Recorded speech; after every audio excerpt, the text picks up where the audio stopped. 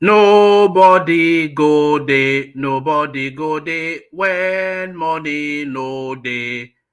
Tówó bá tán, èèyàn ló máa kù. It's a lie. Murphy Billings, me. So there it is, one man. So gather, come join. Roll up, everybody, gather, come join. One man went to more. Yes, nobody go there when money no day. That is a Spyro, the latest hit amongst the Nigerian happening sex. So here it is, and there it is, and here I am. Second time, twice as nice. Hope you're there. Hope you're here. The session commences your company required. That thing that is happening today, twice a day. The second, righteousness being fulfilled right now. One man went to mow. The eagle has landed.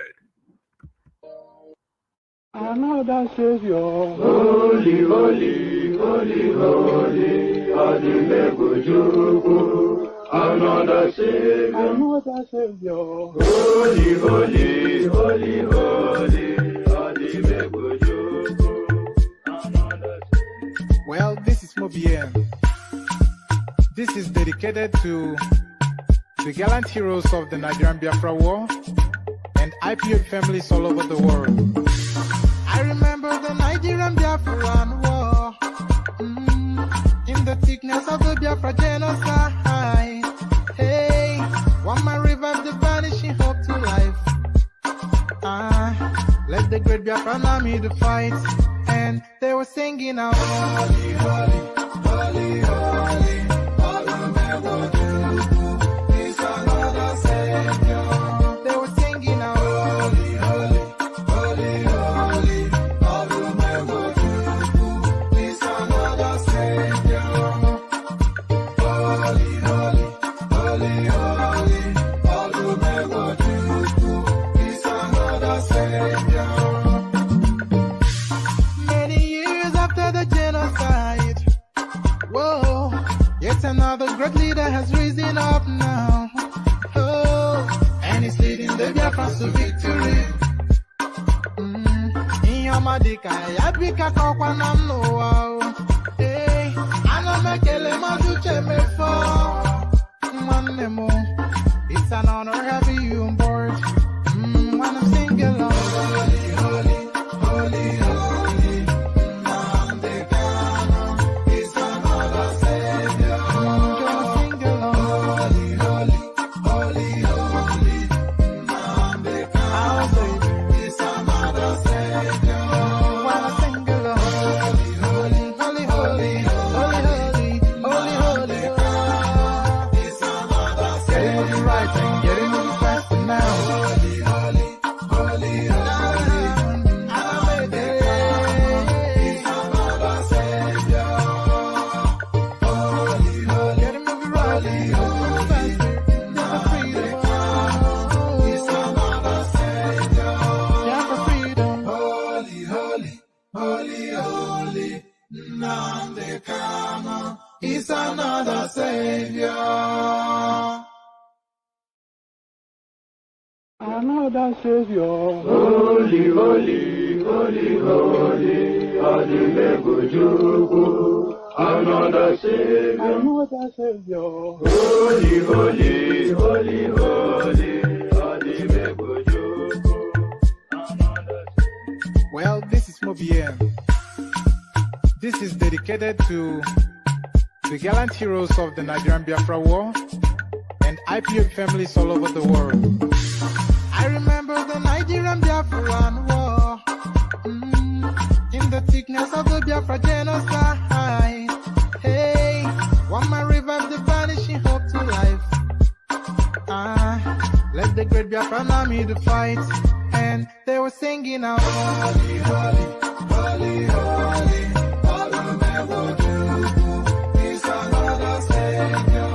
They were singing out, holy, holy, holy, holy, is another Savior. Holy, holy, holy, holy, is another Savior. Many years after the genocide, whoa, yet another great leader has risen up now. Oh, and he's leading the Biafra to victory. Inyamadika, Yabika Kokwanam no. Hey, Anamekele Mazuche Mefo. And there it is right there, the holy, holy song from our cousins from the East, the Igbo people. So that's the holy, holy song from the Igbo people, our cousins from the eastern part of Nigeria. So before we kick off anything, there's a new thing that we're trialing on the platform to set targets for every session and every day of interaction with you guys. So the targets that we have set are for today is to achieve 70 new subscribers in the course of the day. So we kicked it off with the earlier session where we had some relative success, but we're still on that journey to 70 new subscribers. So if you're not yet already subscribed and you have no reason not to be subscribed, then help us along to achieve that target of 70 new subscribers. So this is going to be a daily thing. Every single day we'll be setting targets, which is then left to your largest to see if you can help us achieve. So your largest still to the like button as well. So click on like and subscribe is that long-winded essay that I just delivered. So click on like and subscribe for reasons of the YouTube algorithm. Click on the hyperlink that says StreamYard. It's showing on your screen, and it's the first item in the comment section. So if you want to come and join us on the screen to interact with the talking point, then click on that hyperlink. It's an open microphone session, so first come, first serve.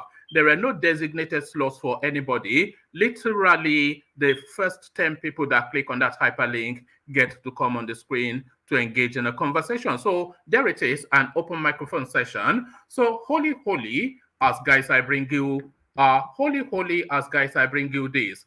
Tinubu looks stupid to everyone in Nigeria. So the truth at last, for the first time ever, Festus Keyamo now making that admission. So that's the headline coming out of the utterance of the Tinubu spokesperson, and who would know him better than his own spokesman.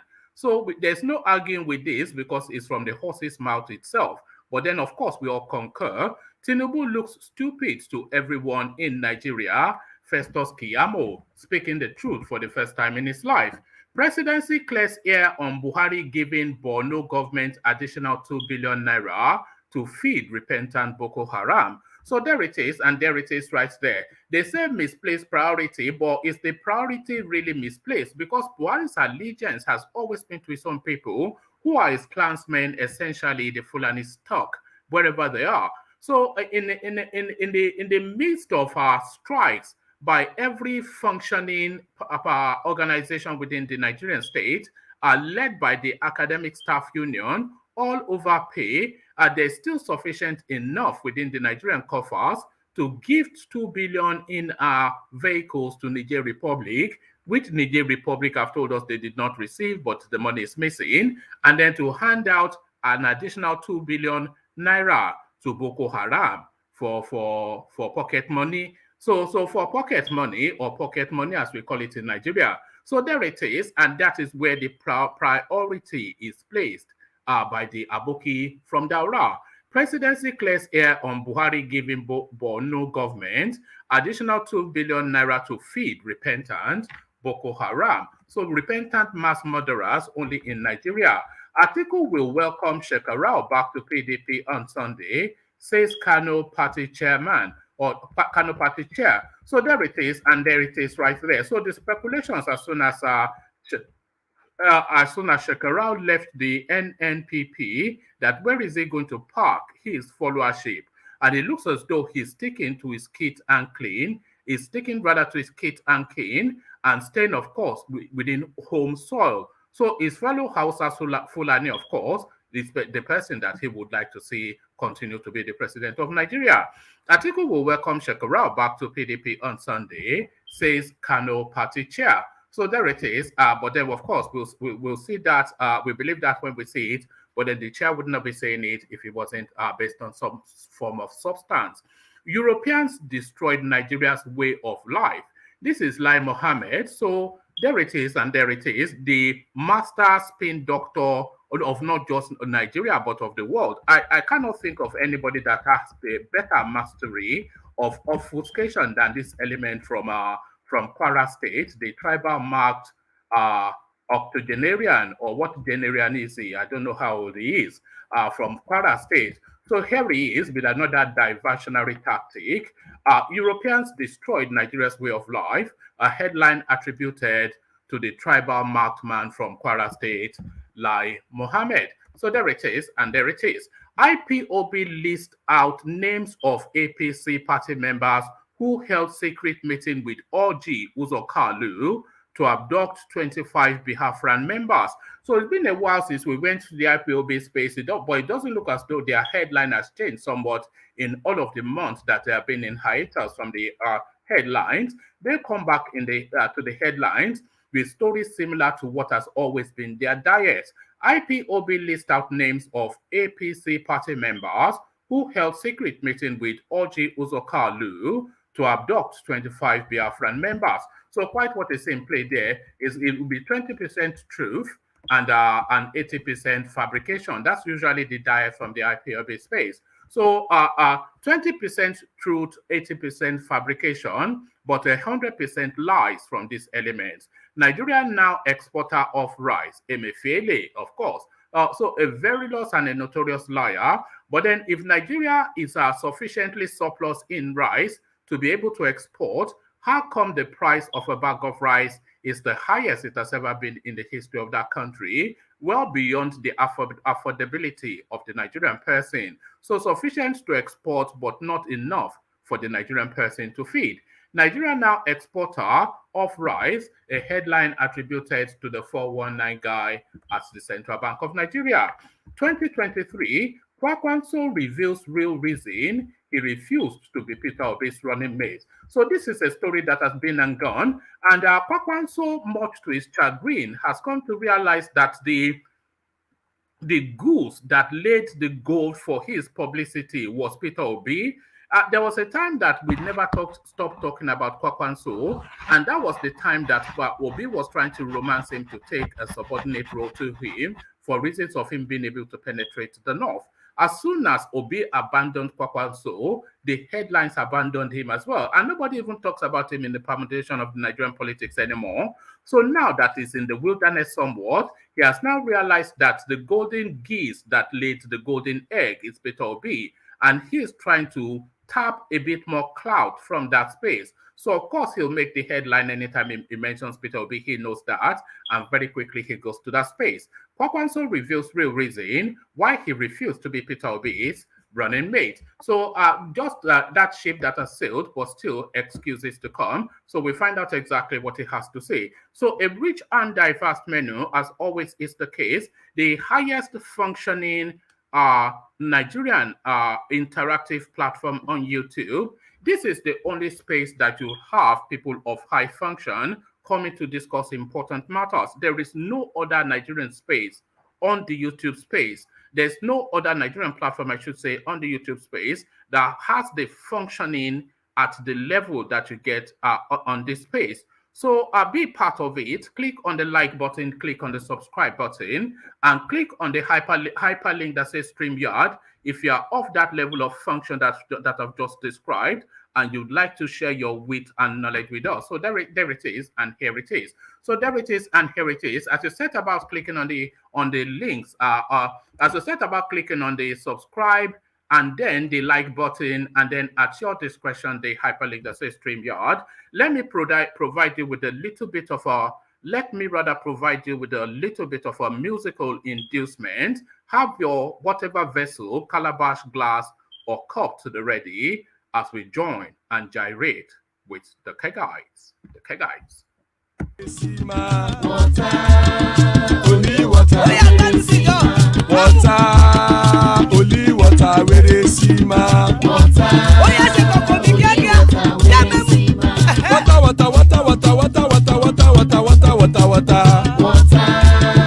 only water, where they see ma. Hapa o naido, hapa o naido, hapa you don't come o. Hapa o naido. ṣáìdó. ẹ kú ní ṣáìdó ẹ jẹ́ padà sílé kájọjọ. Oró kẹ̀kẹ́ ẹlẹ́mùrè o. Oró kẹ̀kẹ́. Ilé ṣódìyà kẹ̀kẹ́ rẹ ẹlẹ́mùrè o. Oró kẹ̀kẹ́. Bọ́bí Màsà kẹ̀kẹ́ rẹ ẹlẹ́mùrè o. Oró kẹ̀kẹ́. Chifu Fáìlà tí kẹ̀kẹ́ rẹ ẹlẹ́mùrè o. Oró kẹ̀kẹ́. Eruku lẹ̀lẹ̀ ẹlẹ́mùdé. Eruku lẹ̀lẹ̀ ẹlẹ́mùdóde. Eruku lẹ̀lẹ̀ ẹgbẹ́ ẹlẹ́mùdóde ó jàre o. Eruku lẹ̀lẹ̀ ẹlẹ́mùdóde. Eruku lẹ̀lẹ̀ Ghana ti dé ẹgbẹ́ bọ́dì o. gbé bọ́dì gbé. Ọmọ ẹlẹ́yẹ ẹyẹ o ó dilé o. ìrẹsílẹ̀ yàtọ̀. Odúyẹ̀lá ẹyẹ o ó dilé o. Ọmọ ẹlẹ́yẹ. Petrosonama ẹyẹ o ó dilé Kẹlẹ o. ereke. Ọmọ ẹlẹ́yẹ. Petrosodunke ẹyẹ rẹ ó dilé o. Ọmọ ẹlẹ́yẹ. Ẹlẹ́kọ̀ ọ̀run mú ìní o. ẹgbà Ìgbàlà tí ó lè jò. ṣọlá jò ṣó dára. Àkùkọ ọ̀run méjìkọ. òdìyà ojú òdì náà ó ta káàdà èmi. ayé ìlú. Ikú kò ní ríwà gbéṣe o. àbí o.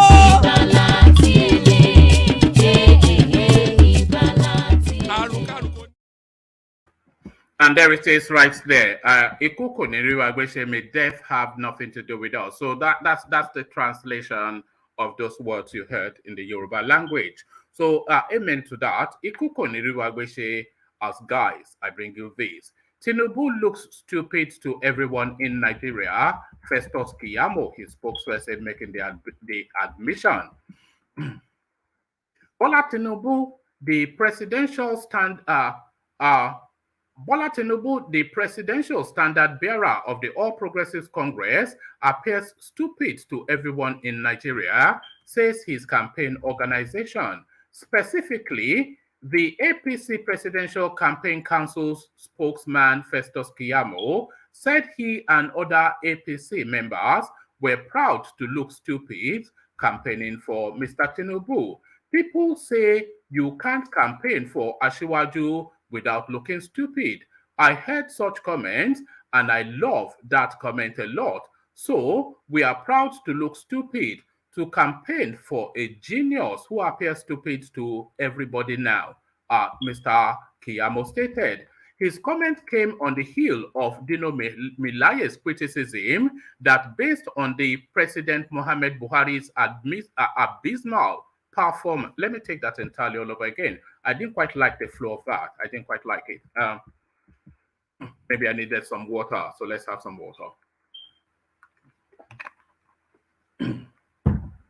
Bola Tinubu, the presidential standard bearer of the All Progressives Congress, appears stupid to everyone in Nigeria, says his campaign organization. Specifically, the APC Presidential Campaign Council's spokesman, Festus Keyamo, said he and other APC members were proud to look stupid campaigning for Mr. Tinubu. People say you can't campaign for Asiwaju without looking stupid. I heard such comments and I love that comment a lot. So we are proud to look stupid to campaign for a genius who appears stupid to everybody now, Mr. Keyamo stated. His comment comes on the heels of Dino Melaye's criticism that based on President Mohammed Buhari's abysmal performance, anyone campaigning for APC's presidential candidate, Mr. Tinubu, would look stupid. Mr. Melaye, who is a spokesman for Atiku Abubakar's presidential campaign, Mr. Melaye is a spokesman for Atiku Abubakar's presidential campaign organization. Reacting to Mr. Melaye's comment in an interview with correspondents, Mr. Keyamo said, you know why I love that comment that you can't look stupid? Because only geniuses look stupid. The Newtons of this world look stupid. The junior labor minister, however, declared that Mr. Tinubu, a former governor of Lagos State, would be the easiest presidential candidate to campaign for ahead of the 2023 general elections. According to him, facts and figures support Mr. Tinubu's presidential candidature. I have said it on different fora that Asiwaju is the easiest candidate to market. On the surface, people just thought, like, is this guy joking? Is he insane? Added Mr. Keyamo. By the time we begin to roll out the records, the facts and figures, it will now become clear that nobody is close to Asiwaju.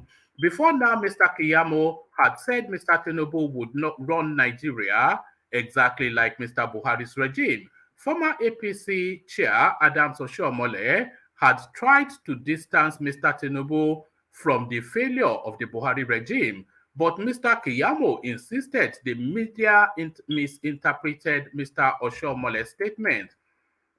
It is the same APC template that both leaders, Buhari and Tinubu, that they will use, Mr. Keyamo said in an interview on Channels TV.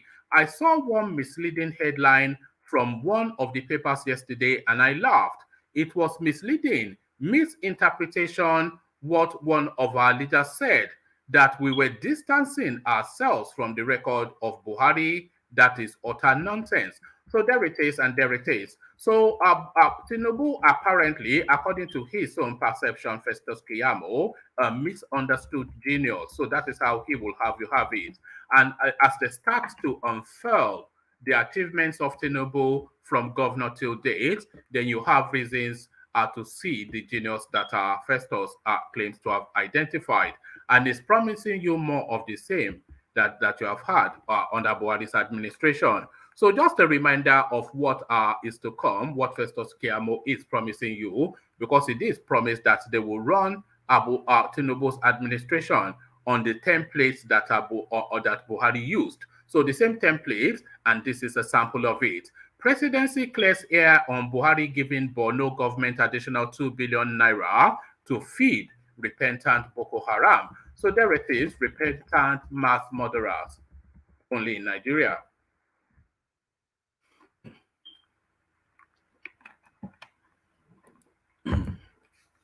The presidency has reacted to reports that President Mohammed Buhari gave the Borno state government an additional 2 billion naira monthly to feed surrendered Boko Haram members.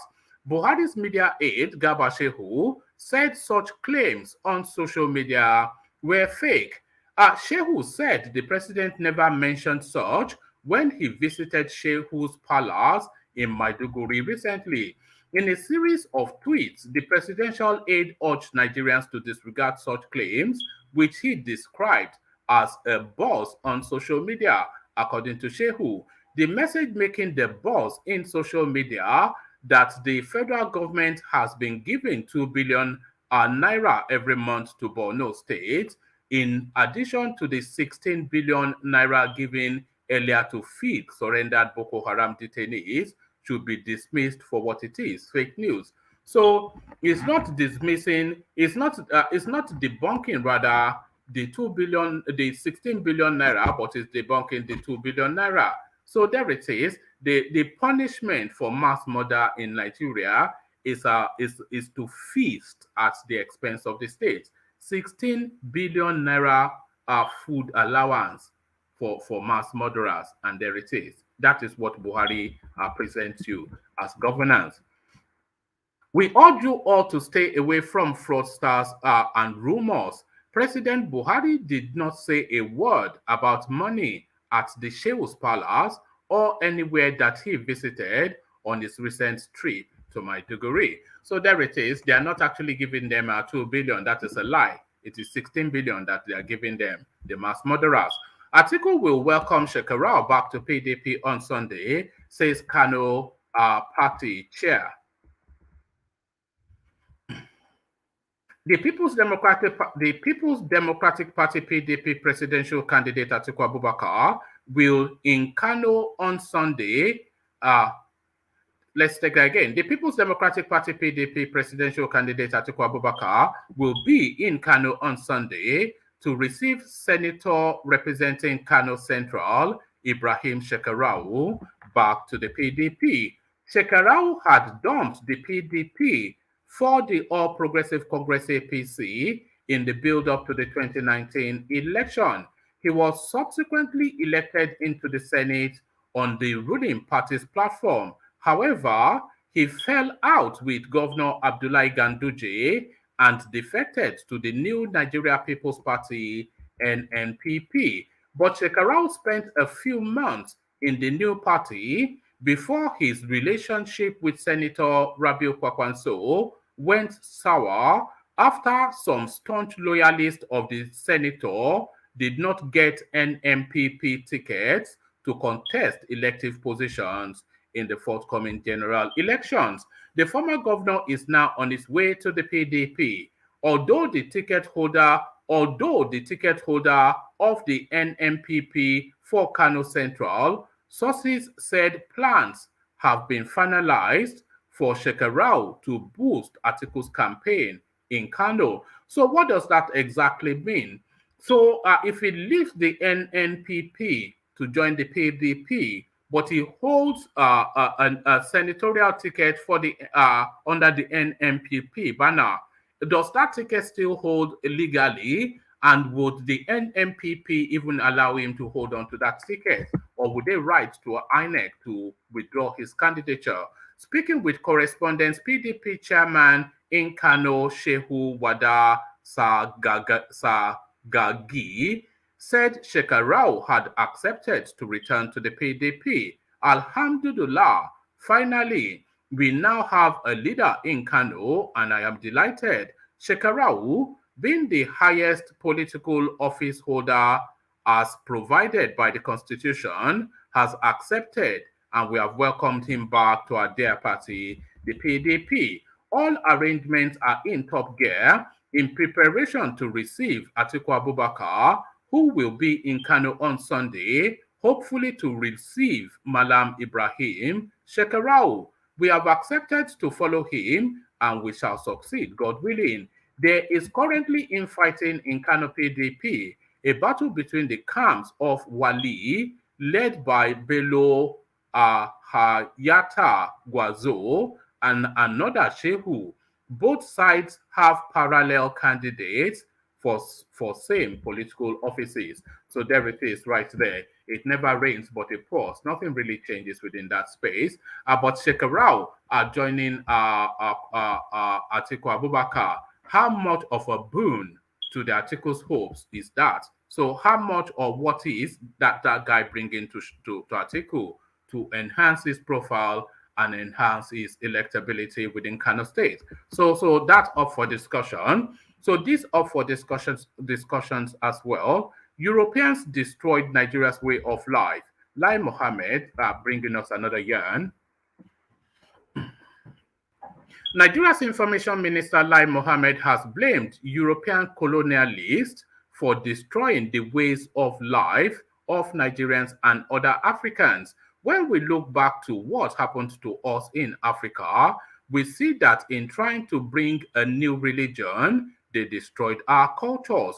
In destroying our cultures, they did not only destroy our way of life, but also the essence of our lives. Mr. Mohammed claimed most of the destruction on the African continent today emanated from that action. The minister made this claim at the opening of the 6th edition of the Edinburgh International Cultural Summit in Edinburgh, Scotland. He explained that if Africa had been left alone with its culture, tradition, and religion, it would have developed better at its own pace. In an interview he granted journalists at the summit, the minister underscored the importance of culture and its industry to nations' development, civilization, economic stability, and security. Mr. Mohammed also stated that a play written by Nobel laureate Wole Soyinka, Death and the King's Husband, captured the essence of the destruction of African cultures and traditions through colonial incursion. In the play, you would see that the British colonialists simply did not understand why the king's husband should die with the king, and he was arrested. In arresting him, they thought they were protecting him, not knowing they were destroying the whole culture and traditional ecosystem, reasoned Mr. Mohammed, supporting a barbaric cultural right. The minister also noted that African countries' health systems were rooted in their cultures. But rather than the colonialists understanding them, they were frightened and destroyed their essence. The minister stressed that the summit was apt because it centered on diversity and equality of cultures and people. He said from the participants' submissions at the event, the world realized that people and their cultures might be diverse but must be treated equally. Cultural the summit had culture and sustainable future as its theme. It focused on the urgent need to construct an investment plan for the future. So there it is right there. I think this must be the first time in history that I've agreed wholly, but not completely with what Lai Mohammed said. All of the problems that afflict Africa today, I won't say all of it, but the large percentage of it, essentially that European incursion. So they just bastardized and brutalized that continent, and we're still suffering it till date. IPOB lists out names of APC party members who held secret meetings with Orji Uzor Kalu to abduct 25 Biafran members. So we're back at it again with the IPOB fable telling.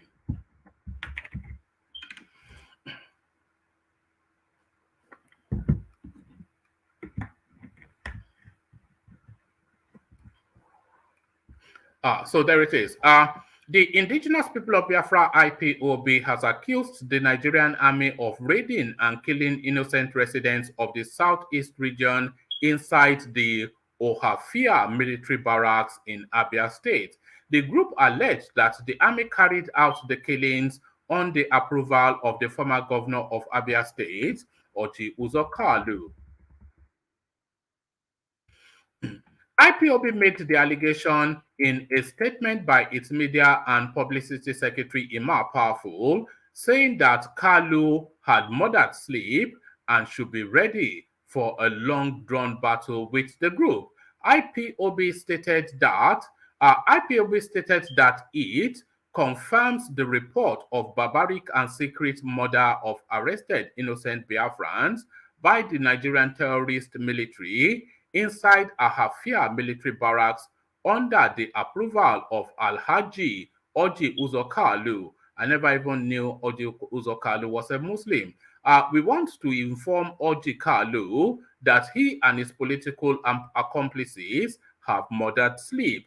They should be ready to confront IPOB in a long-drawn battle. According to IPOB, Alhaji Orji Uzor Kalu and some people and soldiers in Ohafia held a secret meeting yesterday in Asaga, Ohafia, and celebrated the killing and execution of our members recently. Let me take that paragraph again. According to IPOB, Alhaji Orji Uzor Kalu and some people and soldiers in Ohafia held a secret meeting yesterday in Asaga, Ohafia, and celebrated the killing and execution of our members recently taken into Ohafia military barracks. They agreed to deal with anybody suspected to be members or sympathizers of IPOB or Biafra agitation. They wrote down and submitted 25 names of young men to be abducted as IPOB members to the Nigerian military for possible execution. The group noted that the security challenge of kidnapping and car snatching around Lopanta and Okigwe routes were created and spoon-fed by Alhaji Orji Uzor Kalu. So when I say that the IPOB space, they are notorious for fantasized fable telling. So look at that. Look at this now. Orji Kalu, one of the earliest billionaires in Nigeria and successful pretty much for all of his life. Look at the allegations being levied. The group noted that the security challenge of kidnapping and car snatching around Lopanta and Okigwe routes were created and spoon-fed by Orji Uzor Kalu. So Orji Kalu is that staff for funds that is now car snatching. IPOB listed names of the ruling All Progressive Congress APC members who it alleged were in the said secret meeting. Mr. Ibe Okpo, Honorable Anya Okorie, Chief Michael Mmecha, Awa Kalu Awa, Abuja Uche Imo, etc., etc. It goes on to give a list of names. IPOB further alleged that Orji Uzor Kalu and some of his APC members are agents paid to maim and destroy our people, especially the IPOB family members in Abia North. Should I abandon it? Let me just give you the rest of it. For colluding with the murderous military to illegally arrest and kill our people, we are declaring Alhaji Orji Uzor Kalu and the above listed traitors as persona non grata in the eastern region. Anywhere they are seen should be treated. That should be they should be treated, but they said should be treated. Anywhere they are seen, they should be treated as enemies. They are Fulanis in Igbo skin. Anywhere Orji Uzor Kalu is seen doing campaign rally in Biafra land, he should be brought to justice. Orji Uzor Kalu should not be allowed to have any political rallies in our territory any longer because he is murdering our people, especially the youths in Ohafia, Abia State, and he should be held to account for their death, IPOB stated. So I wonder if that was even worth the read. No departure from what we read 12 months ago from that same space. Just the same tone, the same fable telling, and the same highly fantasized narrative. Nigeria now exporter of rice, Emefiele. Nigeria has become an exporter of rice following the impact of its several policies, particularly the Anchor Borrower Program ABP. Central Bank Governor Godwin Emefiele has said. Emefiele spoke on Saturday at a seminar for finance correspondents and business editors with the theme, Policy Options for Economic Diversification, Thinking Outside the Crude Oil Box, noting that the ABP has reversed Nigeria from depending on imported rice to rice exporter. Emefiele said the Central Bank of Nigeria was working to boost the industry capacity of the country. The Central Bank of Nigeria, under my leadership, has taken major leaps to diversify the economy away from largely oil-based economy through our numerous interventions. We have supported non-oil sectors such as agriculture, manufacturing, healthcare, education, power, and aviation, and other allied economic value chains. You may recall that our flagship Anchor Borrower Program, ABP, that heralded recent rice revolution in Nigeria, has changed the long-standing dependence on imported rice, as the country is not only depending on domestic production, but we have now become a rice exporting nation. The Commercial Agricultural Credit Scheme is a major special purpose vehicle to support commercial farmers in the country in different value chains, including palm oil, cotton, cocoa, and amongst others, he said. Okay, I won't give you the fullness of it because it goes on and on. So that is Emefiele just talking utter nonsense as he often does. So this is now the last readout, and then we come into the room to see if there's anybody to take it on. But before I give you this final readout, just a clarion call to the listeners. If you're new, I was saying just when we started the session that we're looking to achieve 70 new subscribers today.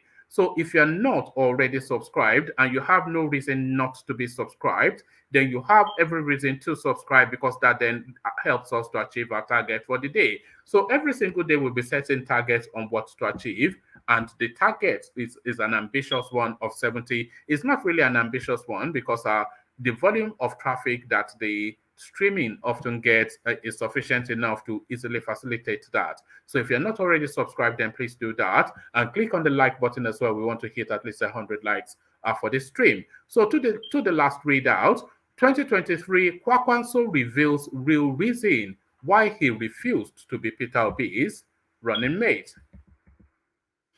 The presidential candidate of the new Nigeria People's Party (NNPP), Rabiu Kwankwaso, has explained why his alliance with Peter Obi, the presidential candidate of the Labour Party, collapsed. Kwankwaso made this known during an exclusive interview with News Central TV, where he said that he turned down the request to serve as running mate to Peter Obi because of the mood of the North. According to him, most Northerners wanted power to remain in the North and not to the South, even after President Mohammed Buhari must have completed his 8 years in office. It says, we are not in a hurry. When told that many young Nigerians were unhappy with him and that they planned alliance with Obi, when told that many young Nigerians were unhappy with him and that the planned alliance with Obi failed, Kwankwaso said, "Yes, I did everything possible for that alliance to work for many obvious reasons. In Kwankwasia, we are not in a hurry. In 2007, I could have tried to contest to become president because I was better qualified than almost everybody that contested at that particular time. I was a civil servant for 17 years. I was deputy speaker for the House of Reps. I was at the time the elected delegate for the Constitutional Conference of 2004 to 2000. I was at the time the elected delegate for the Constitutional Conference of 2004 to 2005. I was governor of Kano State for 4 years. I was Minister of Defense, and to become president is to become the president and commander-in-chief. This aspect of commander-in-chief is very important, even in the military, to establish relationships with them and know them. I have already done that at that time. We were very close to each other and respect ourselves. So I'm not quite sure who is talking about, because this seems to tail off into a nonsense. I haven't missed anything. Let me actually give you it again, because it doesn't read coherently. It says, when told that many young Nigerians were unhappy with him and that the planned alliance with Obi failed, Kwankwaso said, "Yes, I did everything possible for that alliance to work for many obvious reasons. In Kwankwasia, we're not in a hurry. In 2007, I could have tried to contest to become president because I was better qualified than almost everybody that contested at that particular time. I was a civil servant for 17 years. I was deputy speaker for the House of Reps. I was at the time the elected delegate for the Constitutional Conference of 2004 to 2005. I was governor of Kano State for 4 years. I was Minister of Defense. And to become president is to become the president and commander-in-chief. This aspect of commander-in-chief is very important, even in the military, to establish relationships with them and know them." So it's saying essentially that the commander-in-chief is best suited to an ex-military, I think is what that means. We have already done that at that time. We were very close to each other and respect ourselves. So I'm not quite sure what he's talking about there, but let me just read it. We have already done that at that time. We were very close to each other and respect ourselves, but I was not in a hurry, and I said I wanted to go back to Kano, while many of my colleagues that were governors between 1999 and 2007 were all contesting to become president. I said I wanted to go back to Kano to finish that one term. After doing all that, the next thing was to contest for presidency. And that was what I did in 2015, because I was in the game. And of course, in any business you want to progress, our people who know our value and capacity were putting all sorts of pressure that we should go and take it. The issue at that particular time was that in northern Nigeria, there is what we call mood at any election cycle. In fact, if you look at it in 1992/93, when MKO Abiola contested to be president of this country, the mood at that time was for us to support the South, and that was exactly what we did. Coincidentally, I came from Kano, and Bashir Tofa, the NRC presidential candidate, also came from Kano, and we are from the same polling booth, and he was defeated there and in the world, local government, state, and northern Nigeria. In 1999, I was governor-elect when Obasanjo, Ekweme, and others contested. Abubakar Rimi was there, and he wanted to become president. We all believed that he was qualified, but the mood was for the presidency to go to the South. We went to the Just Convention, and we voted 100% for Obasanjo. The same thing in 2003. At the moment, the mood in the North today is that the presidency should be in the North. That is why I couldn't accept to be his running mate. So the mood in the North is what dictates who the president in Nigeria is. Essentially, is what this character has told us. So, Sledge, good to have you. Saki, Father, the man with the baritone voice. Kulata with the data. Let's go, but where are we going to? Emilokon, but is it, should you not find out how that is written in Igbo, since you are an Obi supporter, and the majestic San Diego joins us. So a rich and diverse field, all eminent gentlemen, none more eminent than San Diego, of course, who pops up to kick it all off. So San Diego, always a delight in your company. Good to have you again. So San Diego, to it then. Where should I actually start you off? Let me start you off with where I tailed off. Kwankwaso revealing the reasons why he would not deputize for Peter Obi. And he's telling us then that the mood in the North is not for the power to transit to the South. So I'm saying they can roll up their mood and stick it where the sun don't shine. Your thoughts, San Diego? Unmute. All right, good day, everybody. One man, I salute you for another presentation. I hope it's going to be a good, delightful day, like it was early in the morning, which was pretty short. I wasn't there for a long time, but it was delightful. Good day, everybody, too. Yeah, here we go again, Papa. So I think I read it briefly earlier. But why is he coming out again? What's the play? What's the play? Why is he coming out again, saying something again? You haven't had anything from the OB camp. Is that any kind of hidden point behind all this? Or because he's Arab, nobody's talking about him, so he decided to come out and make something. You know what they say in the social media space? They say cloud chasing. Do you know what that means? Cloud chasing. Of course. Yeah. So it's chasing cloud, like you said. His name faded off the landscape as soon as the Peter Obi train moved away. So he knew that he needed to mention Peter Obi again for people to know that he's still alive. But that's not going to make him.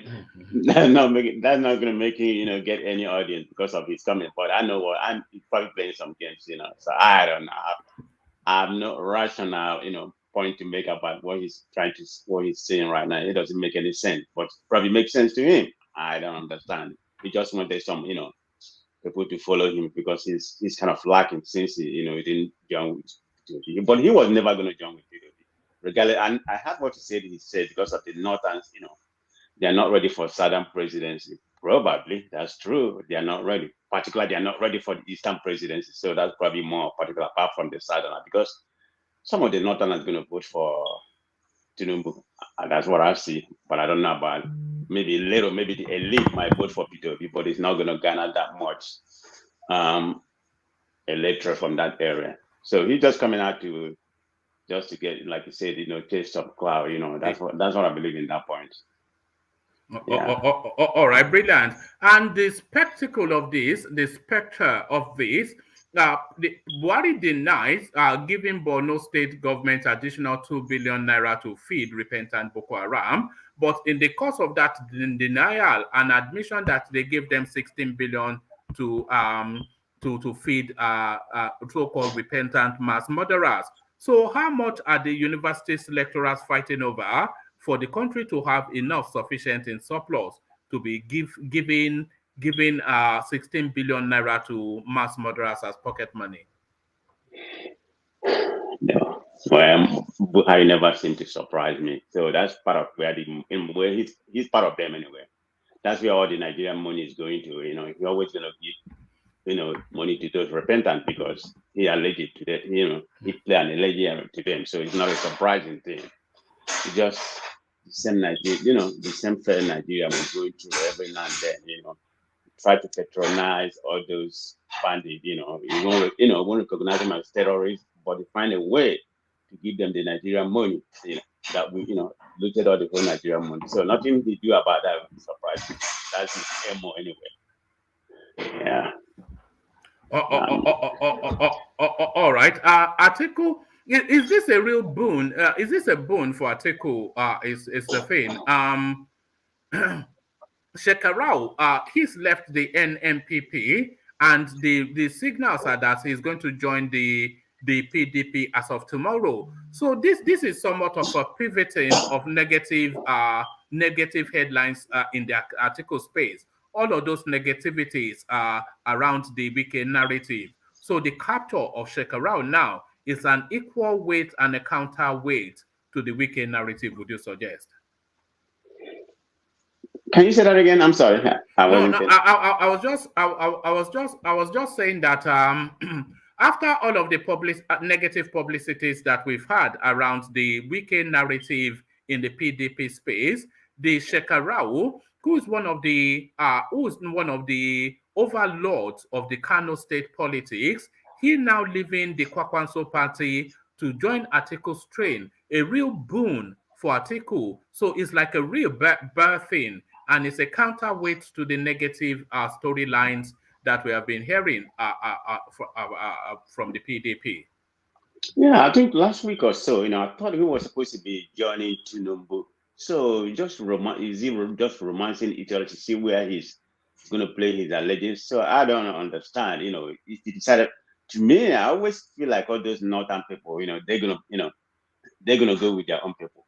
I mean, regardless, because I've been hearing about looking at different polls, and everything, how they're playing their game over there in the north. And I'm thinking even most of them is, regardless of what happened, whether we can do or not, most of those northern states, I'm not talking about the middle bit, but most of those northern states, they're gonna vote for Atiku because they want, the northerners always want the northerners to rule Nigeria. So I mean, Atiku is going to carry about 60 to 70% of the northern, beside the middle belt area. I'm thinking it's going to carry like about 60%. Maybe I'm exaggerating the figure. Might carry about 60%. That does not surprise me, because initially I thought he was going to try to romance Tinubu, but right now it seems like he's going to come with Atiku.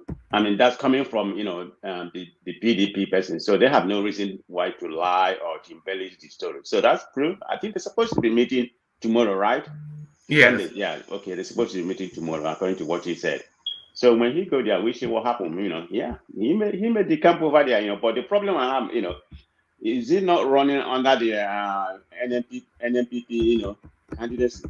Yeah, but that's where the mystery is, San Diego. So his senatorial ticket is under the NMPP banner, but he's now jettisoning the party to go and join Kwankwaso, to go and join what's it called? PDP. PDP. So if he does that, then what happens to that ticket? Can he still legally, according to INEC rules, carry that ticket? So that's the one hurdle. And then will the NNPP allow somebody carrying their ticket go and campaign against their candidate in another party without writing to INEC that they are withdrawing his candidature?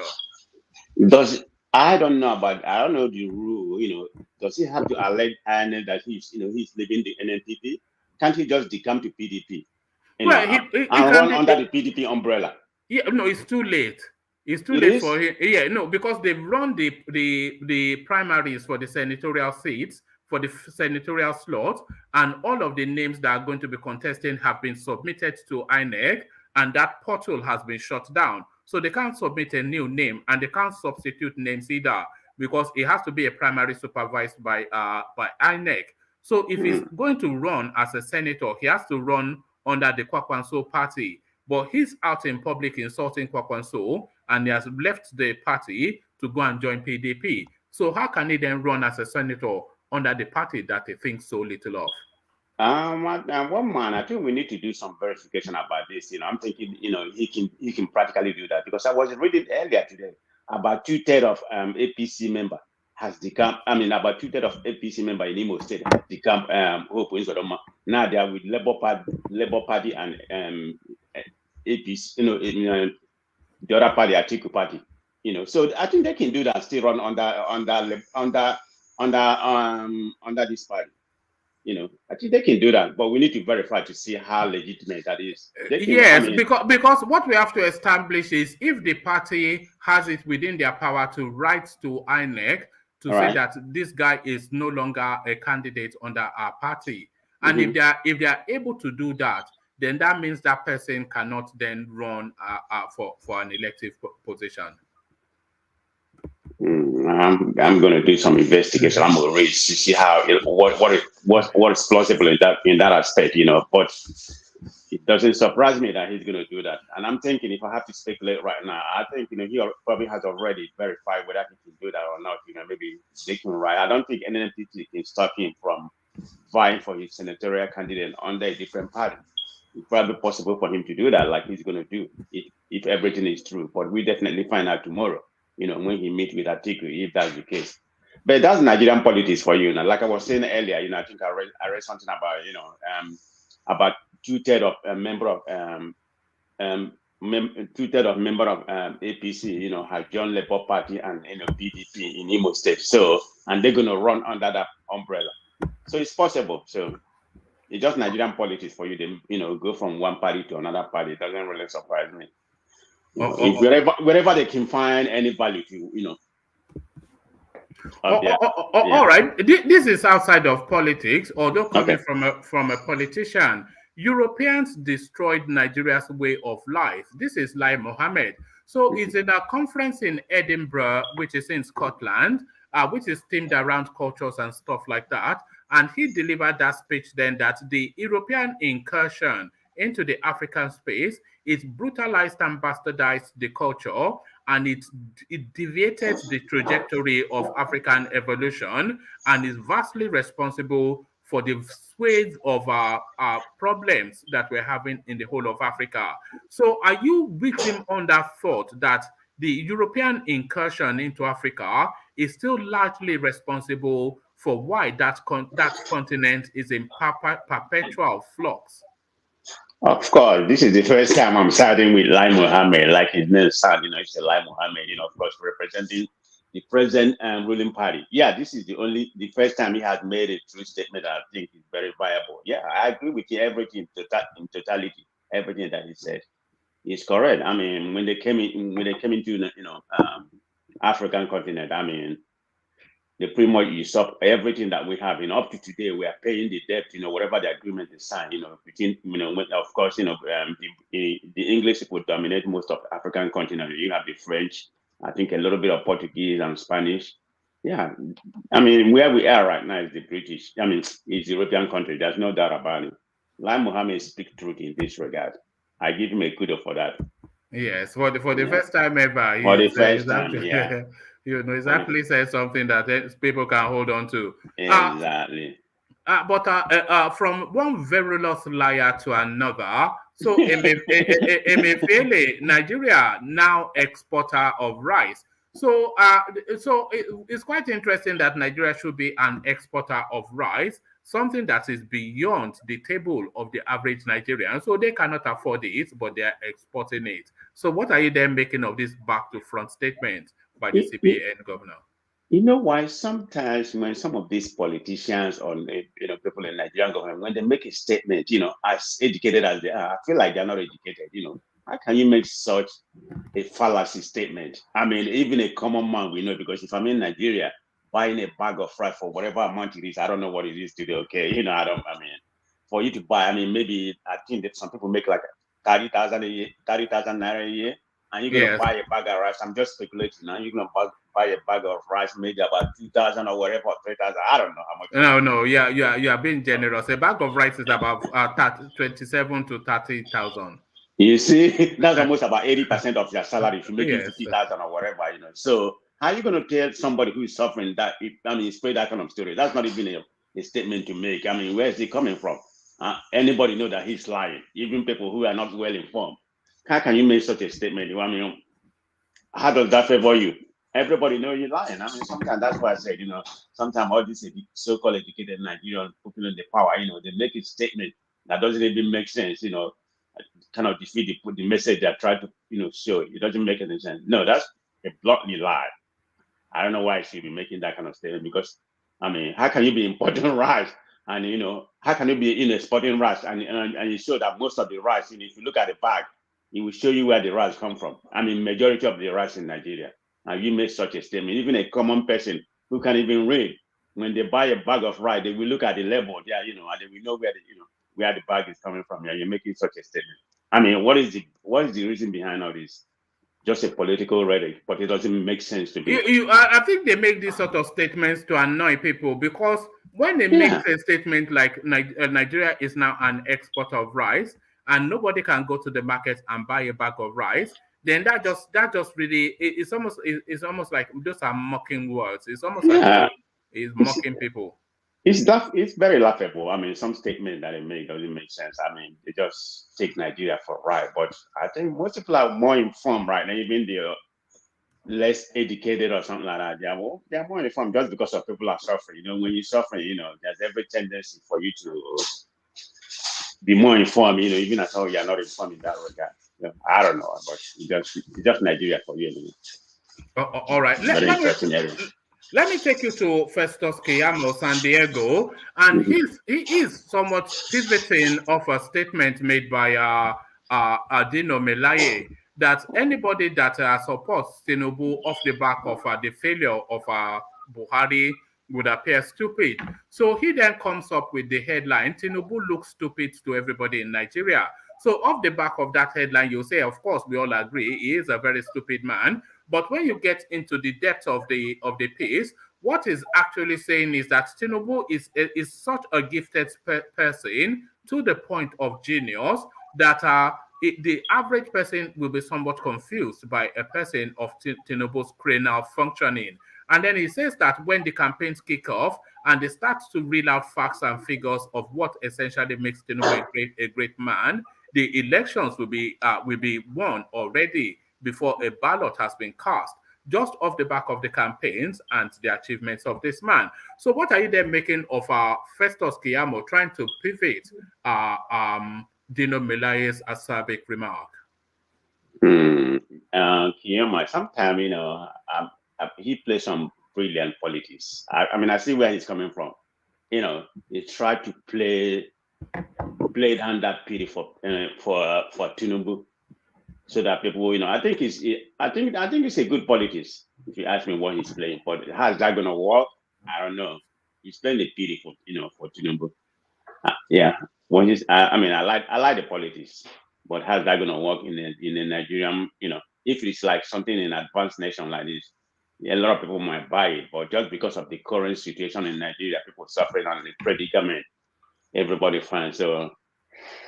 The campaign phase of the elections is going to introduce a new dimension to people's perceptions, because at the campaign phase, that is when people's records will be brought to the fore, and then you have to look at their records to see then if they are fit for the job. So that is where, because we've been going through Peter Obi's record, so I don't think there's any new thing that will come out from Peter Obi. But when Atiku and Tinubu, they start to unfurl all of what they claim to be their achievements, and they said off the back of these records are electors, that is when the politics will really get interesting, and a lot of minds will be changed during the campaign phase. You think so? I think Maybe so. I'm thinking. I don't think know. so. It just like it just feel like most of this, youth they have bought into OP. I'm not saying OP is going to win. I'm just saying they have bought into OP because if you look what's going on in the country, okay. I'm looking at the whole thing going on today. Almost about 4 rally or 5 rally. I'm not saying that translates to victory or whatever. I mean, they have one in Benue State. I mean, the massive one. I mean, the Port Harcourt one is rare big. I think. Sometimes they're exaggerating about 1 million. It may not be 1 million. But No, I think that's a metaphor. When they say million man march, I think right. it's a metaphoric million. Yeah, I agree with you. But the one for Port Harcourt is pretty big. But what surprised me, the one I saw in Edo State, the Auchi area, because I have a friend from Auchi, he's a Muslim. So most of that area, are Muslim. So I was surprised, not really in the city, but that happened in Auchi area and one other local government, has some good crowd. So, B is getting some love. So what I'm saying right now, why they not giving Tinubu some love, man? No, but well, let me show you this first, because you are right. Nobody can dismiss Peter Obi as not being a factor in the election that is to come, because the people are speaking, and you cannot ignore the voice of the people. Hear the people, San Diego. Hear the people.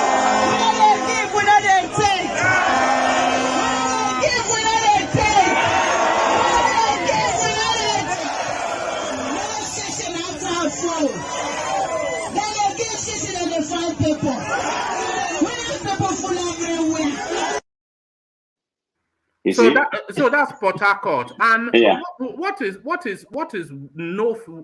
noteworthy is that those are organic, self actualizing. Let me put it that way, sort of campaign, because that campaign has not started. So that is not anything organized by Peter Obi or his team. That is just organized by followership and people who believe in the vision that he's presenting. So when you see Tinubu roll out that sort of a crowd or article, you would know that at least every single member of that crowd, they will go home 5,000 naira richer. So they will be bought and paid for crowd. But these are not organized. These are just satellite groups organizing on behalf of the vision and turning out those mass crowds. And this is not the first time we've seen this sort of representation in the Obi space. Similarly, in Kaduna, they're rolling out and turning up in places as far-flung as Funtua, this sort of, so you cannot ignore it. It's organic and it's people-led. It's NSARS Mark II.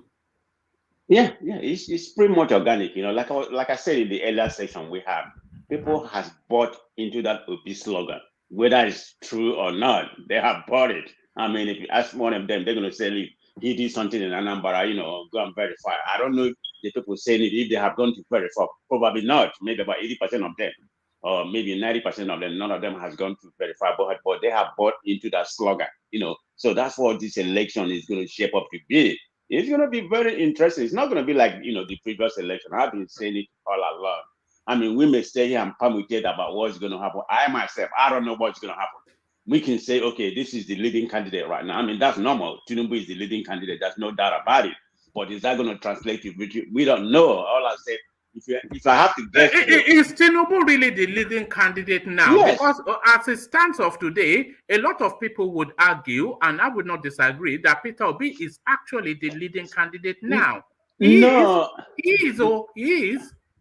Well, okay, let's talk about this platform, okay, that we talk about, we can say that Tinubu is the leading candidate. If we do the permutation from, he said Tinubu is going to win the whole West. Obi might get 25%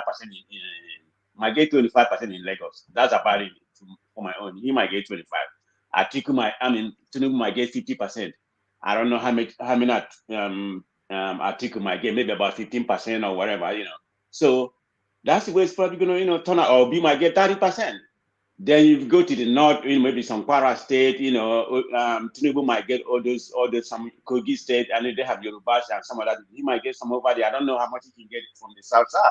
But if you do the whole permutation, you see, we have to start moving away from this narrative that Obi is not penetrating in the north, because we're now seeing people turning out on the streets just in the sort of organic manner that we saw in Port Harcourt in relative mass number to chant their support for him. All over the north, we're seeing this. So you may well say that those are Southeasterners that are living in the north, but the size of the crowd and the physiology, because you can tell a northerner from a southerner just from their physiology. You cannot say, so we cannot, that guy, I think he's about to pull something. I don't think he'll still win the presidency, but he will certainly shake the space. Yeah, that's exactly. I mean, I can't put my money that he's going to win the presidency. If I'm in Nigeria, I would vote for him. I mean, the reason why I'm voting for would be not because of what I think he might change the country. I just want something different. I'm tired of APC. Definitely not APC. It has nothing to do with Tinubu. It's just like the politics here. Tinubu is running. People here, who are more in line, they're going to say he's the same party. So that's the way people are looking. I don't know the way the Nigerians are looking at it because of what APC has done, So that may play a big role. It's going to be. I'm thinking it's going to go to a runoff, but I guess the two leaders might come up to the other 2 or 3 will merge with them. So that's the way I'm looking at it. But it's going to be very interesting. This probably is going to be the most polarizing, election we ever had, in my lifetime. I think this is probably going to be the first election that we will have where the people will actually have a say in their governance. And that's why I'm tuning in right now, because, like I said, one man, I have never followed Nigerian politics. I'm more vast to American politics. Okay, I can talk crazy about American politics, and I'm very, very vast here, but I'm not vast. So most of the things that I'm talking is what I read recently, that I've just started following Nigerian politics. So I'm not like Kulata, Don't worry. Some of us. So we will bring you up to speed. That's why when it comes to my own subject, I don't go too much deep because I'm not bad, but I'm trying to. Okay, I'm reading. Yeah. I'm trying to. So, but I love this platform, man. Don't worry. Stay with us. We'll bring you up to speed. Just finally, that piece at your back, is it a print or is it oil on canvas, the artwork? Oh, it's oil on canvas. Oh, brilliant. I collect art as well, as you can see from I have a room full of in fact, my wife is trying to stop me now, because I go to auctions all the time and I buy all these things, and then I store them in my loft, I hide them in my garage, so there it is. So thank you, San Diego. So San Diego kicks things off. San Diego, it looks like he's ready to take on Mike Tyson. Slow down with the muscles. A little bit. I gotta keep fit, man. You gotta keep fit a little bit. Thank you, brother. I have to join you in that keeping fit one of these days. So thank you, San Diego. We go on from San Diego to Sledge, who is a new voice to the space. So Sledge, you're up next. Good to have you. So Sledge, to the talking spaces. Kwankwaso, he resurfaces again, trying to tap the remnants of his association with the Peter Obi name. He's now giving us the reasons why he refused to deputize for Peter Obi, telling us that the mood in the north is not for a southern presidency. So what are you making of this double dodge that the man from Kalu is speaking? Hey, one man went to Mo. Thank you for the opportunity. This is my first time coming here, though I've been watching you for a year now. And everybody. One thing about politicians, those are very selfish people. All right. And they somehow think that we are stupid, because we've been paying obeisance to their antics over the years. What makes you think we are going to believe that rubbish, that it's because it's the mood in the north?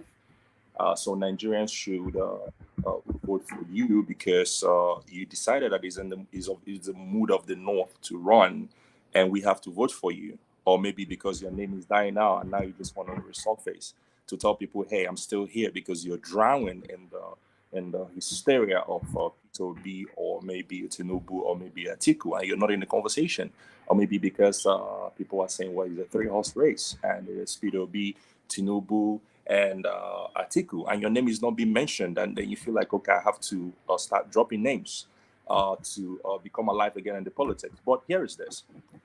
Politicians, they know that politics is a game of number, and they're very highly selfish people. I'm talking about Shekarau that left the Kwankwaso. Kwankwaso has been trying to run for president for now, and I'm sure he understands that politics. And Shekarau leaving Kwankwaso is because of a personal, I think they were not trying to give his followers some space to find expression in AMPP to run for some certain offices. If Shekarau left AMPP and decided to pitch 10th with PDP, it makes me recalculate, because in this political permutation, I think. Sorry. I think IPOB is still on. So carry on. Carry on. Yeah. In political permutation, if you look at those people and see how they change coordinates, I'm wondering why he didn't pitch the 10th with Tinubu, because in his calculation, if Tinubu is going to win Kanu, because these men are grassroots, all politics is grassroots. So they are in touch with their base, they are in touch with people who campaign for them, they tell them how the mood is and how the temperature is, who they are tilting towards. And in his political calculation, if he's going for Atiku, just know that Tinubu was never going to win Kanu. I don't know, we don't know. This is purely, speculative, this calculation. But if Shekarau in his calculation think Tinubu was going to win, trust me, North or no North, he was going to go for Tinubu, because he wants to go to a winning. He wants to identify with a winning party so that he can get his own share of national cake. And for him to go to Atiku, if I was Tinubu, I am definitely going to get at the edge of my seat and start replotting my graph. So looking at that kind of politics, yes, Atiku is going to get a boom for sure. It's a game of numbers. So Shekarau has, let's say Shekarau's political share in Kanu is, let's say he has 30% of the populace, or 30% of the voters in Kanu. It means that they are going to go to Atiku. At least 15% is going to go to Atiku, and that's a very big boost for Atiku. But the votes in Kano, it looks as though it's going to be cannibalized somewhat in this session. It's going to be cannibalized because there are three major heavyweights in Kano. There's Shekarau, there's Kwankwaso, of course, and then Ganduje, who is a two-time governor. So Ganduje will do all he can to get the votes to the APC. Kwankwaso a standalone, and he probably the strongest politician in Kano State. And Shekarau, of course, he has his followership as well. So there's not going to be anybody that will take, somebody will take the majority, but it won't be a significant, overwhelming vote number. So because they will cannibalize and divide it all up amongst the power bases in that space. Yes, that is actually the intention of everybody who comes into Kano. Nobody is going to win Kano. Kano has about how many million vote? Well, we don't know. That's what they told us. But we know there's a big number in Kano, but we don't really know the real number of the voters, aside from the official INEC records. But there's this rumor that people from different countries are coming there. But let's get down to the numbers, which is the election, the game of the election. Yes, nobody is looking to win Kano. Ganduje is the but I think it's good for you to know that Ganduje never won that election in 2019. I hope you know that. Yes, I know that. Kwankwaso won. So Kwankwaso has at least 60% of the slice of the political capital in Kano. There are roughly 2 million votes in Kano for grabs. 2 million. Okay, so it's going to be, everybody's looking for a boost from Kano. If you can get a little slice, 10% is something, 20% is something. It depends on how you play your politics. Now, Atiku, normally, because I saw some of the, I forgot what they call it, that they did. Most of the people were saying Atiku, there's more Atiku than Tinubu. Opinion poll, so sampling they were doing. So most of the, like almost 50% of the participants in that poll were saying Atiku. There is more popularity for Atiku in the north than Tinubu. That's amongst the local voters. But if you come to power players, of course, they know Atiku, but most of the power players are in APC, so they are more inclined to vote for Tinubu. But for the real locals, which is where the politics of number resides, they are going to vote for Atiku more than they'll vote for Tinubu and Peter Obi, you know. But but this is one thing that one mistake people are making, one man. Ignore Peter Obi to your own peril. Election campaign have not officially started, and we are seeing people who organically rally themselves. Nobody gives them money to do it. There is no stomach infrastructure. These are people who genuinely believe that we need this man to lead Nigeria. They are grouping themselves together, organizing, coming out. One man, some people are even saying is a 2 million man match. Nobody pays them to do that. They're doing this out of organic belief that we need a new face in the Nigerian polity. We need to recruit a leader who can think for the people, who can harness for the people, on behalf of the people, for the Commonwealth of Nigeria. And they are still saying, oh, he has no, if there are teeming, vibrant population in the north who are very well educated, who are not religious bigots, trust me, they will vote for either Atiku or Peter Obi. And if it's Peter Obi, they're doing that out of belief, because it takes a lot for a northerner to transcend tribal politics. And anybody from the north you see come out on the road, on the street, shouting Peter Obi for president, trust me, nothing is ever going to make them not to vote for Peter Obi. So you guys ignore Peter Obi, because I've listened to this platform so many times, and it's almost as if it's anti-Obi platform, but sometimes it's not. Sometimes it kind of seems like it. One man, don't mind. I'm not saying that's what it is. No, it's fair enough. Yeah, that's your opinion. But just to, it's not actually anti-Obi platform somewhat, but what we try to achieve is what we see as the reality of the situation. But the Obi phenomenon is not anything to be ignored. But how much more leg does it have is the thing, because the whole thing is a bit like that young boy that is having his first encounter with a female. As the Obi space climax a bit too early is the thing. Can I tell you why? If you go back a little bit to the nearest history of how this whole Obi thing started, you will realize that Obi's name began to echo and his fame went abroad during the recruitment process of our leaders, aka the primaries. You remember that Nigerians could barely have 3 square meals in a day. And all of a sudden, people's aspiration is to become a delegate, where you pay a human being $50,000, $25,000. It was in the thousands of dollars, and people were very, very hungry. And all we could hear then in the political space was they are giving people $20,000 to recruit a leader. That thing got people so angry and so disappointed. It's not like we did not know that used to happen, but this one was crazy. I'm sure everybody on this group know what I'm talking about. If you are paying people that amount of money, definitely it's not your money. You stole that money, all right? And even if it's your money, when you get there, you're not going to do anything for the common good of the people. You're first of all going to reclaim your money and even have a good return on it. So that left a very bad taste in the mouth of people. And another thing I want to say is, one man, when it's your time, everything around you will be commanded to work for you. When it's your time, everything will align for you. Even your enemies will make mistakes in a way that your name will be pronounced amongst them. That's what I'm beginning to wonder, because I was trying to analyze this whole Peter Obi thing, because Peter Obi has been on the space, but not that much pronounced. Why now? And why are all these things happening? Why the problem in PDP? You know, Peter Obi is end SARS. That is what he is end SARS. Peter Obi is the people who protested that they want their country back. So Absolutely. It's not even about Peter Obi, it's the people, they want their country back. It's not about it back. Yeah. Peter Obi is an angelic announcement. That's how I decide to see it. It's not to get more religious, but don't get too carried away. What's all this? No. I'm not. You know what I'm saying by it's something like beyond him. It's not him. It's not his pedigree.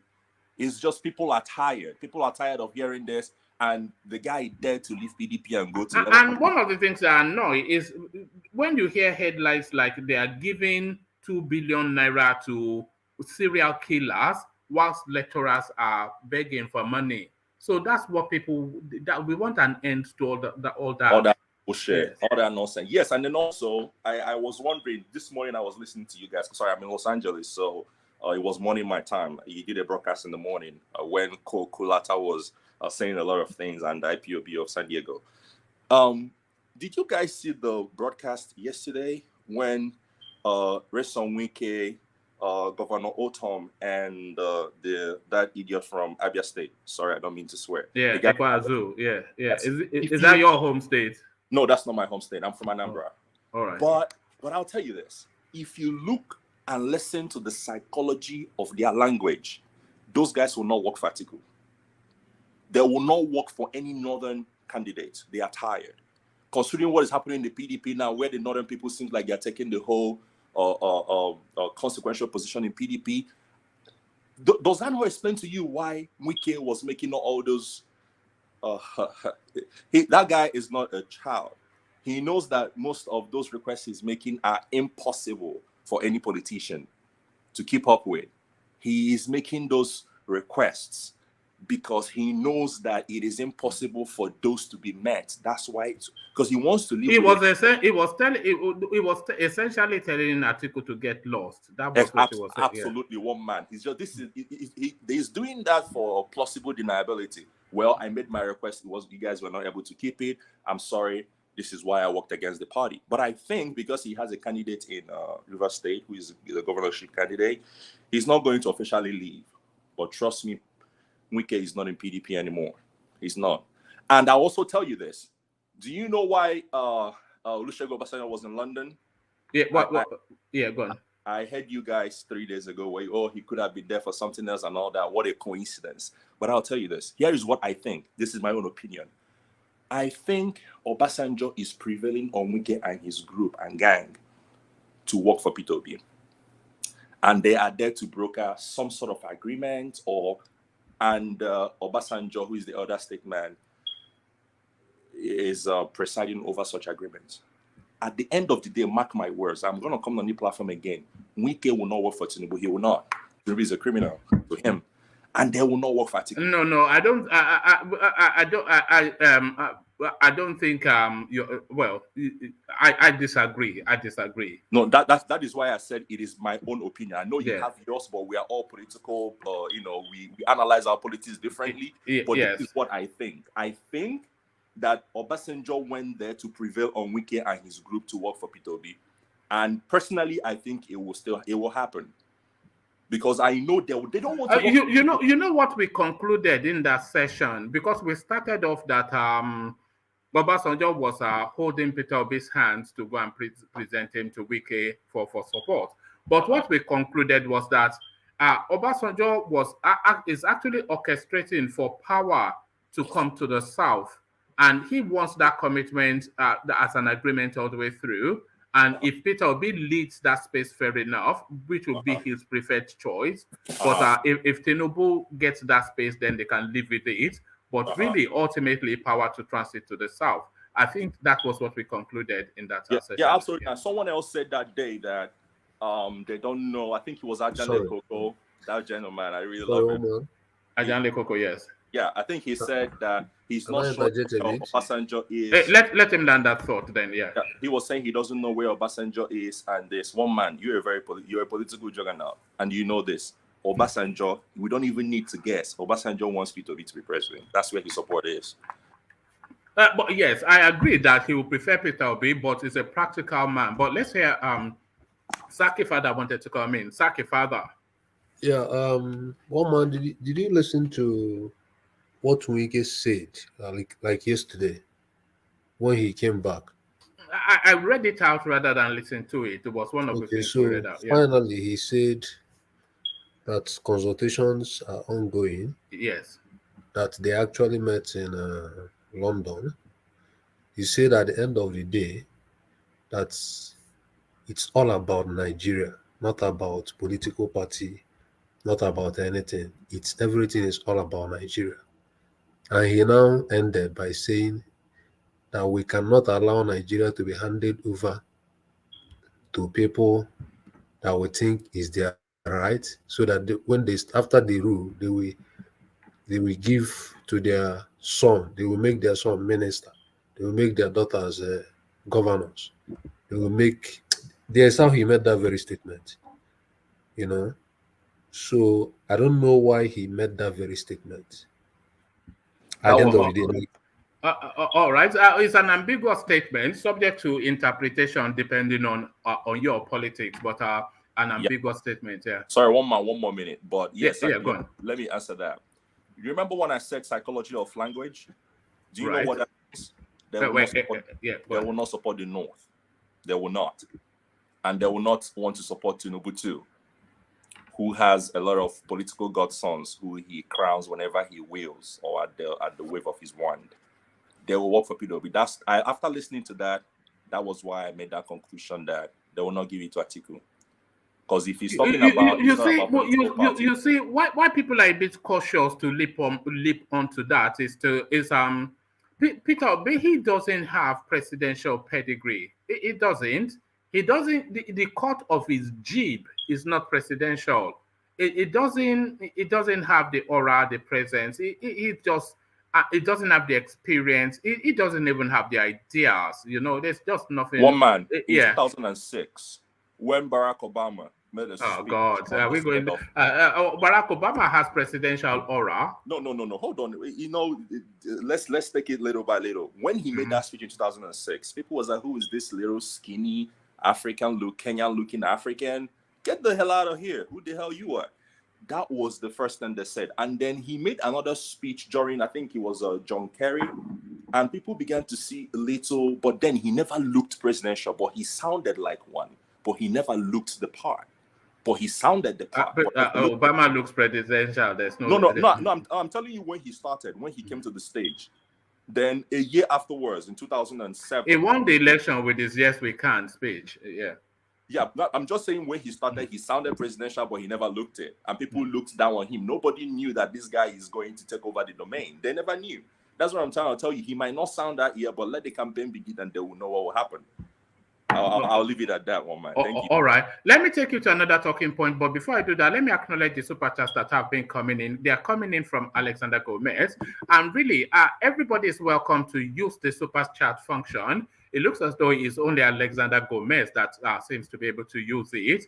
Ideally, the screen should be lighting up in multicolors of super chats. But Alexander Gomez does light it up with colored super chat. and the super chats to say, it says that there's a contributor on Edo Watch who is actually brilliant, albeit anti-Obi. I wished he would come on board. His name is Emeka, but sounds Yoruba. So I'm not quite sure that there's anything, because all of the elements that we've had from that space, they've been somewhat below par of what goes on here. So if you've identified that there's some person with a I don't want to say with a brain, but if you've identified that there's one person in that space that has anything reasonable to say, then it's always welcome here. But anytime I go there, they say it's just some docile. And we hear people like the brains that they have there, elements like Teobala and Pansat, and there's one rather sluggish guy, CM. He will say, and that is why people just sluggish, you know. I don't know that there's anything that space has. But, the Emeka, I listen to that Emeka. He's good. That guy is good. It's good. All right, but so you know that there's a sluggish guy there. It goes by CM, and that is why Peter just sluggish, you know. So anybody welcome, of course. I only just, of course. So I'm sure there are some clever people there, and they can come on board. Especially that feisty girl that runs the show. Maybe she can come and add some color to the space. It says there's a contributor on Niger Watch who is actually brilliant, albeit anti-Obi. Wish they will come on board. Name is Emeka. So Emeka, I'm sure you're listening. Alexander would want to see what this space would make of you. Alexander continues with the super chart. It says, Obi, the most popular politician now in Nigeria. He's not a national figure. I love his humble personality. I am having dinner with him next week. He's not going to be the next president, unfortunately. So Alexander, of course, as you know, Alexander as a lot of you would know, is one of the 1% in Nigeria, so very well connected within the space. And I think I hope you don't mind me mentioning. Alexander's wife is one of the coordinators of Peter Obi's presence, especially in Houston. So he, of course, essentially, he will be by default Peter Obi's host in Houston. Our very own Alexander Gomez. Obi, the most popular politician now in Nigeria, is not a national figure. I love his humble personality. So that humble personality, I for one don't buy into that. I think that is, I know for a fact that that's a put-on act just for the purposes of the downtrodden to say, I'm one of you. There's nothing at all humble about the guy. I love his humble personality. I am having dinner with him next week. He's not going to be, well, that part I do agree with. He's not going to be president. I agree with that. But unfortunately, I don't quite know how unfortunately that is. Maybe luckily should have been had that tailed off. But Alexander, as ever, lighting up the screens with multicolored super chats. So thank you for the super chat, Alexander. As I take Sledge, before I take you to the next talking point, Sledge, do you want us to talk? Do you want to talk us through your avatar? Rather curious. Some would say disturbing.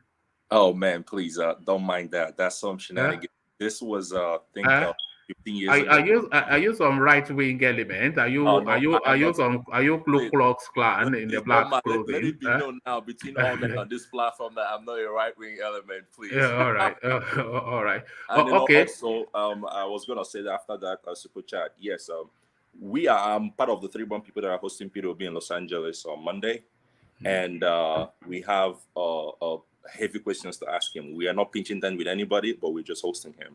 If you have any questions you want me to ask him, please ask him about the 250 million naira that was found in his boots in his apartment on his premises in Apapa when he was governor of Anambra State.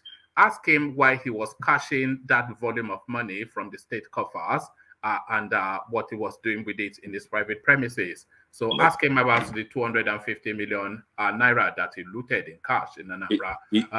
Is there any newspaper I can reference? Because I don't know. Yes, I can find you plentiful, but okay. It's all over the news. Go to. I even had the date in memory, but I'll dig it up for you. But it's all over the space. Yeah. So so let me take you to the space. Let me take you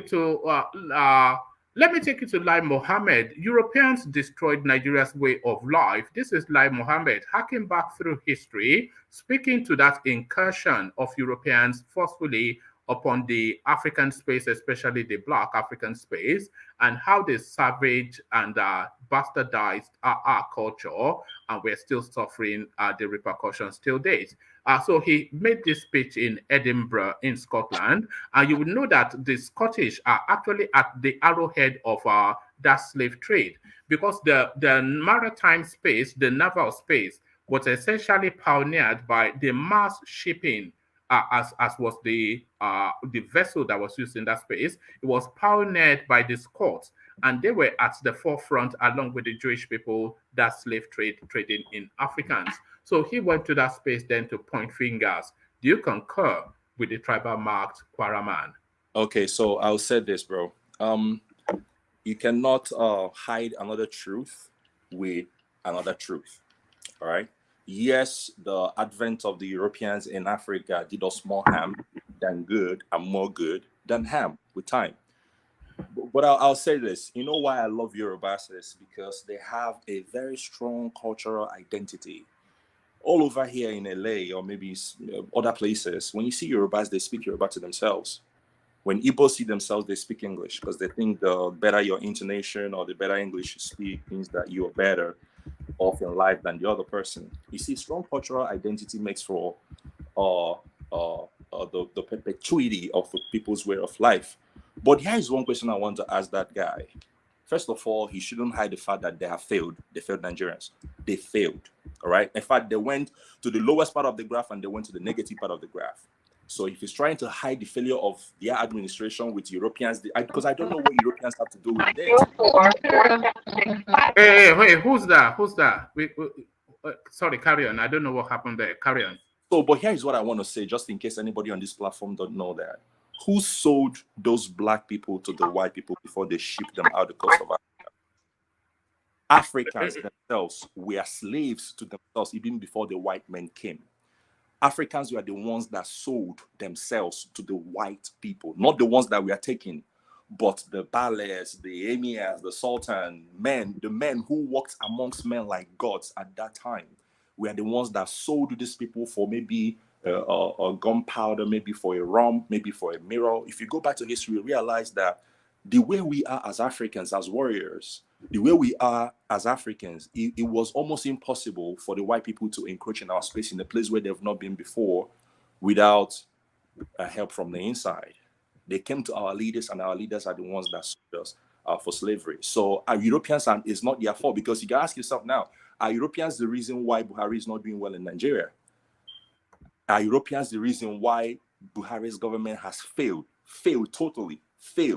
They could not think for the people. They could not harness what we have. They couldn't secure the people. They failed in all ramifications.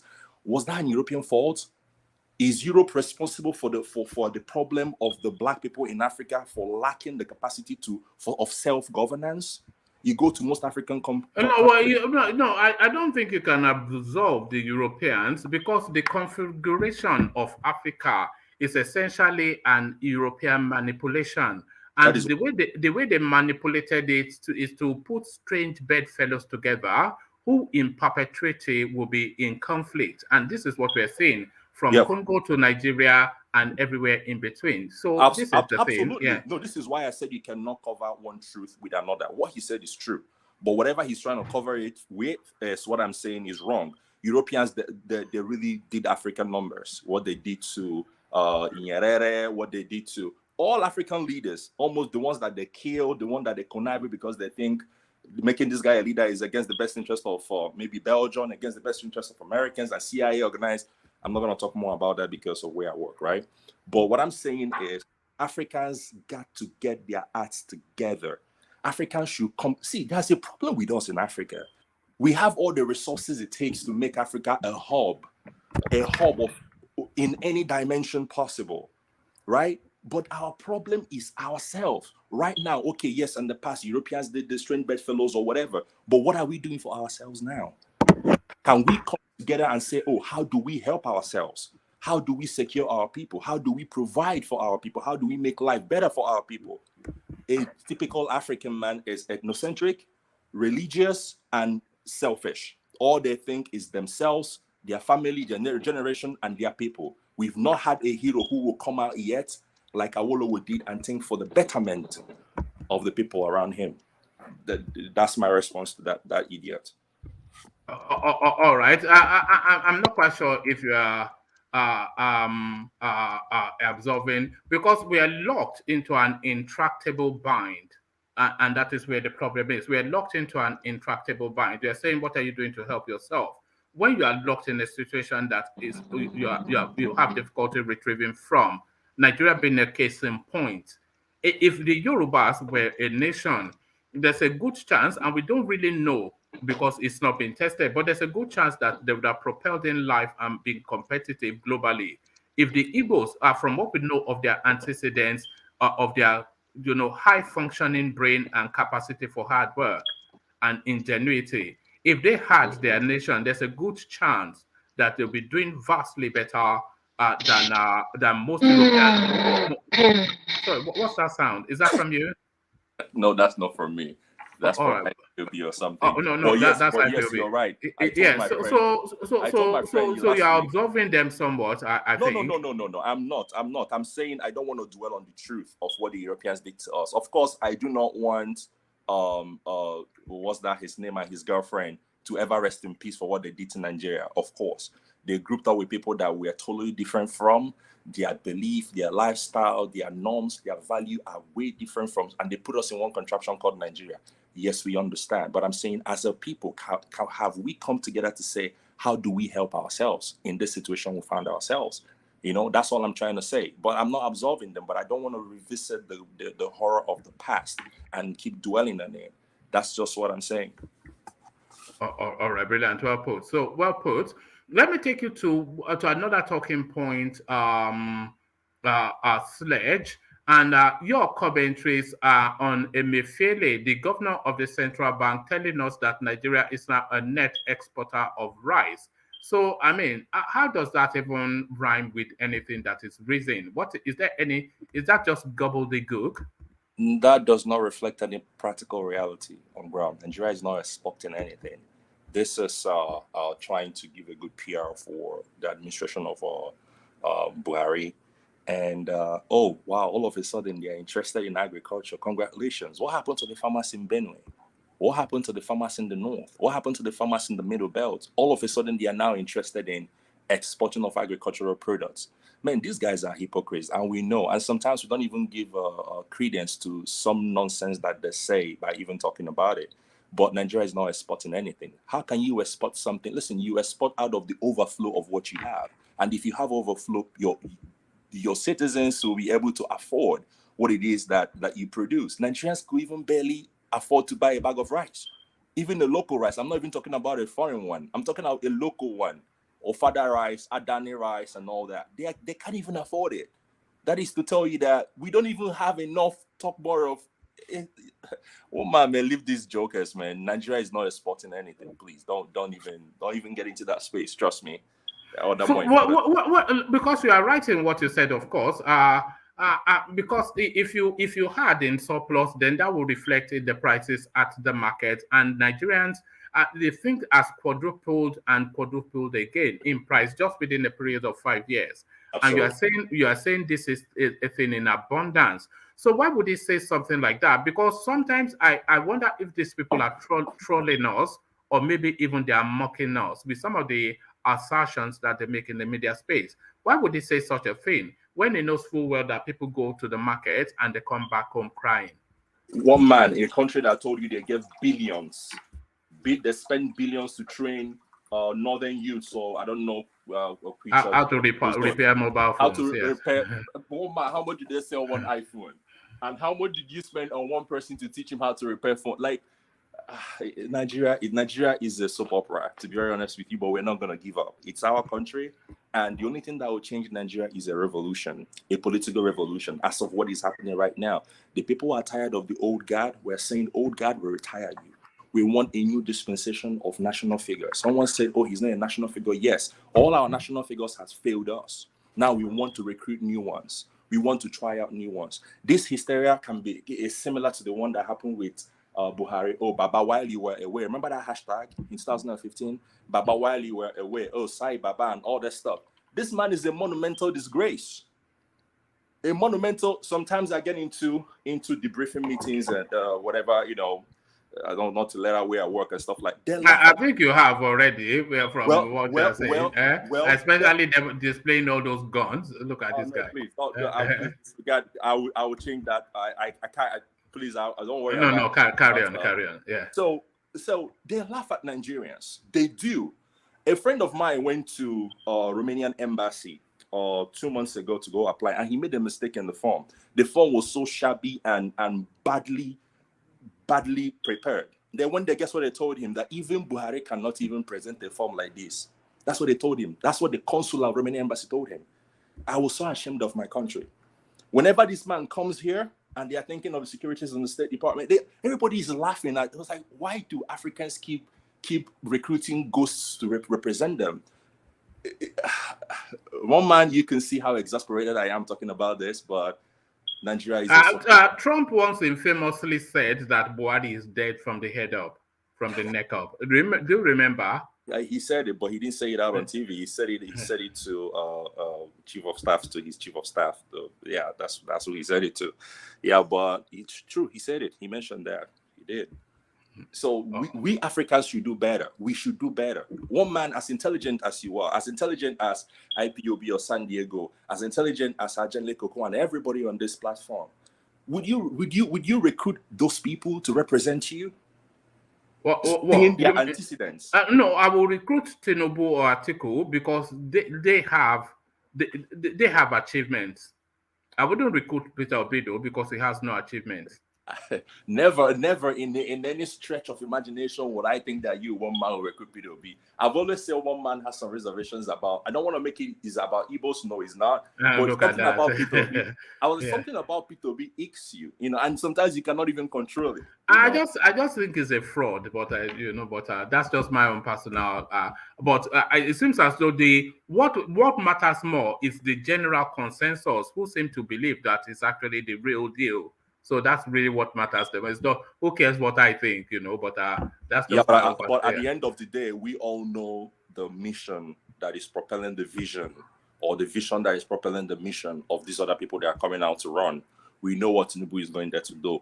We know what Atiku is going there to do. Out of the abundance of the heart, their mouth has spoken. This one thinks is his turn to be the president because he has made everybody president or helped everybody become governor in Southwest. This other person thinks he's going there to make his friends rich.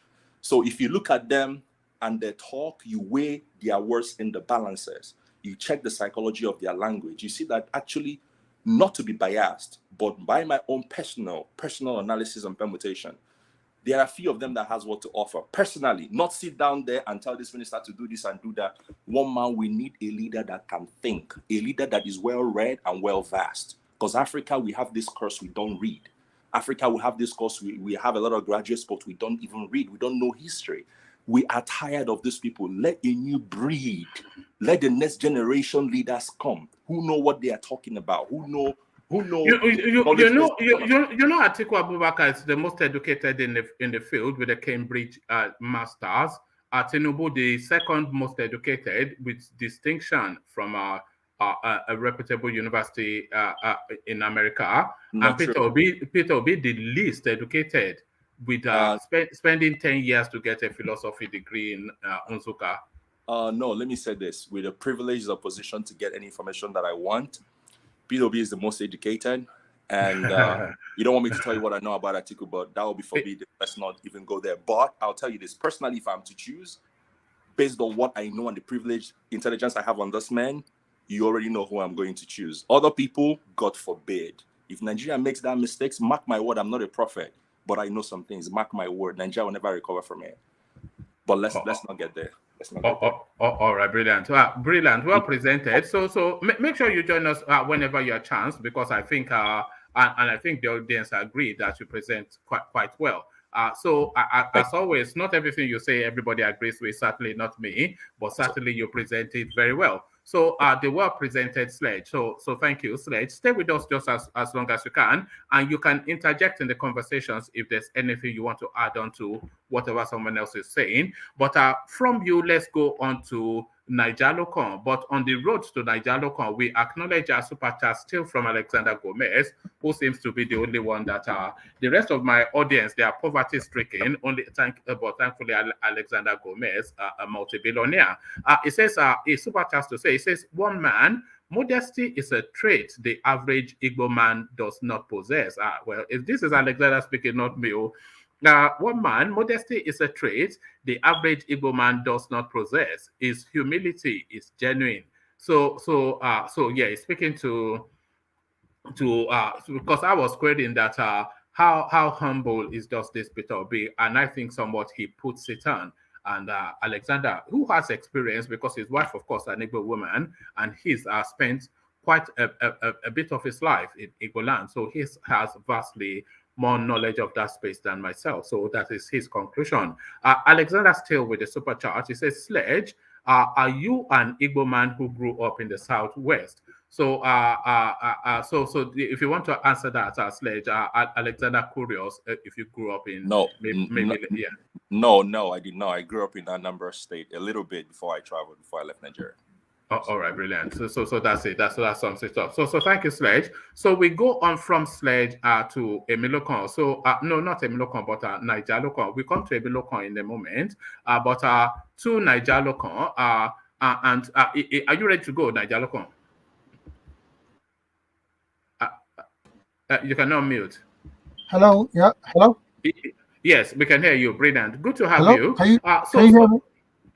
Yes, we can hear you. If you can hear me, then the conversation is taking place. So let's take the conversation then to Kwankwaso, who gives the reasons why he rejected the opportunity to be Peter Obi's running mate. he's saying that the mood in the north is not for a southern president. So what are you then making then of this Kano man's arrogant statement? Are you there? Yeah. I think I'm here. Can you can hear me, can't you? Oh, yeah, I can't hear Yeah. you. So So I carry think on. Yeah. Kwakwanso is not. Uh, Kwakwanso is no longer a factor in the election. So I think talking about Kwakwanso is, I think it's more like a waste of time. It's not really a factor anymore. It's not. So he can say whatever he likes. No, nobody even talks about Kwakwanso. As far as the election is concerned, there are only 3 candidates really, and it's just he's missed an opportunity to be part of a ticket that people will talk about. So unfortunately for him, he's just going to be where he is at the moment, where no one speaks about him. So once in a while, he will drop some sound bites here and there just to keep himself a bit relevant. Do you But, think do you think the only way he can make the headlines now is if he mentions Peter Obi's name? Because I'm sure he's been speaking all this while, nobody is hearing. But as soon as he mentions Peter Obi, everybody wants to know what he has to say. So is that the only way to the headlines for him now? uh, he has always used P2B as a way to get himself into the public space and into the news. Even when they were having the negotiations and all that stuff, he was using him as a kind of a way to get himself out there. So it wouldn't surprise me if he wants to get any attention. They talk about P2B because everyone knows. Well, as far as Nigeria is concerned, the P2B is the one that is sort of is owning the news cycle at the moment. So I will not be surprised if he continues to use him to stay in the limelight. So that will not surprise me at all. He's obviously going to. He says he's going to stay till the very end. So I hope he does, so that it will maybe prove to him once and for all that he's not he's not a factor in the as far as Nigeria politics is concerned. Maybe in Kano he might have a little bit of say in Kano, but outside Kano, I don't think he's nothing to write home about really. All right, let me take you to a different space, but not that different a space. We are still in Kano State, but we're talking about the one of the other juggernauts within that space who is now moving his followership to the PDP space. Atiku will welcome Shekarau back to PDP on Sunday, says Kano party chair. So there it is. And does that give a real boon to the Atiku campaign, which is faltering somewhat off the back of all of the negativities that we've been hearing from Wike and his camp? So is this that necessary injection that the Atiku campaign needed? They've captured Shekarau.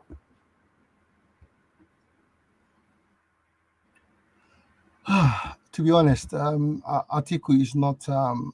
It's not. I don't know what his. I don't know. I don't think his campaign is going to recover really, because the strong base of PDP, which was the southeast and the south, is lost out. So I really don't know what he's doing.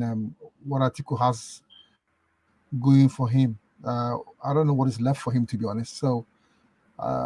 Well, he can continue to stay there to mark time. Really, I don't know what is left for him. If he's lost that, listening to Omokri, the interview, not interview really, the monologue. Listening to one of his videos, was talking about how all the rubbish he spouts all the time. He was talking about how somebody he knows. Who is planted P2B in one party, and that person is using P2B to make sure that Tinubu is going to win, and that want to use P2B to make sure P2B wins all the south and southeast, takes that away from PDP, so PDP doesn't have anything left and all that stuff. So really, if Omokri is saying that PDP is going to lose the southeast and the south, that tells you that tells you everything you need to know, really. So I really don't know. But I don't know what to say. you're somewhat dismissive of that narrative, Niger. But there's a school of thought that Peter B is somewhat some sort of a Machiavellian strategy by somewhat the Tinubu space, that he essentially a Trojan horse to go and damage Atiku's chances in his region to give Tinubu a clearer path or a pathway. So there is that school of thought that Peter B is a Machiavellian. Go on. People can say whatever. Well, people can say whatever they like about Peter Obi. You know, when he started, lots of people were saying all sorts of things about him, that he was not going to do this, was not going to do that. His campaign was not going to last for 1 week. It was not going to last for 1 month. He's not going to get 5,000 votes. It's not going to. He doesn't have structure. He doesn't have that. He doesn't have that. People, there's nothing that's not been said about Peter Obi. So saying that he's this now is just adding one more thing to the things that have been said about him. So, but funny enough, the man is still there, and the way things are going, I heard you just say now while I was listening. You actually said that he's going to be a factor in the elections, which I think even for you, I think it's a massive step for you from where you were with him a few months ago. So it's only the landscape so now. people can say whatever they want. The landscape is reflecting that. So it'd be remiss of me not to acknowledge. I mean, if you look at, I played this just now. So this is organic and not organic. So when you see things like that, you cannot continue to bury your head in the sand to say that. I still think it's a bit of okay. Well, some people that people who support Tinubu and support the other parties, they find it difficult to acknowledge what is going on. And having been on your show once or twice, even you personally as well, I don't think if you're prepared to give the man any credit at all. Even listening to your conversation with the last guy that spoke, you're not prepared to give me any sort of credit. So no, I think it's a fraud. People will not give me any credit, even if well, no, it's fine. It's fine. That's fine. That's your opinion. It's okay to have that opinion. To be honest, it's okay. It's okay to have an opinion. So everybody cannot vote for everyone. So that's just that's life, to be honest. So it's fine.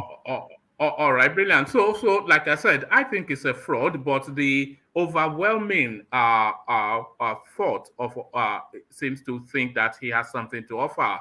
So I mean, that's just my own. But that's not to. Of course, I acknowledge that people are of a different thought. So your thoughts on this space, though. Let me take you to the space. Europeans destroyed Nigeria's way of life. This is Lai Mohammed speaking at a summit in Edinburgh, and going back in history to just go through that space again of how the African space was bastardized and brutalized by these people, and we have not recovered since. So Sledge feels that we've hung on to that excuse for too long, but is that not the overriding reason why the continent is the way it is? Well, I don't. I agree that the obviously the colonial masters they did a lot of damage. Obviously, when they colonized Africa, they did that for their own. It did that for their own benefits. So obviously, everyone knows that. But we cannot continue to. If you compare Nigeria to other African countries, who are beginning to recover and beginning to move forward, it's a shame Nigeria is still where it is. So other African countries that were colonized as well. If you talk about even Ghana, that's just next door to Nigeria, the country is moving forward. I mean, basic things of life, things that are basic that we should have in Nigeria, we don't have them. And those countries are not using that as an excuse to stay where they are. So everyone started from the same. Everyone was colonized, but Nigeria decided to bad leadership. The politicians have decided to continue to hold Nigeria hostage, and maybe kind of continue the colonization. This time, we're being colonized by the politicians who continue to plunder and continue to loot, and they don't want to stop.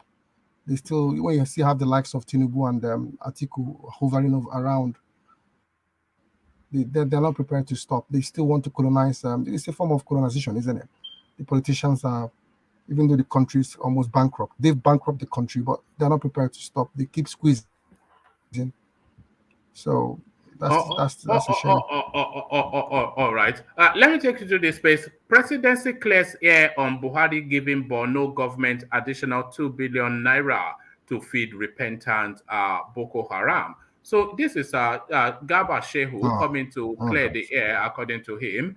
But in the process of clearing the air, he let us know that they've actually given them 16 billion to feed these serial killers.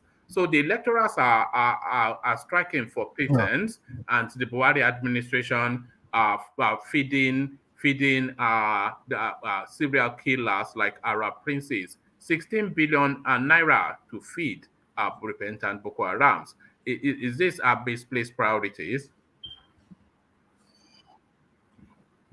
Well, that is all. That sentence there just tells you all you need to know about the failed leadership, about how the politicians, the APC as a party, has failed the country.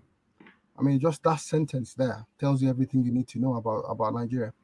How the way our priorities are all these people in power, they don't care. They just obviously the Buhari is the money they're giving to those people are part of them. They are terrorists. I mean, you can't keep giving money to terrorists, and then it's so disheartening. I mean, this is the reason why Nigerians, when you hear them clamoring for Peter Obi, who is not an angel, who is not a perfect person, but this is the problem. When these things are happening, Nigerians are not prepared. They've had enough.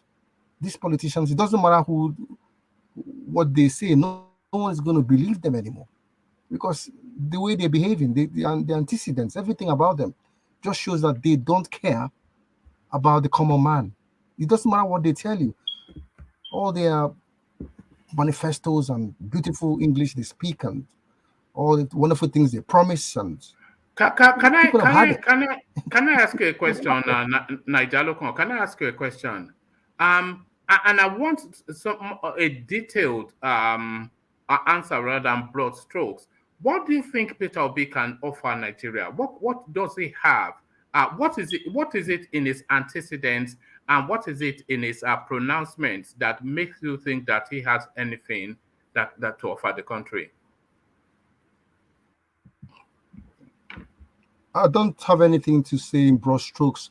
The only thing I can say is that he's different from what we've had, and Nigerians right now trying to convince the average Nigerian that APC will come and help. You're going to have the same party carry on. I mean, after what they've done, or you're going to have someone like Atiku, who I mean, the other guy that spoke before me made a lot of wonderful statements. We know what these guys are coming to do. It's not as if we don't know the antecedents. We know them. So when you say what can Peter Obi come and do, we don't know what Peter Obi is going to do, but what we know about those other guys. We know about them. So Nigerians are you distinguishing? Okay? Give him a chance and see what we can do.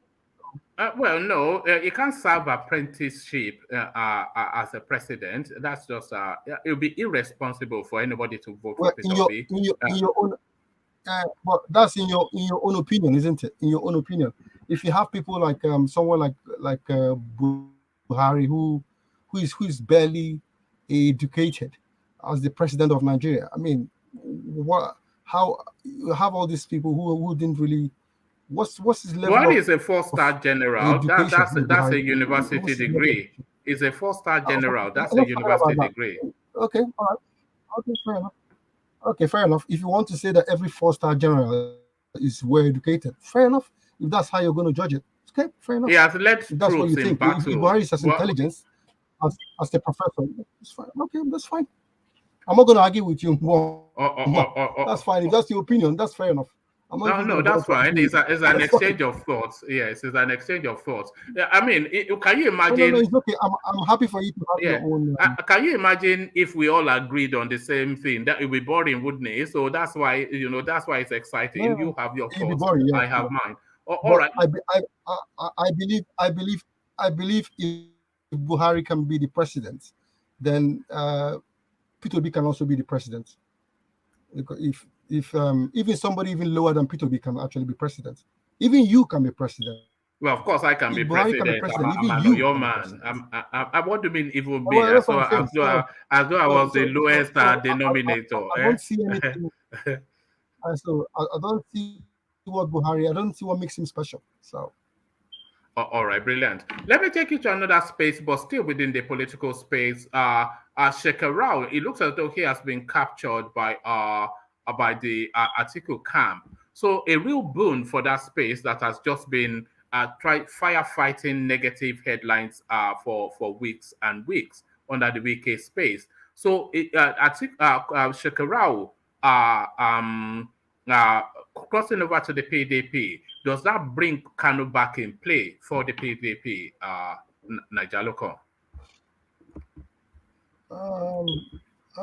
Well, I think Kanu is going to be tough. Kanu is going to be a tough battleground. You're going to have Kwankwaso, all of them, and then Ganduje and all the rest. So it's going to be. I think they're probably going to split all the votes in that state. Probably going to, if everybody can get their little, maybe 20% or whatever, 25% or whatever they need. I don't know if anyone can win this thing outright. If everybody can get like a nice percentage of the votes, that should be. Nobody might win the states outright, but I think people get good percentage. For everyone gets good percentage. I think this election is going to be about you might not win everywhere, but you try to get votes. All the parties are going to try to get votes as much percentage as they can get in every state. It's going to be tough in some states, but I think Kano is one of those states where you're going to have many parties, the LMPP, the APC, PDP. You're going to have different parties have their little percentage of the votes in the states. It's going to be a tough one. All right, brilliant. So let me take you to a final space. Nigeria now exporter of rice. This is Emefiele, the governor of the central bank, who is telling us that all this anchor borrower, all these scammy schemes that they are doing is yielding results. So, so if they are exporting rice, is that to export it to another country only so that Nigeria can import it? Because there's certainly no rice in Nigeria. What sort of Dutch language is this man from the Creeks speaking? Well, this is all the same. It's all the same gibberish, isn't it? It's all the same nonsense. I mean, when these people talk, it's not the same man who paid 100 million, the governor of the city. I mean, this country is sick. This is a man who paid 100 million for your. I mean, what are we even talking about? I mean, the whole government, everyone there is just the place is just mad. I mean, it's crazy the thing that's happening in Nigeria. The place stinks. The place stinks, and this is why they've had it. Nigerians are tired, and they wonder why people are coming on the streets, why people are spending money, chasing and feeling that they just want something different. Many of those people that are on the street talking about Obi and all that, they don't even know him. Some don't even know half of the things they're talking about, but they just say, okay, we just wanted something different. Some of the people that didn't come out to vote the last time, it was just APC and PDP. They just felt, well, I'm not going to vote because both parties are the same. Some of those people are saying, okay, this time, because there's a different person, okay, let's go and try. And that's why there's so many people on the streets. So maybe this is the last chance. I said, okay, let's give Nigeria one last chance. Let's just try. Then if it doesn't work this time, then I just pray that it actually works, because I don't know what's going to become of that country if this doesn't go through. Because I think I'm quite scared. Do you think be honest, in because many if this go on. if this thing carries on the way it's going and the people continue to come out the way that they're walking around saying that they want another option, and this election doesn't actually go the way most of the masses want it to go, I'll be very surprised if the masses actually accept whatever result that they get, if it's not the result that they want. So I don't know what will become of the country, to be honest. Because if the masses continue the way they're going and they continue like this, Nijalokon, do you think that I don't know if they are going to accept a different result. Can you hear me, Nijalokon? I can hear you. All right, brilliant. I was going to ask, do you think that Peter Obi in many ways is an evolution of the NSAS space? Is this very much an evolution of NSAS? Is this pretty much an offshoot? What we're saying, the Peter Obi phenomenon, because a lot of it has the undercurrents, the tonality and texture of that NSAS space. Yeah. I agree with you. It's not everything is not about. I think it's come to the point where if Peter B says right now that I don't want to run anymore, I don't think he has a choice.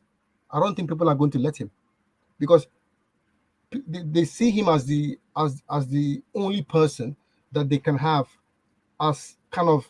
It's like the other group of people. It's like the politicians against the common man or the suffering masses. That's how they see it. So both the NSAS movement and all the people who are annoyed with the banditry and all the kidnapping and all the crazy things happening in Nigeria, they're all behind one person, and they're saying, okay, we want these politicians out. And okay, where we go? We can't go to PDP because it's all politicians. We can't go to APC, it's all politicians. So there's only one option we have, where we don't think it's made of politicians. Let's go and stand there, and that's what's happening. So, I'm quite scared that if the masses don't get what they want, I don't know if they're going to accept a different result. I don't know, because I have that concern too. I have that concern that you have expressed too. Carry on. People are desperate they're desperate for a change. People are so desperate. People, the suffering is so much. The suffering is so much that people are saying, okay, this is our last chance. Okay, let's try this. This is our last hope. So everybody's hope are saying, okay, most of them are saying, this is our last hope. Let's go and try this. Because the politicians don't listen to us. We've tried them. They just come and loot. So they say this is our last chance. So next year, I'm really scared that if it doesn't go the way they want, I don't know what's going to happen. But we'll just pray for all right. Nijalokon, I share those concerns that you have, that if things don't go a certain way, there'll be riots on the street, demonstrations, and the country will all of that will happen. But I only see it in the southeast. Because they will feel a sense that they've been cheated. Because I don't see people in the north rioting if Atiku is declared president, and I don't see people in Yoruba land or even in the north rioting if Tinubu is declared president. But if Peter Obi is not declared president, I can see some activities in the southeast, but it wouldn't be past or beyond the southeast. No, I don't think it's about southeast. Sorry, man, I approve the things that you said, but it is not about southeast. You see, the spirit of NSAS is the cumulative and summation of the plight of every Nigerian in their suffering, in their relegation, in their dejection, and in their death. And that spirit has now rested on Peter Obi. Peter Obi is like a representative of the suffering of the people, because he has labored enough to come and tell them it is possible, we can do it, this is what we can do to get there. And Nigerians want to see and know how it feels to actually get there. And that is why they are standing behind him. So, my man, you're correct, and I approve the message. What you said, Obi is the representative of Nigerian suffering. No, the We're talking about NSAS. He asked him if he is an offshoot of the NSAS. That's why I said that the spirit of NSAS represents the tiredness of Nigerians. Nigerians have suffered. Nigerians have been through a lot, and they are tired of it. They want a new government. And P2B has represented now that government that they think that they want. That's why they are standing. So you're saying Obi is the face of NSAS? Obi is not the NSAS spirit, if I may put it that way. The spirit of NSAS has now alighted on the candidacy of Obi. That is what I said. Yes. Okay. But the NSAS has nothing to do with Nigerian suffering. It's about police molestation of citizens. It has nothing to do with Nigerian suffering. No, Ajanle Koko, NSAS is not about police. It is what it is. That's the obvious answer. NSAS, that is why the code name is NSAS. They don't want police brutality anymore. It has nothing to do with Nigerian suffering. Nothing to do with our hardship. Nothing to do with anything with the economic problem that we are facing. It's about police brutality of Nigerian citizens. Okay. Ajanle Koko, you know that when the people have suffered a plight for a long time, there is a time that a stirring is formed in their heart and they are looking for a trigger. And that police brutality was a trigger at that time. It was not just about it. I'm telling you that the spirit of a thing is not just about a thing. I'm telling you that Nigerians were tired of the way the government has treated them. That's why everybody came out on the street. It's not just about police. Of course, the police brutality, the SARS thing, it was a trigger, of course. But I'm telling you, it's triggered something. Nigerians are just tired. NSAS was not about police brutality. It was about bad governance and mistreatment of the people. The police brutality was just a trigger point. But that's what's carried on now. That's what's carried on now. Yes, but that's what's carried on. That's what's carried on into this movement. That's same spirit that's moved coming to this. That's what we're saying. It's the same thing. So the way you are looking at it, this is how Nigerians, the common man, is looking at it. That is how they are looking at it. It might not sound logical to you, but to them, this is how it looks to them. This is another opportunity for them to have their voices heard. Okay, this is so they feel that their PVCs and their voting. But Obi cannot be the face of the common man because Obi is basically part of the problem of the common man. You keep talking about Obi. You forget about this thing is not about him. If you remove him, it's about what? Obi is a symbol. Obi is a symbol of the movement. But I'm saying, do you understand what I'm saying? Do you understand what I'm saying? Where I'm coming from is Obi is part of the ruling class and the establishment. So it's not different from any of those guys that you guys are complaining about. But, that's factually the case. Obi is part of the ruling class now. Can I say something? Okay, if you say that, but the common man on the streets does not see Obi as part of these politicians that they want out. Who are those common men? The people are conflicting. They are conflating a regional, an ethnic movement as a Nigerian movement now. They are trying to substitute, the movement of a certain certain region who want presidency as a Nigerian movement. We have to get this thing defined. Obi is representing, the agitation of a certain people who basically, relegate their agitation and then basically push it into the Obi narrative now as a Nigerian movement. People, when they are saying Nigerian youth, who are those Nigerian youth? It should be clearly defined. Nigerian movement, which Nigerian movement should be clearly defined.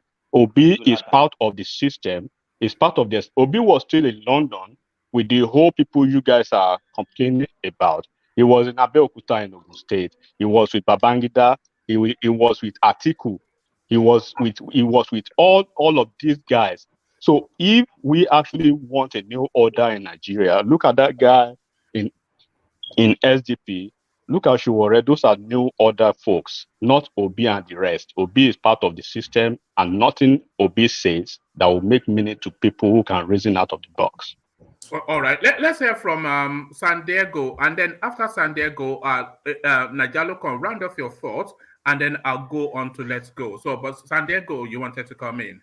Yeah, I was going to interject in reference to, I think the last person that was speaking was Kulata, right? No, that was enigmatic. Yeah, okay, not enigmatic. Okay. So what I was saying, he was saying that this is like a sectional, presidency, president aspirants. It started from there, but I think it has expanded beyond that. People are not looking at Obi as somebody representing the Southeasterners from what I have seen. But we here may look at it differently because we're in diaspora, we are not on the ground in Nigeria, see what's going on in Nigeria. I think Obi has gone beyond representing the way I see people are perceiving him. It's not just about Obi, it's a movement. Obi is just the platform, he's just the person they use to represent what they feel. That's the way I see the whole thing. I don't really see Obi as movement does not drive political let me say victories.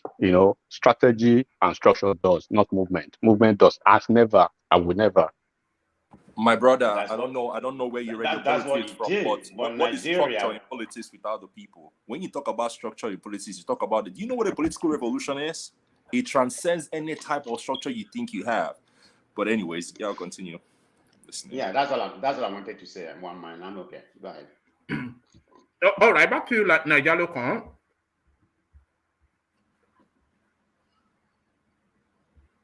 So Najalo Khan, round off your thoughts on that space. Yes, round off your.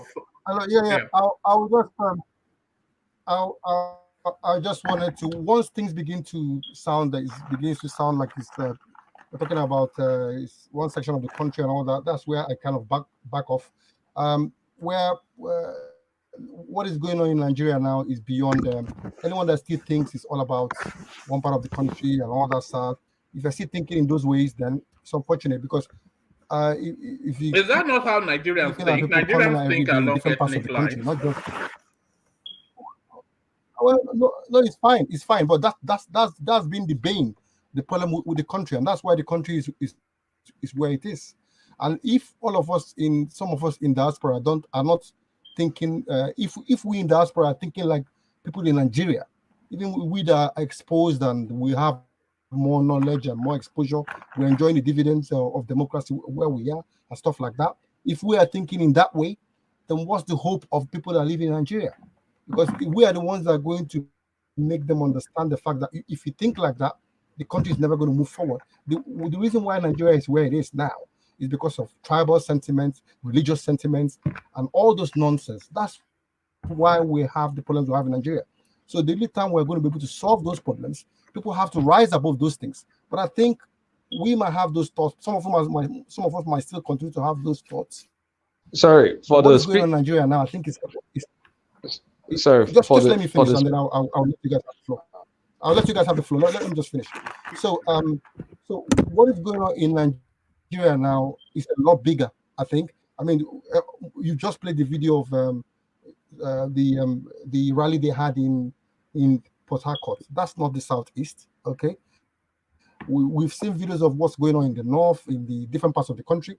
I mean, that's not the Southeast. But if you want to believe that those people are all in the Southeast and everything is consigned to the Southeast, that's fair enough. But I think if you ask me to say what I think Nigerians are, just like I've said, what is going on now is more like Nigerians have got to the point where they're at their wits' end and they feel that what are we going to do about it? They've bought into the process and they've said the only way we can change this thing is to get these people who have destroyed the country. We have to get them out. And how do we get them out? If we are getting them out, then why are we not getting Peter Obi out? Peter Obi is part of them now, so why are we not getting him out? Don't ask me. Ask the thousands of people that are out on the streets. Don't ask me that question. Okay? Can I ask my question? Thousands that are out there. All right. Let Kulata put a position to you, Nigeria. So for the people No, hold on. You still No. have the floor, so you have to be prepared to be interrogated a little bit. So let Jonathan put a position to you. So this is kind of like the matrix, the blue pill, the red pill thing. So for the people that are out of the matrix, for one way or the other, when you've seen the light, Nigeria is corrupt, I know, then your default position or your default support is kind of like you need to go with where the people are to go the Peter Obi movement. So I don't know how that translates for someone that looks at Peter Obi's record, doesn't really see it as anything impressive. Also look at his associations. He has a lot of associations with the same old. He met with them in London. He looks at all the favors that they've given him in the past. Jonathan gave him SEC president, for example. He was in PDP. They were sharing money together. You can't tell me he wasn't involved in that. Dasuki loot. PDP was sharing Dasuki loot. You know that Peter Obi's name has preeminence in the Dasuki loot, in the Dasuki 2 billion. Of course, I know. $2 billion, that is. You're looking at designing connection, sending money through Fidelity Bank on request of things. Fidelity Bank that he owns, by the way, he was using that bank as the bank for Anambra State, which is a conflict. It's just you're looking at his articles of impeachment the first year, and the only way he got out of that impeachment was not because they absolved him of any guilt. They only said because they voted at night. It was the technicality. So those things are documented. Those are the things laid out. So essentially, you're looking at an establishment candidate, but you guys are kind of just spinning it like, okay, this is the new movement. This is what the youth wants. It does. I mean, fine. The youth may want to. This is not the rescue. That's why I said it's a fraud. You can't tell people that are skeptical to like say no. You guys are to this, because the only difference between Peter Obi and Atiku and Tinubu was Atiku lost in 2019. If Atiku won, Peter Obi would have been Atiku's vice president, and they would have been willing and dealing. So that's number one. Number two, this guy was in PDP 3 months ago. He bought the PDP presidential ticket, and he was with his friends a few days ago. If he gets in the presidency, if he indeed talked to Wike, and Wike is supporting Labour Party, he owes Wike and his friends, he owes them favors. So tell me exactly what has changed apart from feelings. One man, in addition to that, do not forget when these circles, up until maybe, we understand the Nnamdi Kanu's frenzy. It was like the whole world is coming, to an end. It's like nothing, and that's why I keep asking this question, because in my mind and realistically, I know where this will end. What is the plan B for them? Or how are they going to play the politics? How you know where it's going to end? You don't know. Nobody knows. I know, bro. I know for a fact. I know mine. I don't know about you, but I know mine. You're not God. You don't know. Nobody I'm knows. talking about me. I know where to you end. make it sound like you know. I mean, no, you because I know. If you don't know, you say you don't know. But me, I know. No, you don't know, man. You can just speculate. You can't say you know. You don't know truly. Okay, I know for a fact. I know for a fact Peter Obi will not win. I know for a fact Peter Obi will not win. That's a fact. Okay, that's your opinion, but don't say you know. What about that? Like it's a fact. Don't come out with that fact, man. But you can't say you. Make some assumption that makes sense. That don't make sense. Just say Obi's not gonna win, but don't act like God tell you that he's not gonna win. All right, let me rephrase well, it. I don't know why you're mad, bro. I'm just telling you what I know. In his considered opinion, hold on. In his considered opinion, Peter Obi will not win. So so let me take the conversation on from Niger Lokan to Emilokan, and on the way to Emilokan, let me acknowledge the. Man, he's not really super chatted, but super stickered. So thank you. So he has also found that function like Alexander Gomez, and he continues to use it. So this time he comes in with a super chart. It says Peter Obi is just a Southeast project. Don't say that too loudly, or people don't want to hear that man. But a lot of people share that thought with you, man. But don't say it too loudly. Otherwise, they'll call you an ethnophobe. Peter Obi is just a Southeast project. So that's what Man who joins Alexander Gomez in the Super Chat says via Super Chat. Alexander Gomez retakes the reins of the Super Chat. He says via Super Chat, lack of patriotism and lack of patriotism and corruption are the reasons why the country is in dire straits, not tribalism. And I think that really is to the heart of the matter, because every single one of them, from Orji Kalu to Malam Buhari, they are all there for one thing, to share the dollars. And that has been happening. They've done it for so long, they don't even think that they're doing anything wrong anymore. They just think it's normal to go to Aso Rock, share the dollars, and then carry on. And then as you're driving out of Aso Rock, throw some nairas on the floor and watch the Barbarians scramble for it. And that is how governance is done, Nigerian style. So governance, Nigerian style, we go on to Emilokon. So Emilokon, you are up next, and we take you then to where we started everyone with. Kwankwaso reveals reasons why he refused, to deputize for Peter Obi. And he said that the mood in the north is not for a southern presidency. So what are you making of that whatever it is that the Malam from Kano is saying? I would say good day, one man. Good day to everybody on the panel, and to our listeners. Kindly like, subscribe, and share so that we can continue to have robust people with robust ideas as well, but to come and have robust discussions here. Well, one man to that regard, to Kwankwaso's take on not being able to deputize Peter Obi, it's sad and it is crazy. That's just the point. Of course, what do you mean? What does it even mean by the mood in the north is that the South shouldn't be president? That shows that some people are kind of first class, some are second class in that same country. That is the meaning. Although I wouldn't even want us to throw, to make nonsense of that statement, because one way or the other, one can see wisdom from what he has said, in that we can understand the mindset of these certain people who claim to be the North. You get the point? How do you come and say it's not in the mood of the North for somebody to be president? No, in the nation that everybody has equal rights. So if you don't want to be, no big deal. But you can't say it's not you can't generalize onto the northern space. It is barbaric, and if that is the idea of the northern space, then it shows how broken and how divided we are in that country. That is it.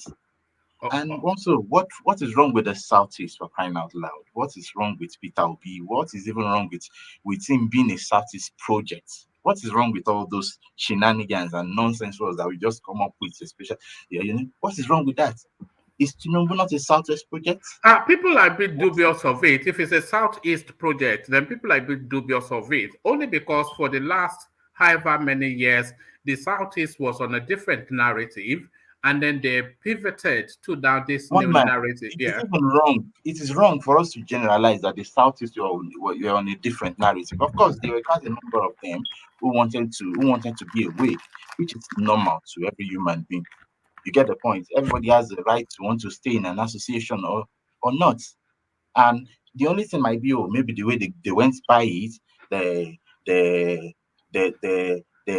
aggravation, the way they took it off, the form of how will I even put that word now? Their method might be wrong, but they have quite a reasonable reason to do what they were doing. To think what they were thinking, or to feel like they should not be part of the system. And if they have that right to do that, but that shouldn't stop us from talking it out, or that doesn't mean that it is every one of them that wants that same division, or they want to separate away. It is not even one of them. I have some evil friends who have been in Lagos for how they are even kind of Nigeria, Yoruba. So it's not everybody. They own businesses in Lagos. They own businesses in the Southwest. They own businesses in the North. So you can't say it is all of them. You can't generalize. Yeah, but those ones are Efulefus now. They're Efulefus according to.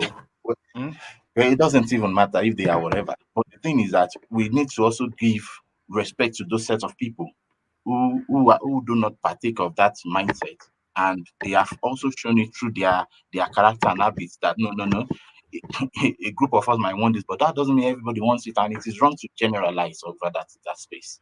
It's not a generalization wholly, because a lot of what propels the OB space are the same set of characters that were propelling a different narrative just a few months ago. So there's a strong IPOB complement in the Peter Obi juggernaut. Yeah, fine, all fine and good. I wouldn't touch on that in that regard. If there are, no problem. But are they Nigerians at this present time? The answer is yes. Do they have the right to partake in the Nigerian space? The answer is yes. No matter the stand, they must No, they have had. dual nationality. They are Biafrans and Nigerians. They have dual nationality. Well, obviously, Biafran is not recognized as at this present time. Wow. Don't say that. No, please. The thing is that they are Nigerians. I'm not disproving what they are doing. You get the point. But the thing is that we shouldn't stick Obi into it. They might come to Obi. Fine. Will Obi throw them away? Even has Obi met with any one of them? If they continue to campaign, will Obi say, keep quiet? I don't want you. What do you even want from him? The answer is he won't throw anybody away. So far that all gathers to make up the point that he wants. So it's so far that they bring animation to that name, they bring like what do you call it, publicity to that name. It's all good to go with that. So what do you want him to do to resist such? So we can't say we can't, because of them coming to Obi, we begin to blame Obi or criticize Obi for that. It is wrong. But can people not query the insincerity of the movement? When is yin one day and yang the next? Yin and yang. You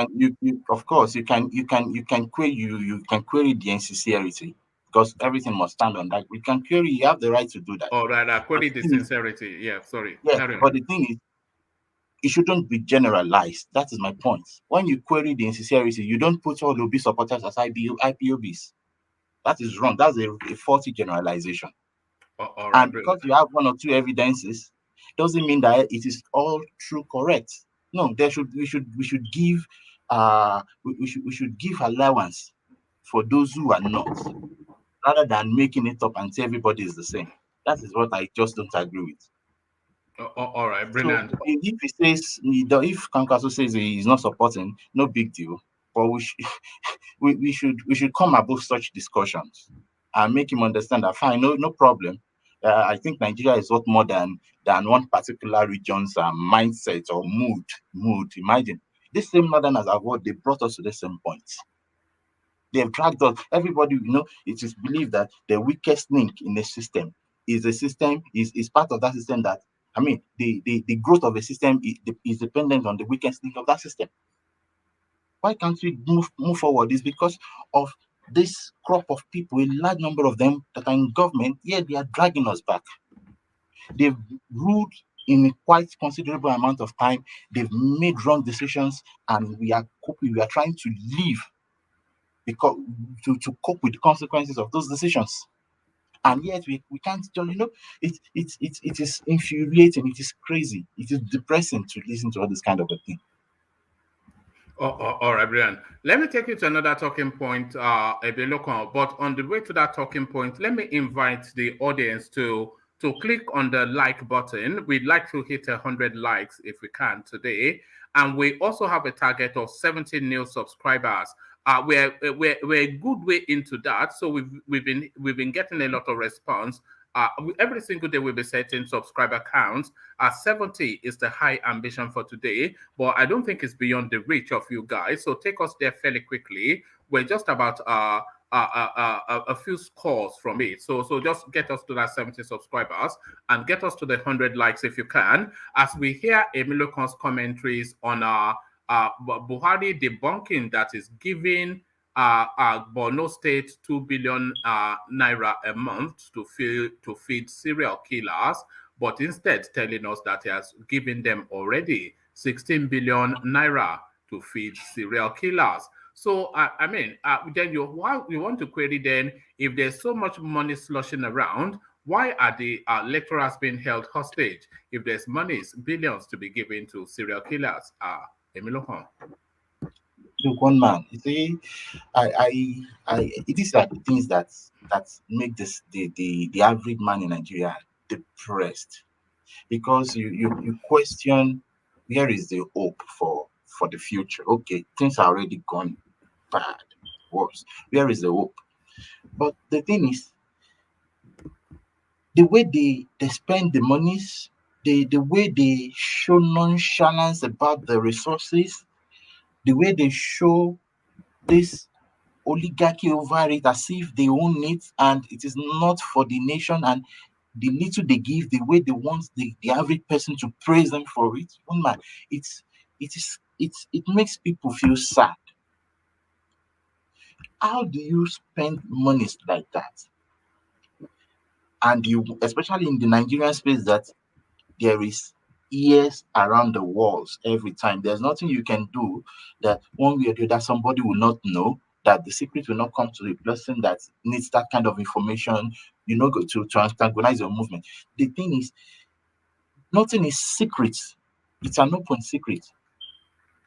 And you are claiming there is no money, you are spending monies, and you don't want the hospital to go on strike, you don't want the doctors to go on strike, you want them to show patriotism, when even you yourself have demonstrated, you have shown waste, you have shown nonchalance, and you want people to give their lives, you want people to give their sweat, and the ones they've given in the past, we are not even recognized.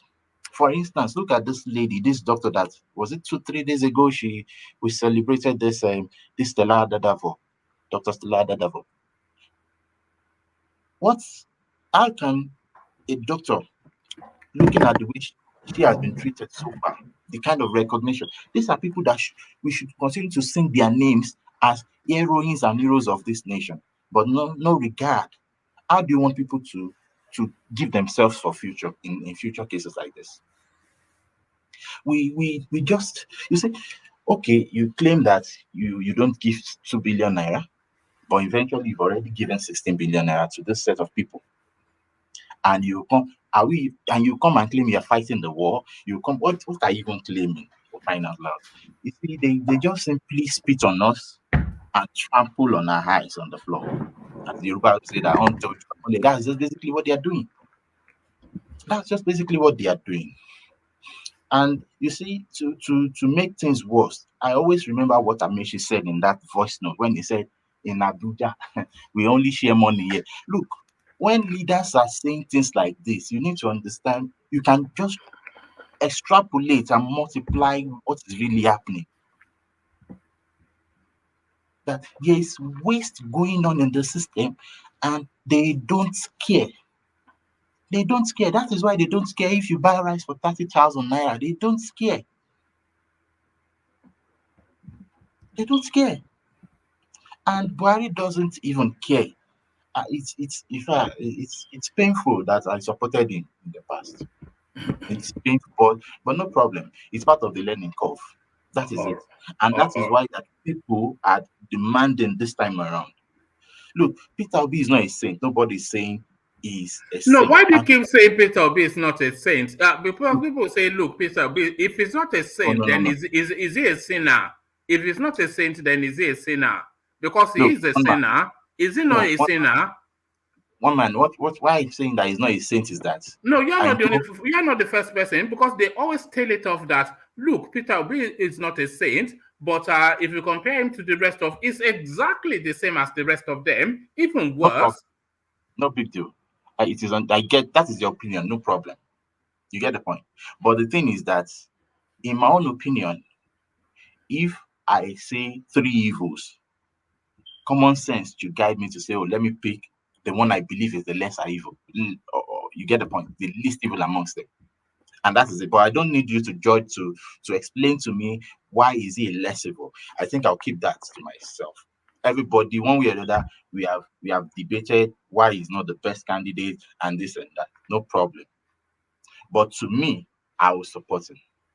Not because Why is it that all Peter the Obi's sorry, Emiloko, why is it that all Peter Obi supporters, they always cloak their support in ambiguity and abstract terms? They will say, oh, it's the lesser of all evils, is this, that, and the other. And when people present to you that he's no different from the others, with facts copiously that he is no different, people still decoy and still double down.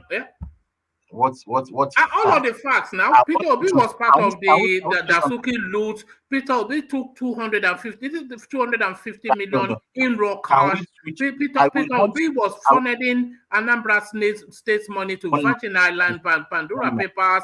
Nepotism, he was using the state's money to buy bulletproof vehicles for his brother Damian. He built an helicopter.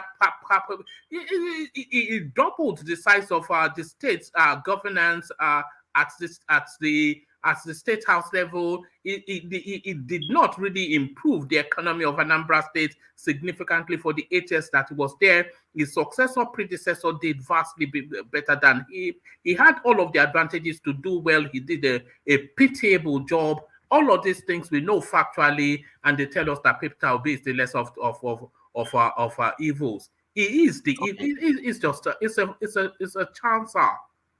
All right, no problem. I agree. I don't agree with you, but I understand your point. But okay, I want you to use that same energy on Tinubu and that same energy on Atiku, and let us see the number of wickedness that you see with this. Atiku and they have verifiable achievements. Atiku and Tinubu. Can you verify Obi's achievement? It would include education from 2021 to.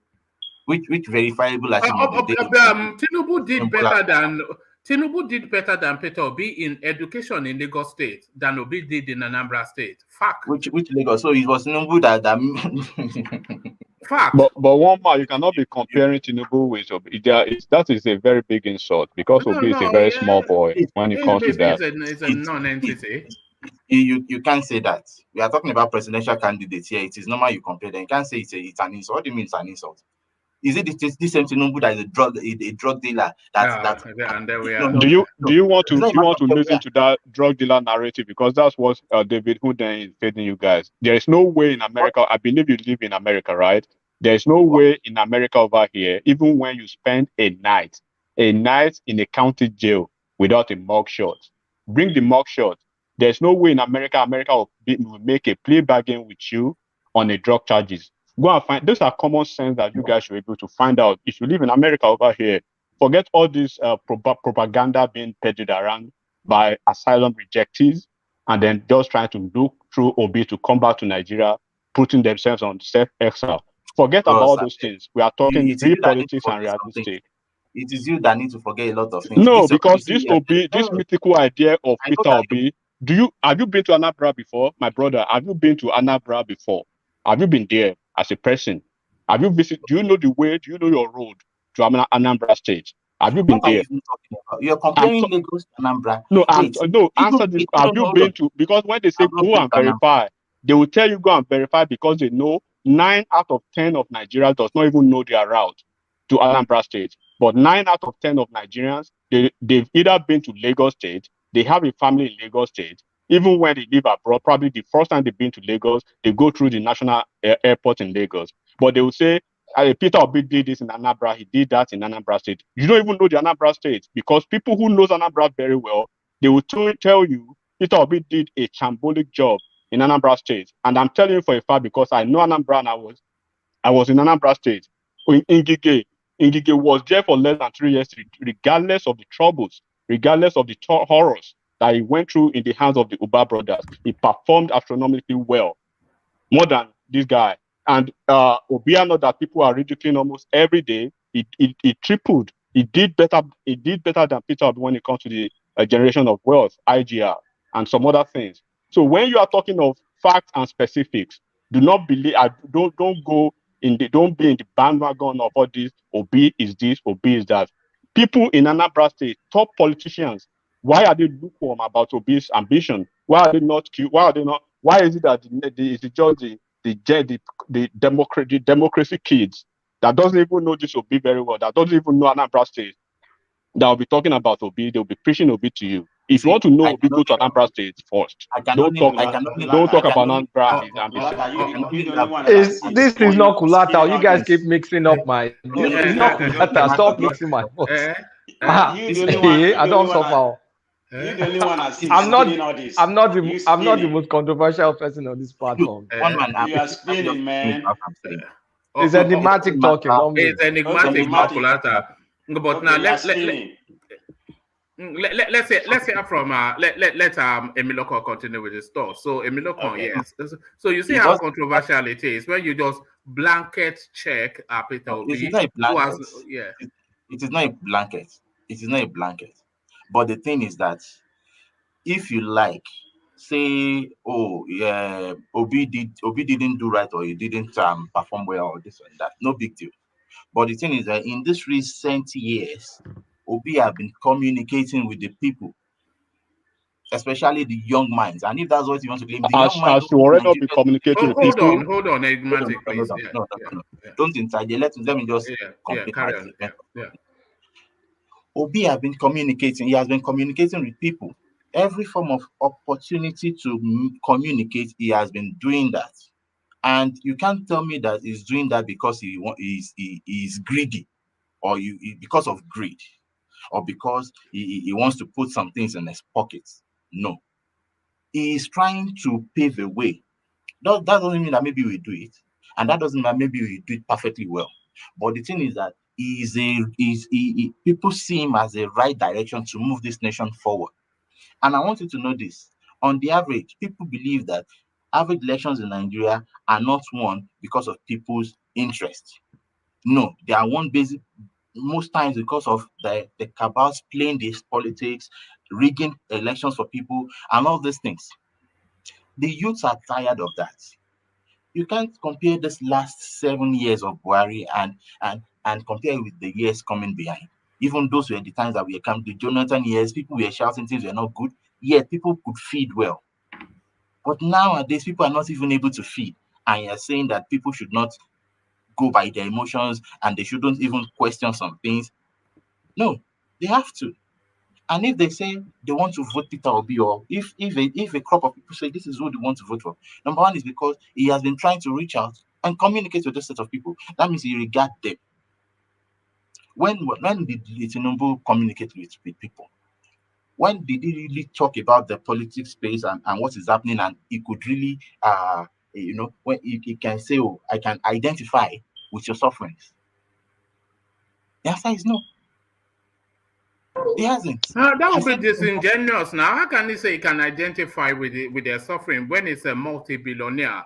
And how can Peter Obi say he can identify with their suffering when he equally a multi-billionaire? He cannot identify with the suffering of Nigerians. If you're empathic enough, you will know, especially if you're a leader. So Emiloko, for you is the style and not necessarily the substance. Sakamaje. They are using English. The Lamba. Lamba in Yoruba. You know what is Lamba? That is Lamba. Lamba. Do you want to tell me that with the resources of Lagos State, this is where Lagos State should be? I'm not concerned about. My point is, look, I understand if everybody is entitled to their opinion, but my point is, do not say this will be like a white Jesus to some people. You can sell it. So that's the point. Nobody's selling anything. That's what I see. That's what I see. Obi, Tinubu, Atiku. You're not really listening to me. Kwankwaso, what's his name? You are not really Wiki, all of them. They are on the same boat. They are the same. So if you want new guys, we should look for Shuore. We should look for that guy in SDP. Apart from those two guys, don't preach anything about Atiku or Tinubu or Obi You for can't me tell in a me don't different way. preach. No, I'm You not know, talking to you. I'm not saying you. I'm not saying you. I'm not saying you. I'm just saying generally. Because Obi, okay. you cannot tell me your own thief is better than other thief. In one breath, Atiku is a thief. In another breath, Obi is a pope. Waiting now, which kind of thing?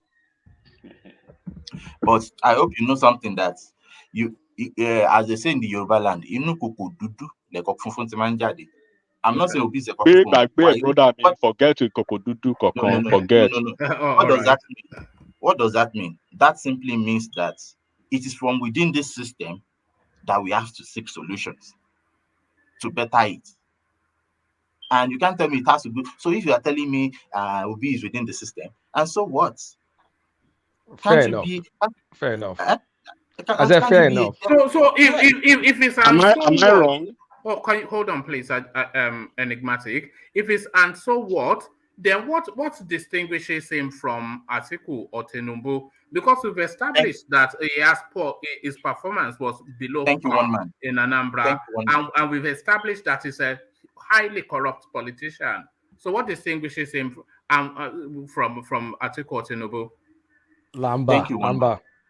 Woman, there is no image whatsoever that people. He just know how to lie better. And he has hold on. That question was to Emilio. Gullible so followers. Sorry, gentlemen. Gullible. Sorry, that question was to Emilio. Emilio, yeah, to you. Thank you, one man. Look, what distinguishes him from others, Tinubu and Atiku, is that he has communicated well with someone like me. No, that is it. And in that regard, he has also shown, he has demonstrated that he is not really someone who wants to go there because of his own personal ambitions. These other two persons that you mentioned, they have categorically stated that it is their turn. That's what they have just done. And we don't need somebody that believes it is his turn to get to this same podium again. We can't afford to make that kind of a mistake. We need somebody that can be answerable to us as a person, that can appreciate the weight of the populace behind him. But do you think Tinubu will appreciate the weight of the populace behind him? Do you think Atiku will appreciate the way these people will play the game like the cabals that they are? Tinubu plays the game like a cabal. Atiku plays the game like a cabal. Do you know, Emilio, do you know what a snake oil salesman means? A snake oil salesman. Oh man, listen. See, I have extensively considered your bias about Peter, but I want to say oh my God. Let me say this, brother. Let me say this. One man. I'm about to be flawed. Please, I wouldn't appreciate that we should make it look like we were like they are against Peter Obi. It's not a matter of somebody. It is a matter of. It's go and verify now. Is it not go and verify? No, I'm trying to Peter make needs it to be right? criticized. Yes, but the thing is that the energy should also be this same energy should be expended on other candidates who we believe are also they are like the great. All right. Let's Sledge have that interjection. Yes, Sledge, you wanted to say. Yes, Sledge. You said something about establish that he is the most corrupt and also establish that he performed below par. I'll tell you this. There is no establishment whatsoever in all the both print and media in Nigeria that Peter Obi performed below par. Actually, he was one of the best governors in his own era. I'll say this. What? The minister... What? Hold on. Just relax. Let's not do biapalo politics. Just hold on. Minister of Finance in Nigeria, in a row, 3 years, Okonjo Iweala, go and verify, please, that Peter Obi was the most responsible, fiscal means money, FISC. Yeah, we know what it means. Fiscal responsible governor in Nigeria because of the way he handles finances in Anambra State. 3 years in a row. So that can already eliminate what you talk about corrupt. And Peter Obi, of all the governors in his own era, how many of them were investigated by EFCC? Peter Obi was never summoned for once. That does not mean he did not steal. Peter Obi is with the EFCC now. What do you mean? When after his tenure as a Peter governor, Obi was referred to the EFCC under. Hold on, because what you have said there is a factual inexactitude. It's a factual inexactitude. Peter Obi was referred to the EFCC when 250 million naira was found on his premises in Apapa when he was governor in Anambra State. Peter Obi was also referred to the EFCC when the space broke, that when he was governor of Anambra State, he had a shadow account, a proxy set up in a money laundering haven in the British Virgin Islands, which he hid under his daughter's name, and Alexandra. Peter B was also with the EFCC then. Peter B also is under the Dasuki narrative of the 2 billion arms money that went missing with Dasuki. He was one of the people that was in that sharing of that money. Okay. So there's another one. EFCC also searched his apartment for some money, but they didn't find anything though. But just to show you, like, there's no smoke without fire. Yeah, so let me tell you. And one man, this is why we query this Peter Obi, because of all this. You know, this is a Nigerian politician, and you are trying to print him. Nobody's trying provide him like present him like. This is what you guys are doing now. Yeah, this is why the last guy that spoke. The last guy. It's you that you are taking it as if somebody is printing it like that. People have said he's not insane. What do you want people to say again? But when we know his antecedents as governor, when we try to let you understand that, then what you guys want to say is we are tribalist. How does that equal? How does it make any sense? I have never seen a snake oil seller that became a chairman of a bank. Peter Obi at the age of 20. He became a chairman. He said it himself. How he became a chairman of the bank. So you can go and verify. One man, can other people contribute, please? Yes, everybody can contribute. Is that let's go? So yes, I've been here for good 3 hours. No, you can interject. So because I'm calling people. People say I should be calling people in a row. So that's what I'm trying to do now. Yes, I have been there even before Emiloko. I have been there since. All right. Apologies. I'll come to you after Emiloko, but let me share this for the benefit of. Hold on. And by the way, I don't do it in order. I do it in how the conversation flows. But I want to share this with Sledge. This is just off the back of just I could share you 10,000, but let me share you this one. This is from the Vanguard, which we all know is a reputable newspaper in Nigeria. So I hope you are looking at your screen. This is from July the 4th, 2009. So alleged 250 Anambra money, police launch a fresh investigation. Contrary to the speculations that the case of recent recovery of a whopping sum of 250 million naira in cash. So it's on the screen. Let me even make it bigger so that you can all see it. Let me just bring it back a bit because this. Hold on. So just to show you the date, so I'll highlight the date. So this is not anything contemporary. So it's not anything to do with this politics. This was in 2009, as you can see me highlighted there. So you read along. Contrary to speculations that the case of recent recovery of a whopping sum of 250 million naira in cash in a private office of Governor Peter Obi of Anambra State in Apapa, Lagos, by eagle-eyed policemen in Lagos has been rested. Indications emerged over the week that police authorities in Abuja have commenced thorough investigation into the matter. This is just as untold details of the circumstances that led to the strange discovery and the role played by all the parties involved, including the police, were unfolded by reliable police sources at the force headquarters in Abuja.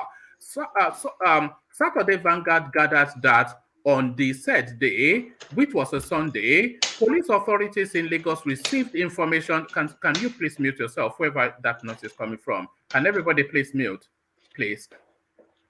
We're still hearing the noise, so whoever is not muted, please. It's just, it affects the... Saturday Vanguard gathered that on the said day, which was Sunday, police authorities in Lagos received information from one of the aides to Governor Obi that a huge sum of money was being conveyed to the governor's private company at Aerodrome Road in Apapa, Lagos. Based on this, Lagos State Police Commissioner, Marvel, I won't attempt his last name, led some of his officers, including the area commander in Apapa, and they stormed the company. Police sources said on getting to the scene, they saw exotic jeeps that transported the money, which was arranged in suitcases inside the premises. The police reportedly instructed one of the aides to the governor, who was seen there, to inform the governor of their intention to inspect the vehicle. At this juncture, according to reports, the governor instructed his aides not to open the vehicle until he comes to Lagos.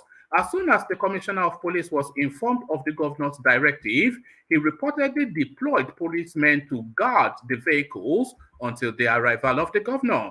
That Sunday at about 2:30 p.m., both the commissioner of police and Governor Obi arrived at the scene with their entourage, and the police commissioner insisted that the vehicles must be thoroughly searched in the presence of everybody because the information received was a case of arms and ammunition being stockpiled for the 2010 election in Anambra State. Governor Obi, who was reportedly not comfortable with the commissioner's directive, was said to have capitulated by directing his aides to open the vehicle, and this led to the discovery of the whopping sum of 250 million naira.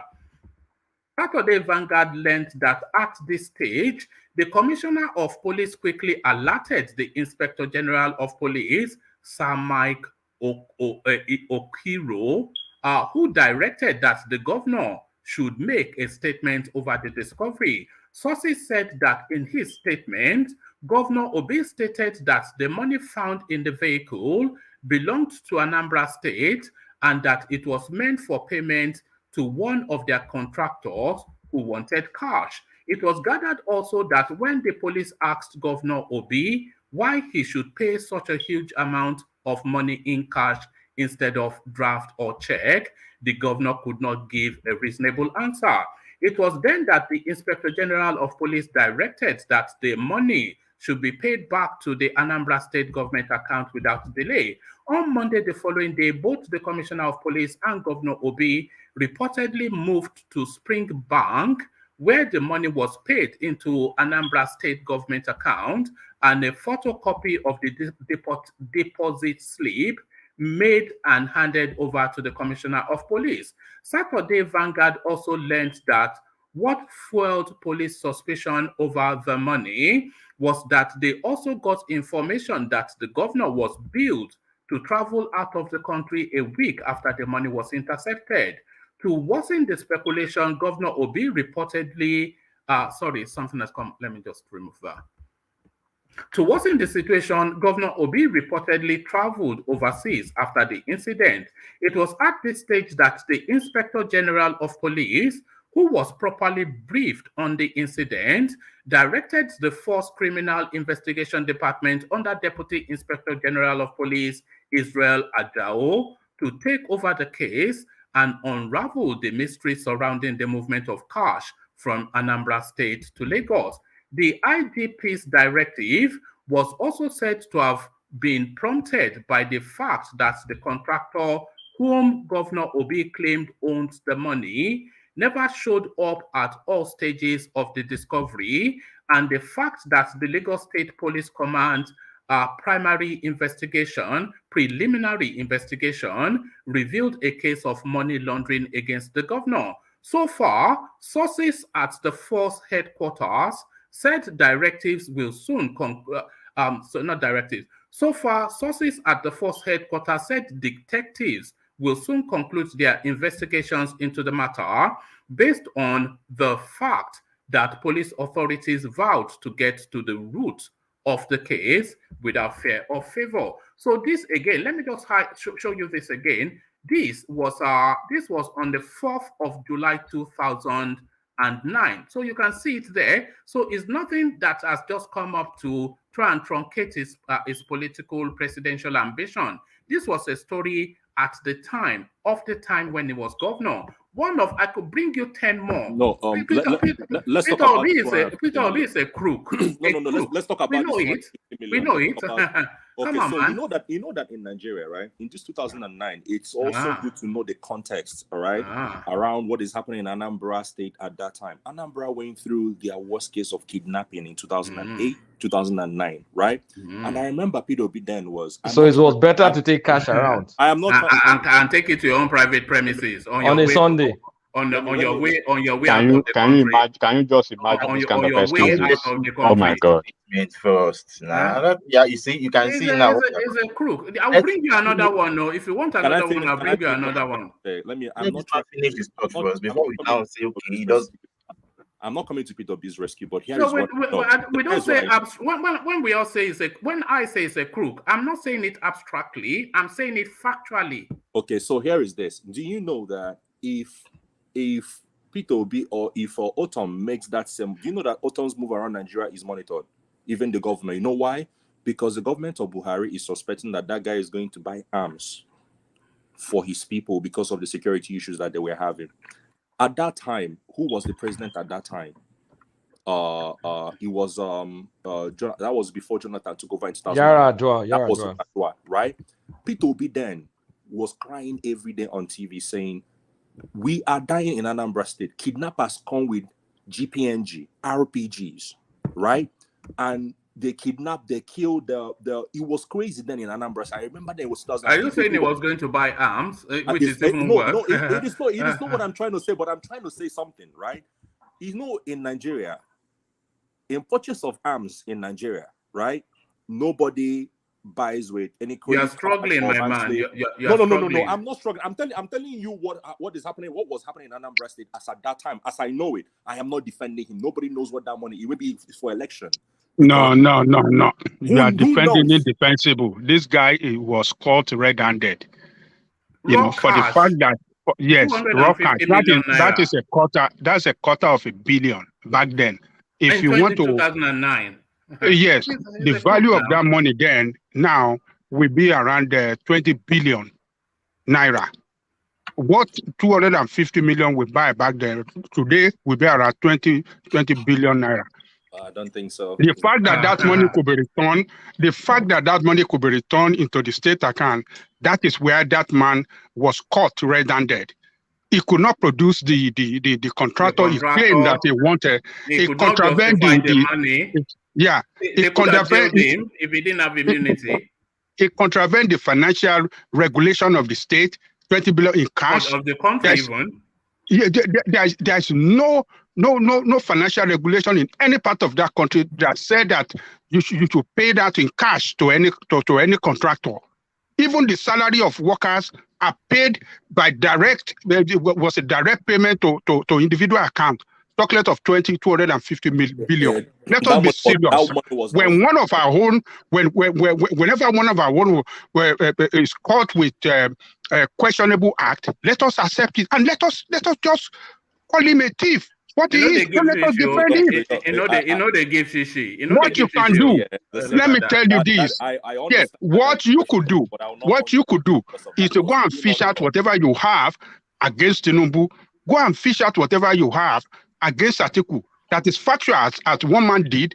Reading this article to you, go and bring out something against them, so we can discuss it here as well.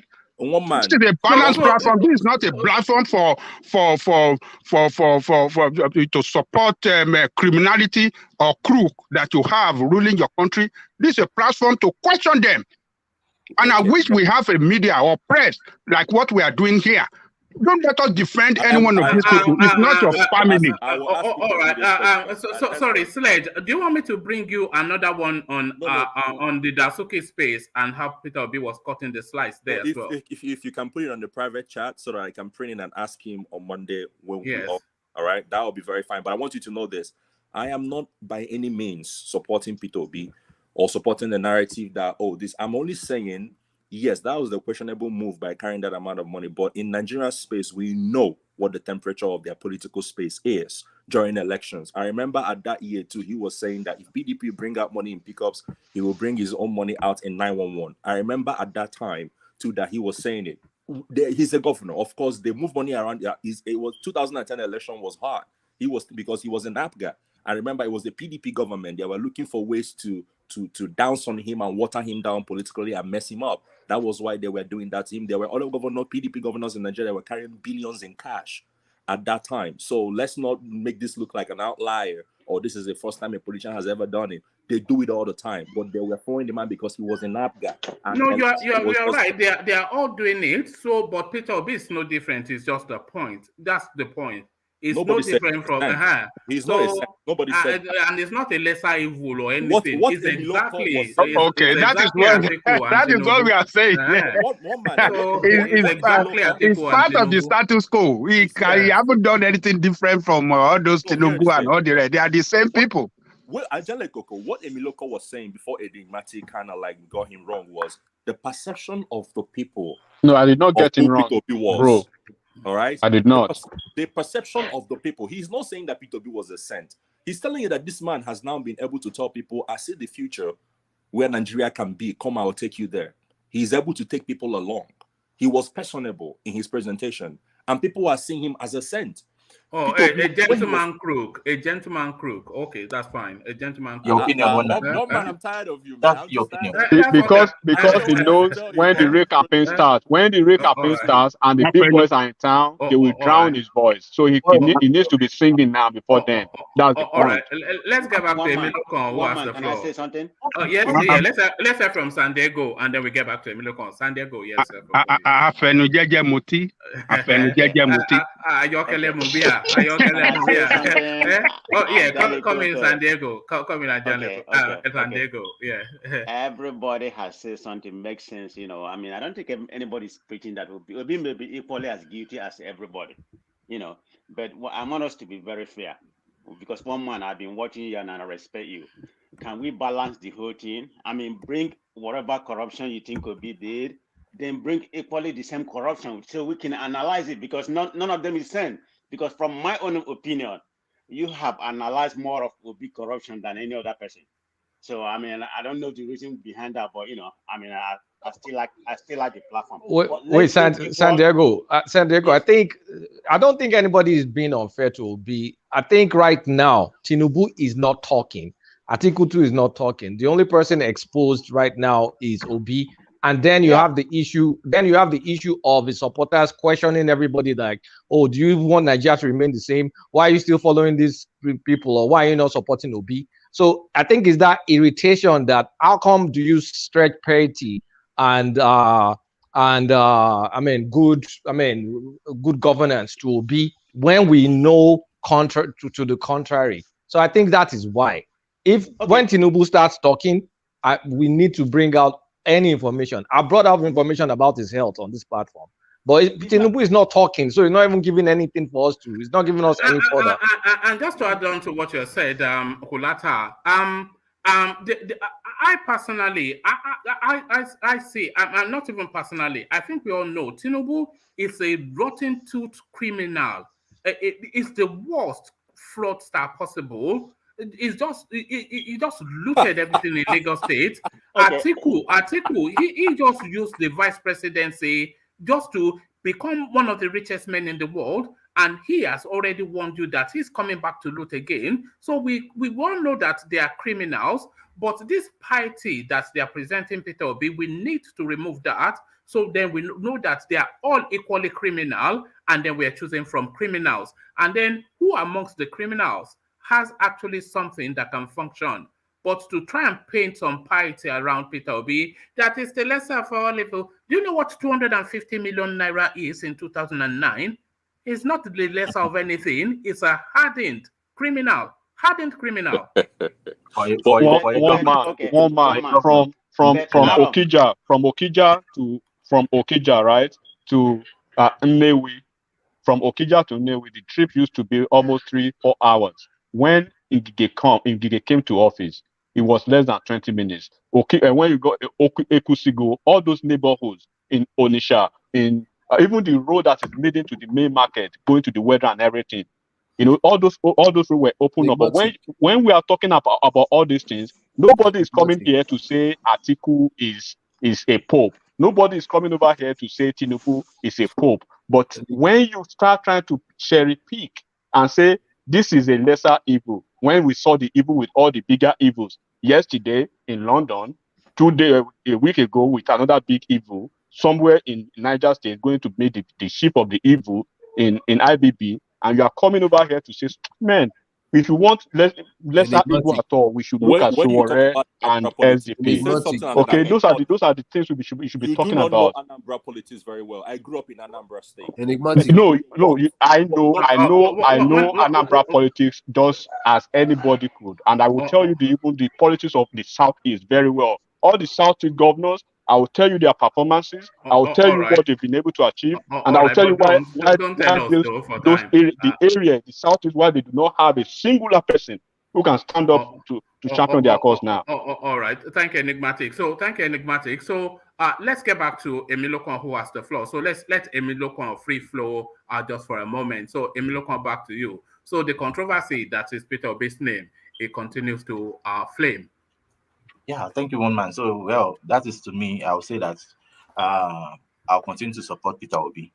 You get the point, because I think he's not a saint, as I've always said. And I'm not saying that he can solve our problems completely. But the thing is that if he can get in, it shows that the people, the majority, one way or the other, want a change, and power rests upon them. They can now at least confidently say, we vote, and whoever gets in, so far we vote, we can as well vote somebody else again. And they begin to become aware of that power that they have. That is it. But in terms of I'm talking about Tinubu and why is it I don't want to, I'm not saying Tinubu, look, Tinubu could have also been a fantastic president. But the thing is that there are a lot of things, especially his health and his mental capacity as at this time. That is a risk, especially if when you're leaving a Buhari system into that kind of a system, then that means that we don't even know what we are doing. That is the meaning. You know, very much that's Tinubu space. A lot of people look at Tinubu still on past glories because they look at Tinubu of the days when he was in full pump and he straddled like a colossus. Yeah. But the Tinubu that we have been seeing now, he cannot even seem to be in charge of himself, never mind being in charge of a country. There's the risk. Look, Tinubu is fantastic. Of course, as you have said, none is in Satan. He was fantastic, past tense. Yeah, that's the thing, though. But we don't know. The Tinubu of now is, I don't know. What chance? Tinubu of now is a sick man. Exactly. Look, and we know most of the time want to praise his capacity to bring in people of intellect who can also champion their own causes and do fantastically well. And of course, we point to Fashola, we point to Ambode and things like that. But we also need to understand this is a Nigerian space that is a bigger space. And for somebody, we need somebody who is, look, these are the things why I personally associate with Peter Obi, because one way or the other, he is articulate enough to even know our problems. He's articulate enough to say, okay, this is the way we can go. Of course, somebody might want to say, what about... Oh, wait. He doesn't talk about the solutions to our problem. He talks about our problems, then he jumps to statistics in Vietnam and China. And made up statistics, by the way. Made up statistics. No problem. No problem with that. To get the to solve our problems, even you, Kolata, you can solve our problems. Do you think our problems are difficult to solve? Except for the fact that they are intentionally kept there so that we can continue to live in this mess. That is it. That is it. And our solutions are they at fetched? Are they at fetched? The answer is no. They are easy. There is a common sense to every problem, and that is what he has done. For example, he took a step. He said he went to Egypt, for example. Why did he pick Egypt for crying out loud? He said because he saw that in the last 10-15 years that Egypt was able to electrify their whole country within 5 years, which has never been done in the past. And so something must be right. They must be doing something that is different this time around. And he went. That wasn't why he went to Egypt. He went to Egypt for comparative analysis, because Egypt because Egypt was almost like an equal sort of size and economy with the Nigerian space. So he needed that basis of comparison. So it was a comparative analysis. To do what? Is it to solve his own personal problem? No, or no, to, no, no. One man, actually, that is wrong. He went to Egypt. Why? He went to Egypt for a There was a general conference. conference over There there. was a Then he conference used there. he said that one. The other one is just an Enigmatic, why are offshoot you of guys that. telling lies? This is lie. No, you can go and check it. This is not Why are lie. you Go telling and lies? This is verify. pure lie. Go and All right. verify. All Go right. and This is verify pure this. lie. This is pure He lie. went for Telling a lies. conference. all Then right. that thing is just a decoy.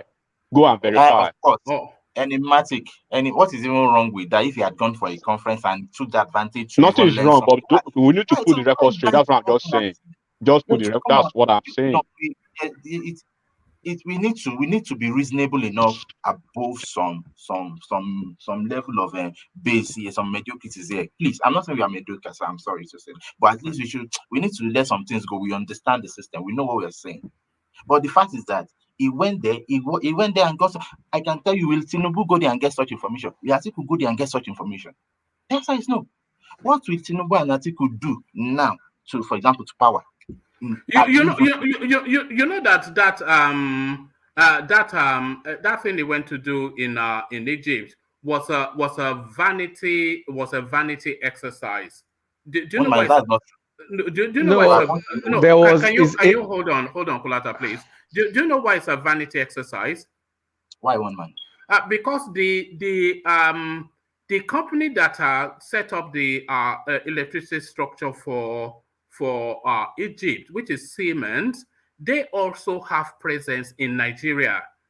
Do you understand? They have presence in Nigeria, and they know the topography, they know the demands, and they know what the requirements of what will get Nigeria to where it should be.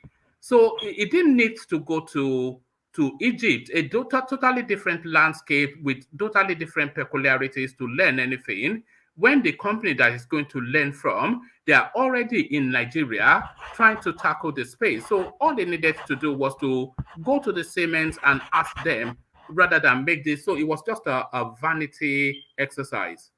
One man, you make me laugh with that. I'm sorry, but that is not just fair enough in judging that. There was an AGM of Afrexim Bank happening in that time space. Let's leave that one because I posted it in the private chat. We've established that even if it was there for whatever reason, it's still but carry on, Emilokon. Okay, thank you. So even the same companies, for example, multinational companies, you see one in Nigeria, you see one in the US, you see one in, you know that they run on different standards, one way or the other. Because the Nigerian space is a different space. That is it. And there are some efficiencies in other places that you just get to Nigeria and you ask yourself, what is the problem here? What is happening? Funny thing is that you'll not be able to see the problem, but you know there's a problem. Why? Because within the system is problem itself. And he has gone there and look, there's nothing wrong in just, okay, I want to know this. And then he talked to the company, okay, what is different here? Do you think it's the same people working in the Siemens Nigeria, the same people in Siemens Egypt? Look, these are different ideologies. You can't compare the same companies together, even though they share the same name, even though they are the same name. They are different ideologies. So, and if he believes, okay, I need to question this, we can't fault that, for crying out loud. It was a vanity exercise. It is never a vanity exercise, woman. No. Look, for example, if you say it's a vanity exercise now, you have a president that knows what he's doing, and you can't just use talk and bamboozle him like the way you bamboozle Buhari here. And you say, that rice is now flooding the whole Nigeria, and we now export rice where the average man is buying rice for 30,000 naira. You see, look, because when you have somebody who doesn't know what he's doing on the post, a lot of issues will just go, and there will be this trash, this dirt in the system. But when you have someone who knows what he's doing, at least, who can question, who can query, and who can understand.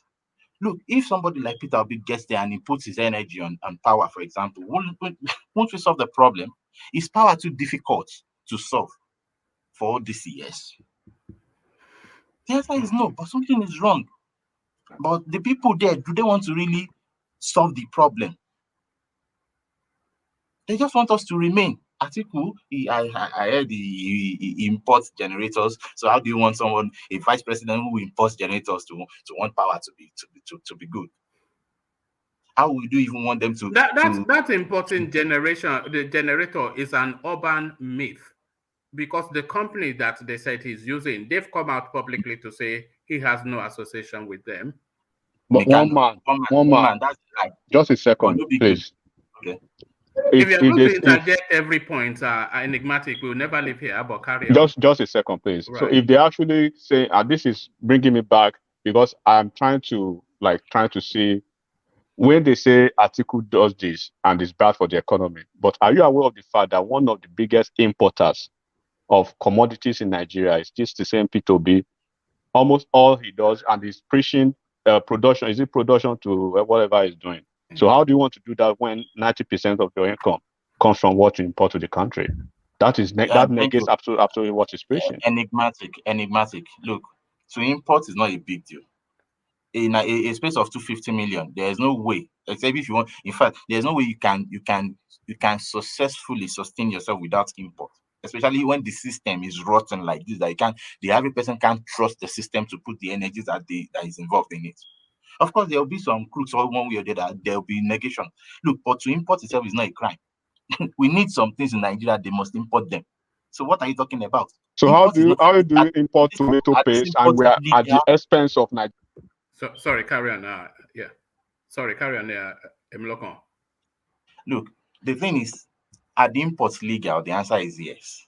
Are they what we need? The answer is yes. Fine. I don't want to go with that judgment, but the thing is that we shouldn't make anything out of it. But the question is, if those who are in power, Atiku has been in power since 1999. He was the chairman of the FECs for the economic forum that could have tackled this problem head on. He had the opportunity to solve our problem, at least to push us forward. It was under their government that $16 billion was spent, and nothing. We can't even point to anything about power in Nigeria. So you can, and yet that same person, there's this sub-WOES underneath that says that he owns the Mecano company that imports generators and what? Even if you say he is not the one, they've come out boldly to say that is not true. But the fact is that there is an element of truth in those things, and we all know. Except he just there's an element of truth, even when the company said it's nothing to do with it. But if we say now that Obi was part of PDP that destroyed that country, you won't want to believe that. You want to agree with us. Was it not part of PDP? You can't say Obi. Not only that, he volunteered to be Atiku's vice president. So everything you just said, you just condemned Obi because all this crime you just gave on Atiku. Thank you, Kulata. It reflects on Obi. I don't know why you guys don't get it. It's simple. Come on, guys. All right. Round of your thoughts, Emilokon, for reasons of time. Then I want to go on to Let's Go, who is getting impatient. But round of your thoughts, and then I'll go on to Let's Go. Okay. So my thought is this: if you vote for the person that you believe in, no big deal. Just make sure that you vote and encourage your people to vote. But I believe that for us to move forward, the people must be aware of the power that they have. And if the people believe that Obi is the way forward now, it might be tomorrow, it might be sure. But the thing is that this generation that is coming up, and they are the owners of this nation, because the higher population of voters in this nation are the same generation of people. And if they believe this is the way forward, there's nothing you can say about it. They will push it. Fine. Maybe if you like, there might be corruptions here and there, and to make Tinubu win, no problem. It's none of my business. But the thing is that the people must be aware enough and fight for their rights. And they must go to the want. And that is it. All right, brilliant. Well put. So brilliant, well put. So thank you, Enigmatic. Stay with us. So let me acknowledge Buchi Okafor's super chat before I go on to Let's Go. So it says, Emilokon well said, 2023 will shock them. Obedient. So that's certainly somebody that concurs with your assertions. So thank you for the super chat, Buchi. So we go on. We go on. And by the way, to the person saying that they're going to be meeting Peter Obi, The other question, I haven't asked him the question on why he looted 250 million from Anambra State. Also ask him if he has a factory anywhere in Nigeria. Does he have a factory anywhere in Nigeria? Because of course we have to move from consumption to production. So does he have a factory anywhere in Nigeria? So that's another question to put to him as we hear from Let's Go. So Let's Go, you're up next. And we take you to the space then of Kwankwaso, revealing the reason why he refused to be Peter Obi's deputy for reasons that the North was not in the mood for a Southern president. The arrogance of it, let's go. Yeah, thank you, woman. Thank you for this opportunity, and thank you, the panelists, and thank you those that are watching, and thank you those in the comment section. Please share and like this program so that others can listen to Nigerians. Thank you. Yes, so I will first of all thank Miliokon for this, for your opinion. I have been listening, I have been reading the chat, the live chat, and upon all everybody that has spoken so far, you are the one that are really standing firm and be truthful to your word. So thank you so much, and have the courage to do more. God bless you. So back to you, one man. One man, I've been listening to. I've been reading the live chat, and I will tell you, in a chat, somebody in this chat, his name is Anna Abdul Momi. He said that Obi is obituary. So no, we have banned that guy severally. That's Adanle Koko's friend. Yeah, I have not finished. When people in different parts of the world listen and watch this message, and they are reading this kind of comments, to a man who has not done anything wrong to anybody, and somebody is saying that a man like him, or maybe her, is obituary, I think it's condemnable and it's not good. No, that's a metaphor. That's a pun. That's a pun. P-U-N, play on words. That's a pun. Yes. So that is not good, because we are trying to educate our people, and we are trying to get sanitized in any platform. So thank you so much. So back to Kwankwaso and Kwankwasea. The point is that there is no way in Nigeria that after Buhari 8 years, another Northerner will rule Nigeria again. For me, for my own opinion, it's not acceptable. So for Kwankwaso to came out and say that it is because of what the Northerners has decided that he can be vice. So that sent a message to you, to me, and every other person, irrespective of whether you are from Southeast, or whether you are from South, or whether you are from the Southwest. So that means these Northerners does not want to leave power. They want to hold power. And they have been holding this power. And they are the one living in abject poverty. All our resources is going to the north. And today, nothing is still there. So for him, before, people talked that Kwankwaso is making Labour Party, making Obi popular. But when Obi withdrew, today, nobody is hearing about Kwankwasea. And I'm telling you, Kwankwasea will end up working for either Atiku or Tinubu, because he has no space in Nigerian political space today. And he is regretting his decision, but for what he has in his mind, that they cannot be vice for any other part of the country, except any other part of the country to be vice to them. That is wrong. And the Nigerian political system is gradually changing. If everybody pay attention and see the way things are going, you will find out that things are beginning to change, and it will continue to change until we get it right. All right, brilliant. Well put. So you were talking about possibly where Kwankwaso might defect to, but speculate no longer about the journey of Shekarau. Atiku will welcome Shekarau back to PDP on Sunday, says Kano party chair. So one of the heavyweights, one of the grandees of the Kano state politics, Shekarau, he's now packing his support with Atiku Abubakar. Is this a boon for Atiku, and is this the revitalization that his campaign needed? Yes, I think Atiku will welcome Shekarau back because Atiku need him. Atiku need these people to get vote from Kano. Atiku need them for him to be more stronger. But the truth of the matter is this: the way Atiku emerged as the presidential flag bearer, make it hard for PDP to win an election, especially the presidential election in Nigeria today. This is a party up to today, they cannot even resolve an internal problem. So how come are they going to resolve now our problem? That is difficult, So Shekarau coming to meet Atiku, it is all about arrangement of the North. They're trying to boost Atiku.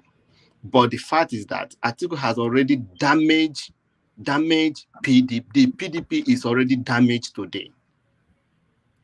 The PDP in Nigeria is already damaged. And why the PDP damaged is that these are people that, believe me, if had it been Atiku lost a PDP primary convention, he will be in Dubai now, or he will be in another party to be the presidential flag bearer, because that is what he did. When he lost in 2015, he moved to Dubai, giving Wike power to nurture the party. And after Wike nurtured the party, you just fly to Nigeria and hijack the presidential candidate. So when you look at the way things are going, it will be difficult. And when you look at the demand of Wike, it's difficult. Wike put demand that it's going to be hard for PDP to let it go. So I'm not seeing PDP winning this election. I'm not. Who do you say winning the election? Let's go. Yes. Coming to 2023 election, it's a very difficult one. It is very, very difficult one. And one man I have been, like today I have been listening to your show, listening to different opinions, listening to different comments, reading all the live chat, because if you watch me, I have not said anything. I pay attention on what people say. I pay attention on what people, wrote. What I find out is that I will say this: why hate? Why the hate? Okay, let's do it this way. If we South, sorry, what hate? What hate? Yes, because all the conversation so far is categorically saying that Nigeria don't want these Southeasterners to rule the country. Who said that? No, from the conversation here in this platform this evening, because from the comment section... I thought we were discussing Peter Obi, not the Southeasterners. Because Peter Obi is also Southeasterners. There is an individual. Yes, in this place, there have been an opinion of IPOB. There have been an opinion of Peter Obi is a Southeast project. Does Peter Obi want to be president of Southeast or president of Nigeria? No. Somebody in this. Do we not have a right to question him or question his past that looks shady to us? Hello. Can you hold on? This is my own time. Allow me, okay? Is this your first time of coming to this platform? No, but okay. But allow me. No, yes. I'm not holding you. Okay. So I just interject to ask some question, and you just answer it and move on. Okay. Ask me your question. And that's what I said. I said, because you are saying that you have observed the way some people are talking about Obi as if it is a tribal, they are injecting tribal sentiment into it. Why does Nigeria doesn't want Igbo to rule, and we are expressing it in this platform? And I'm asking you that, is Obi contesting to be president of Igbo or president of Nigeria. So if your answer is that is contesting to be president of Nigeria, do we not have right to question what he has done wrong in the past as Nigerian? Yes. Yes, everybody here have the equal right. And why can you describe that as tribal or as we don't like Igbo to be president? Yes, because one man. Because I'm a Yoruba man, right? No, I am a Yoruba man too. Okay. How does it sound to you that we don't want Igbo? I mean, we are anti-Igbo. Hold on, please. The topic for today, one man, if you can remind us the topic for today. And when the first speaker make his statement, second speaker make his statement, third speaker make it, from the fourth speaker going down. Now we're only talking about Obi. That seems to be what happens, you know. We always land on Peter Obi, even when the topic is not Peter Obi. Yes, and now nobody is talking about Tinubu. All this research, all this fact, all this misinformation that is coming in now is only coming for Peter Obi. Nobody is talking about other candidates. All right. So that is why I'm telling you, I'm not the only one listening, but I'm telling you the fact. So when people listen to this program, a lot of people shared your platform, right? And what we are trying to do, we are trying to get Nigerians on board to look into the fact. How many days ago they did MBA national conference? So we are not paying attention to what these candidates are giving to us. That is what is the main important thing we should be taking, because this is the way we took Buhari for granted. And today, Buhari turned Nigeria from top to the bottom. And every Nigerian knows the truth. We have to work together. We have to work collective effort. If Nigeria is good today, the next generation coming. Wait, is working together supporting Peter Obi? Because I don't get, you guys make a lot of leaps. No. Why I said that we should pay attention, okay? When Atiku make his statement in the national conference, right? So sorry, in MBA. Everybody here know what Atiku said. When Shetima make his statement, everybody know what Shetima said. When Peter Obi make his statement, everyone know what Peter Obi said. But look at what Shetima said. Shetima said that he will be handling security issue in Nigeria. Why the president Asiwaju Tinubu, by God's grace, if he come, will handle our economy. So when you look at that statement, you will know that the GCFR of a country, not whoever that will be the vice president, right, is in charge of a country. Well, here we are. We have a vice candidate coming into the space that are telling us that he will be the GCFR to handle our security. Why did he say that? What justification did he give to that statement? Yeah, that is what he said. Yeah, what justification did he give to that statement? Yeah, he said, I believe you have that video. If you have that video, you can play it here for everybody to hear what Shetima said. Shetima said, I will be in charge of security. Yes. I will be there. That's what Shetima. Yeah, but Shetima, how did he justify that statement? How did he justify saying that?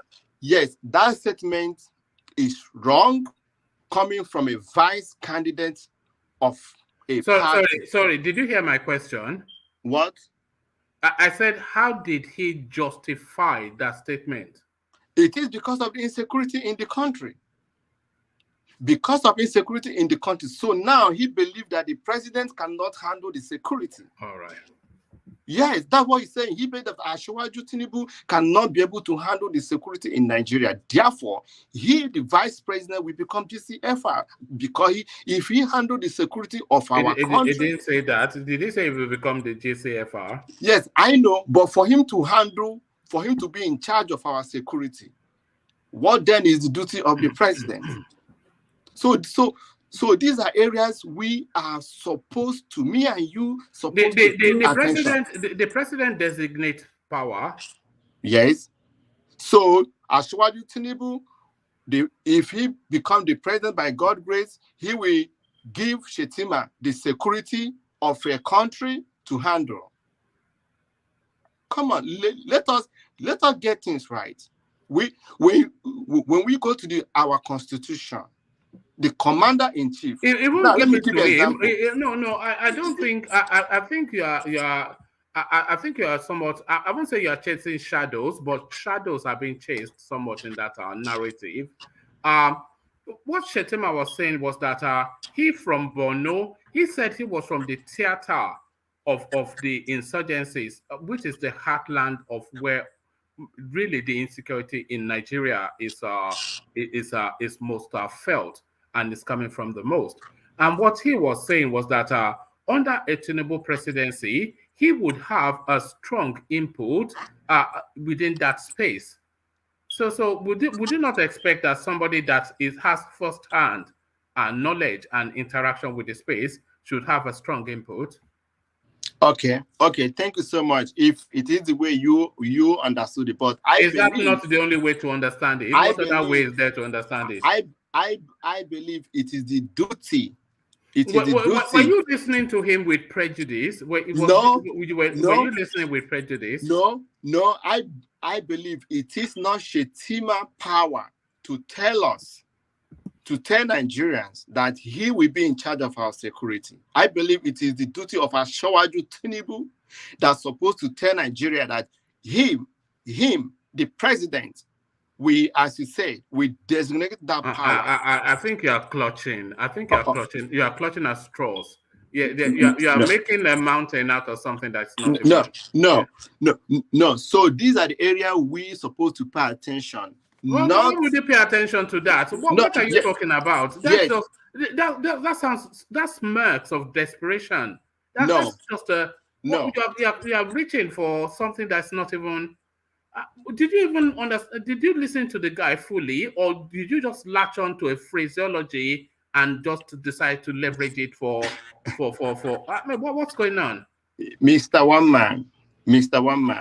So let us leave it apart. So the next subtopic in this platform today is all about European people, how they are, mislead Africa. All right, let's leave it because we have go to that space. I think that's a safe ground. Yeah, go to that space. Yes. So I don't understand why today we are still blaming Europeans as our problem. A Nigeria, a country that we have our constitution, we govern ourselves, we conduct our election, we do everything, right?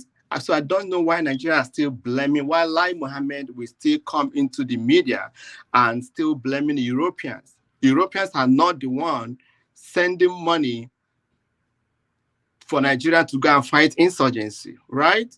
Europeans are not the one making our budget. Europeans are not the one looting our money. They are not the ones. Even though if they have corrupted Nigeria in the past, Nigeria have the power to rewrite that part. So what Lai Mohammed said is not true.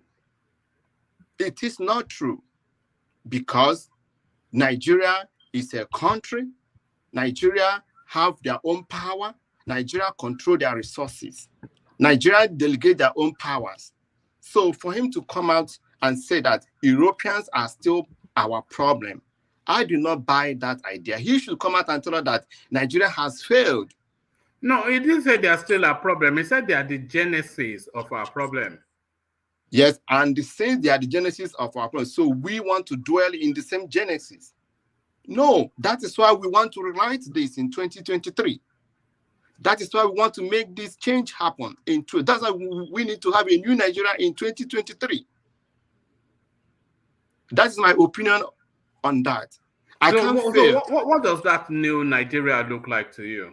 Yes, a new Nigerian is a Nigerian where me and one man and everybody here are living in Nigeria. Everybody here are part of the solution. Everybody here will put their hands down and move the country forward. Okay? A new Nigeria is a Nigeria where when we see something that is east, we believe that this is X. When we see something that is wrong, we believe that this is wrong. A Nigeria where we can hold people that are ruling us accountable. A Nigeria where our money will be missing, we trace our money. A Nigeria where we can speak to our president will listen to us. A Nigeria where the president can come and how do and we address get the there? country. How do we get to that? How do we get Yes. that? How do we Yes. get that, Nigeria? We will get that by one. Everybody have to remove emotions. Everybody have to remove sentiment. Everybody have to remove religion. Everybody have to remove tribal and do what is right. So if we remove all of that, then what will that give us? Where will we arrive at if we remove everything you said to remove?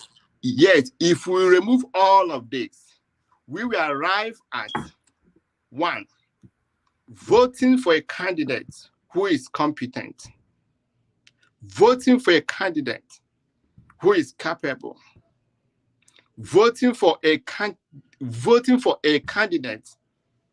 who will stand and talk to us, who will stand and make changes. That is where we are going to arrive. That is where we are going to arrive. We are not going to be a country where every 4 years the cabal that looted our money will come back and share us and buy our vote with 10,000, 20,000 in a primary election, pay delegates to get into power. We don't need it again. And that is why Nigerians are failing. That is why they are fighting so hard. If Nigeria changed their constitution today and said, there will be no money again for people who are going to be in power, I beg you, none of all these people lying today will be contesting. That is the true Nigerians. So that is what we should be fighting for. Look at what happened. So the Nigeria you are fighting for, and you are recommending that we all fight for. None of the contestants in the presidential election will take us there.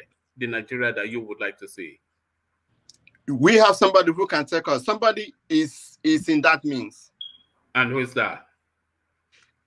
For you to know that we have somebody in that means is that upon all these candidates we have in Nigeria today, let me start from the governing power, the APC. We have APC as a governing power. I have listened to APC spokesman. I have listened to Keyamo. I have listened to Oshemole. I have listened to so many of them, right? And all what they are doing today, they are excluding Buhari government. They don't want to mention Buhari as part of this current APC that they want to give to Nigeria. Forgetting that Buhari is the one ruling us. Forgetting that they are APC. So you are campaigning for Asiwaju Tinubu, and you are telling us that we are not going to reference what Buhari has done to Nigeria. You are campaigning for your principle that you want us to just fold Buhari and put Buhari away. That is what they are doing today. So this is a country that Nigeria today is nowhere to. You can't mention Nigeria any place. Is it the cost of living? Is it the crisis we have? So by the way APC are doing, being the party in power, the party in Asrock, everything they have done is failed. And you want Nigerian to go the same way again? You want us to continue to But suffer? the only other solution, the only other direction is to PDP now, and look at what they did to Nigeria. Yeah, then now we come to PDP. For the last 16 years, for the PDP 16 years, for the PDP 16 years in Nigeria, it has been a disaster. For the last 16 years, PDP has been ruling Nigeria. Look at the way they have looted our money. Look at the way they have rendered Nigeria incompetent. So, PDP does not have a qualified candidate to rule Nigeria today. So, if you are saying we can't have PDP or APC, then what can we have? Okay, then now we have okay. I move to Labour Party. Let's go. Please let me just interject at this I juncture. move to Labour Party. Hold on, this is my time. When I finish, then you can ask whatever you want to ask. Carry on. When I finish, you can ask. Say I have carry been on. listening. Move to Labour Party. Carry on. Yeah. So now, when I don't move to start Labour with Party, one man stand. Don't start with one man stand. He's trying to put. Okay. No, hold on. Carry on. Move to Labour Party. Yeah, one man, as I said, I have been here listening for 4 hours. I don't interject and don't interrupt. It's all right. It's all right. You have the floor. Carry on. So now I move to Labour Party.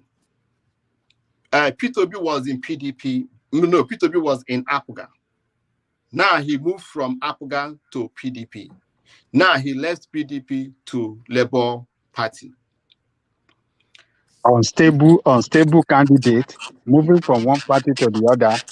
Sorry, carry on now. Let's go. Yeah, carry on. Let's go. He was changed from PDP. Okay, thank you so much. So now he's in Labour Party, and he has ruled Anambra for 8 years, if I'm not mistaken, 8 years. So, and now he's coming to rule Nigeria, right? And when you look at what he's bringing on the table, when you look at what is going on in Nigeria, one man, when I listened to you before, you said that P2B going to Egypt to go and learn about electricity is, I've forgotten how you put the statement. I think that is not, that is not right. Anybody can go and learn anything. Anybody can go and learn anything. So for P2B to come out and start telling Nigeria that we need to rewrite our history. We need to rewrite the way other people see us. We need to change Nigeria the way Nigeria is not working. Nobody can today boast that Nigeria is working. Nigeria is not working. All right. Let's go. You said APC and PDP that they've destroyed Nigeria and we have to go in a different direction. That's what you said. Yes. Okay. And you said APC ruled Nigeria for 16 years, and what we saw from that 16 years was what led us to where we are now. Yes. Okay. Can you divide 16 by 2? What do you get? If you divide 16 by 2, what do you get? That is 8. That's how long Peter Obi has been in the PDP. No, remember, he joined PDP in 2014. When he went to PDP, he has finished ruling Anambra State for 8 years before he moved to PDP. You said PDP destroyed the country for 16 years. 8 of those years, Peter Obi was part of the PDP. No. And now suddenly he's the solution. No, I disagree. Peter Obi was not in power. Peter Obi was not the president. Peter Obi was not the vice president. Peter Obi was not even the stakeholders. He was not. Why did they move to the party that destroyed the country? He was not. Okay, why did they move to the party that destroyed the country? No, the only thing I saw that maybe make P2B move to PDP is because the way Nigerians saw the southeastern people, those areas, the way Nigerians saw them, they only have one viable party. That is, what's the name of that party? APOGA. That is the only party they have as a very viable party. And Nigerian, body language and everything sends APOGA to be a southeastern party. So there is no way P2B will use APOGA as a party and contest for You national cannot even election call and APOGA win. Southeastern Party because APGA control only one state out of 5 states. Yes. Yeah, it's APGA, not Southeastern Party. PDP yes, is the Southeastern Party. yes. APGA, APGA control only Anambra State, and the P2B was in that party when he ruled Anambra for 8 years. All right. No. Because of time, I don't want us to go through that route. But I want you to stay with where we are in the conversation. You've now said that PDP destroyed the country for 16 years, and you're right to say that Obi was not in the party during that period. But Obi has been in the party since 2014 till a few months ago. But my question then is that. Was Peter Obi naive? Was he ambivalent to the? Was he naive to the knowledge that PDP is a corrupt party that damaged the Nigerian state when it joined when it joined in 2014? No. P2B was not naive, and I cannot tell you that P2B believe that PDP has destroyed Nigeria, because he went to the PDP for them to get it right. But because of this game that they are playing in that party, that is what the reason why he even left that party. That was the main reason. And he even said it, that you cannot be in so a he party. went to PDP to sanitize it. Is that what he did? He went to PDP. He went to PDP for PDP to move to the right direction, but so that he went to sanitize it. He went to sanitize PDP. Yes, that movement was not coming. Even when he left, he spent 8 years there. While he was in PDP, he was never the president. He was never the governor. Right?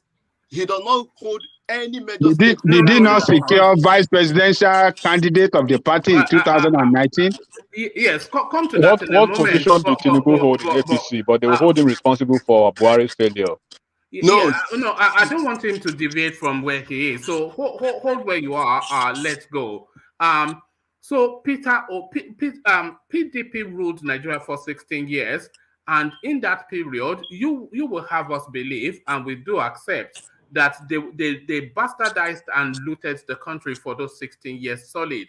They virtually destroyed the country, PDP, especially under the Goodluck Jonathan phase. So they did that for 16 years. So in 2014, now you know that, by the way, that PDP virtually destroyed the country. You know that, I know that, and we're assuming that Peter Obi knew that as well, that PDP was a corrupt party that was bad at administration. So why do you suspect that he joined that party then and spent 8 years there? Okay, thank you so much. PDP destroyed Nigeria for 16 years.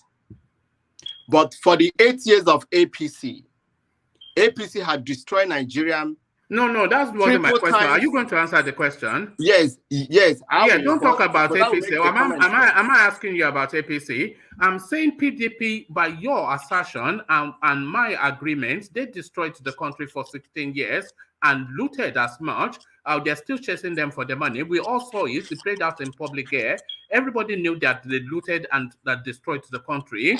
In 2014, Peter Obi joined that party and he went on to spend 8 years there. So are you saying he did not have the knowledge that PDP destroyed the country and they were a party of looters? Did he know that? So don't go to APC. Go to the question I'm asking you. No. Remember, you said we are discussing. Yes, but you want to deviate and you want to obfuscate and you want to pivot. Yes. So P2B moved to PDP in 2014. Yes. PDP lost election in 2015. Right. PDP lost election in 2015. Right. Good. Okay.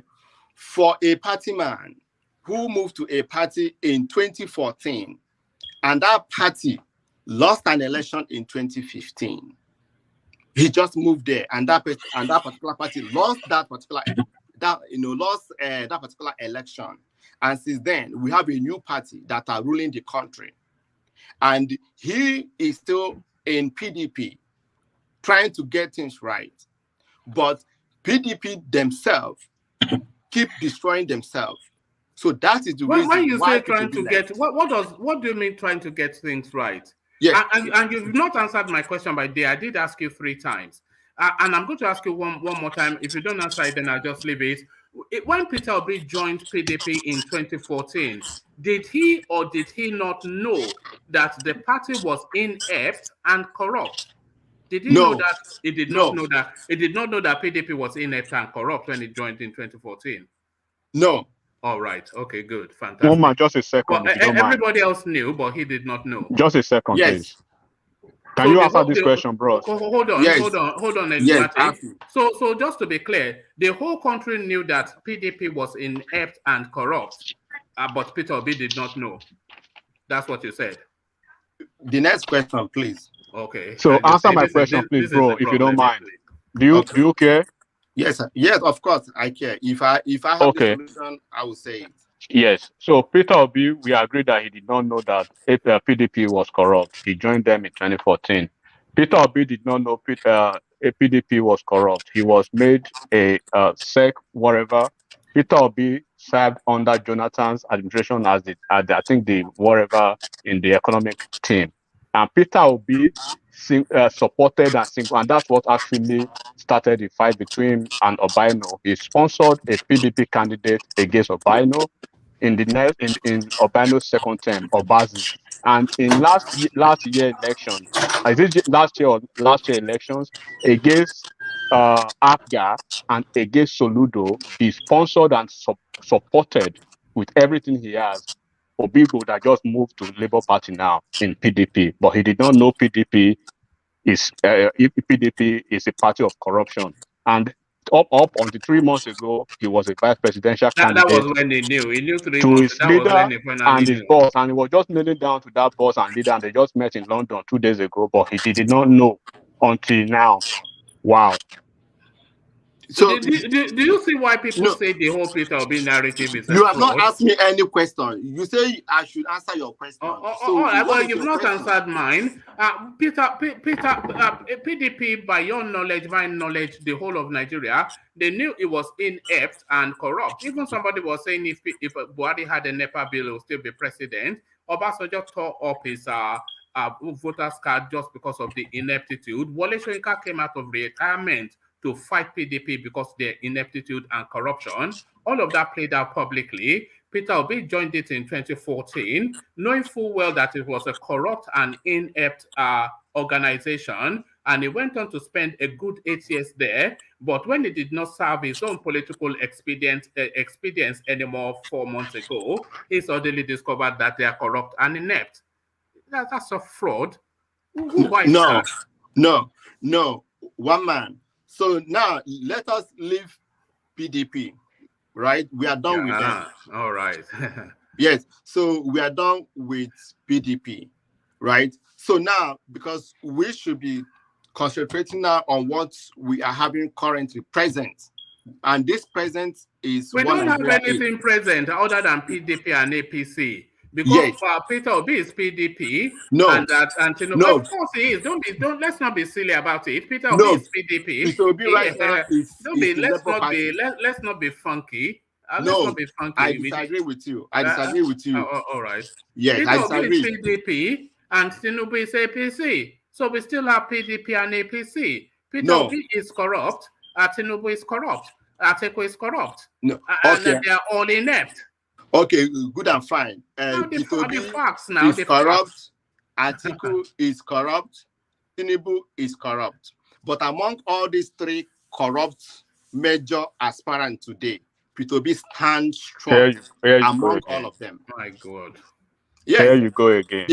Because I will tell you, okay, Peter Obi is corrupt. I agree. Atiku is corrupt. I agree. Tinubu is corrupt. I agree. Then among these 3 corrupt leaders today, Peter Obi stands firm among all of them.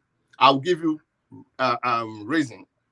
The reason is that Peter Obi, as a candidate, does not hide any of his identity. It's clear in the open air. Tinubu, as a candidate, hide every of his identity. He was hiding in his finances in British Jersey Island. That's what I'm saying. Okay, let me Peter ask Obi. you one question. Was he not? Let me ask you a question about him. Go on. Right? Let me ask you a question about him. Right? What is Tinubu real name? Well, as far as I know, it's Tinubu, unless you have a different name for him. Okay, good and fine. How old is he? Well, as far as I know, he's 70, unless He's 70? You've seen his birth certificate. Okay, good and fine. How does Tinubu make his money? From corruption. He's looting Lagos State, unless you know differently. Okay, thank you so much. So all these facts that you just gave me now, I believe is your facts. And this those are the facts. Tinubu celebrated his 70th just last year. He had a colloquium, or that's what they call it. I think Buhari was president. So that's what we know. And his name is Tinubu, which is the name that he presents. Also, unless you have facts to the contrary. Okay. And we know how he made his money. He looted Lagos State. Okay. Thank you so much. I believe that Nigerians are listening now. So that in 2023, people know who they're listening and who they don't. Now, Tinubu is 70 years old. I agree that he's 70 years old, right? And Tinubu made his money by looting Lagos State, right? So now, I will move to Atiku. Atiku was the former vice president of Nigeria, and he's in PDP, and he's contesting. So, the same question I asked you about Tinubu, I'll ask you about Atiku.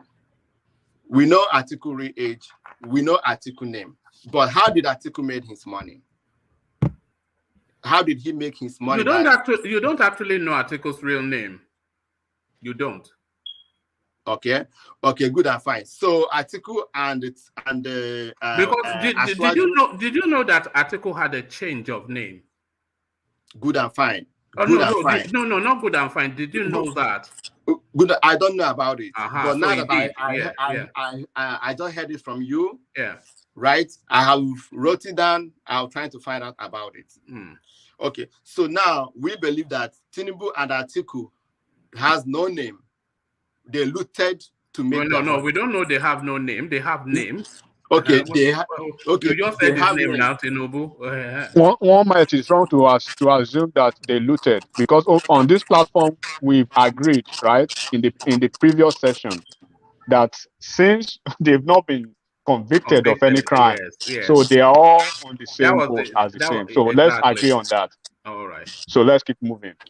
Okay. Since we agree that they have not been convicted, so they are innocent like me and you. So let's just leave it. And now let us talk about the characters of these candidates, these three candidates. When you talk about the character of these three candidates, now we have a candidate of the ruling party that governs Nigeria right now, APC. And then APC came, Ashwaji Tinubu came out and told me and you and other Nigerians that are listening, that are watching this, that it is his turn to rule Nigeria. It is his turn to rule a country of over 200 million people. We just give him Nigeria for him to rule.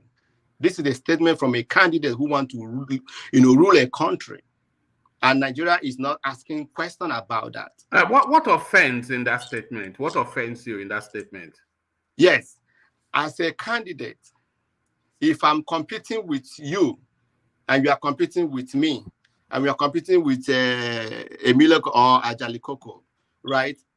I cannot come out and make a statement that, Mr. One Man, it is my turn to lead. What stops you from doing that? What stops you? Right? Okay. Now, what stops him from doing that is that he's an individual. Right. And he's a prospecting candidate. Right. Not yet a president. And you are telling Nigerians that it is your turn to rule all of us. Yes. So we have to ask you a question. Why do you say it is your turn to rule us? That question cannot be asked. Yeah, because his political and career trajectory has placed him in that last full step to the space. So what has he done? He has politicked himself to that space to feel that he can say that's what I'm asking you a question. What has he done? What has he done that put him in that space? Is it the structure that he said he has?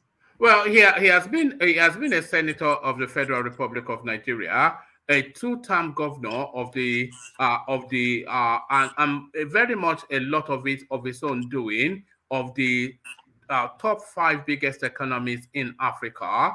He has, through the force of his political sagacity, managed to unseat a sitting president and to have a change in governance in Nigeria. So he has paid his political dues to the point that he feels that he would like to have alternatives as well. Okay. What political dues has Peter Obi paid? Okay. So yeah, I'm going there. So Ashwadi said that it is his turn because he has given us a president. He gave us Buhari. So because of that, when did they say it was? When did they say because he gave you Buhari? No, when did they because say that? your statement, you said that he has, done something and make a change in Nigeria. And that change is that APC came into existence. And he was the front runner of APC. And he made that statement that he made Buhari the president. Right. He single-handedly made Buhari the president. He did not. How can he single-handedly make Buhari the president? But that's is that what you believe? No. I hold somebody accountable on what you said and what you do. Tinubu said that he made that's your interpretation of what he said. Okay. Let me leave it. So now, because of what Tinubu has done, two-time governor of a Lagos state, a senator, then because of that, Nigeria is his turn for him to rule. Is that the way we're supposed to go? No, he's saying that by virtue of his political trajectory, his political career, that the next step to take is to the presidency. Is that not the next step for him? Okay, good and fine. Because when he said that this is his time to rule Nigeria, I was asking question, what has Tinubu done? All Tinubu did was to be a governor for Lagos State for two times. And transform the economy to be one of the biggest in Africa, not in Nigeria, in Africa. Don't forget that Lagos State was once a capital of Nigeria. Yes, but he transformed it. Did Peter Obi transform Anambra? Okay, good and fine. Now we have a capital. A capital of a country, and somebody ruled that capital for 8 years and transformed the fortune of Lagos State. And now these particular individuals, we have other part of the country that are not a capital of a Nigerian, a place like South, a place like Northwest, a place like Northeast, right? So now, let us move Tinubu from Lagos, out of Lagos State. Now, when we move Tinubu out of Lagos State, we put Tinubu in Northwest. So we should ask ourselves question, what has Tinubu done in the Northwest? What did he do anything in that particular part of the country? What positions him to do anything in the Northwest? Good. So Tinubu only ruled Lagos State, and he represented them in the Senate. And he made Lagos to earn more money today. We agree on that. So now coming to Peter Obi. Peter Obi was 2 times governor of Anambra State. Right. Anambra State is not a capital, never been a capital, and will never be a capital of Nigeria. Right. Yeah. So, but upon that, he ruled them. He changed the narrative of Anambra State. In what way? He changed the education system in that particular state. It did not. He built road in that particular state. Well, that's standard fare for every governor. That's what I'm saying. Name That's the okay. worst governor in Nigeria. He built roads. Name the worst governor. He built That's roads. what I'm saying. So when you say that Tinubu ruled Lagos State, but Peter Obi did not transform the education, though. So remember, before Tinubu ruled them, Lagos was capital, and all those roads had been constructed. What roads? In Lagos State, before Lagos State was the capital of Nigeria, and for him to be the capital, the major industrialization have already been there before Tinubu ruled them, because before Tinubu ruled them, there was a governor there. Do you know Cross River was the former capital of Nigeria? Cross River State. Do you know that? I know. So now, when you put these two individuals together and compare both of them. No, but you've not given us details of what Peter Obi has done. I just told you. Peter Obi did not. He built roads.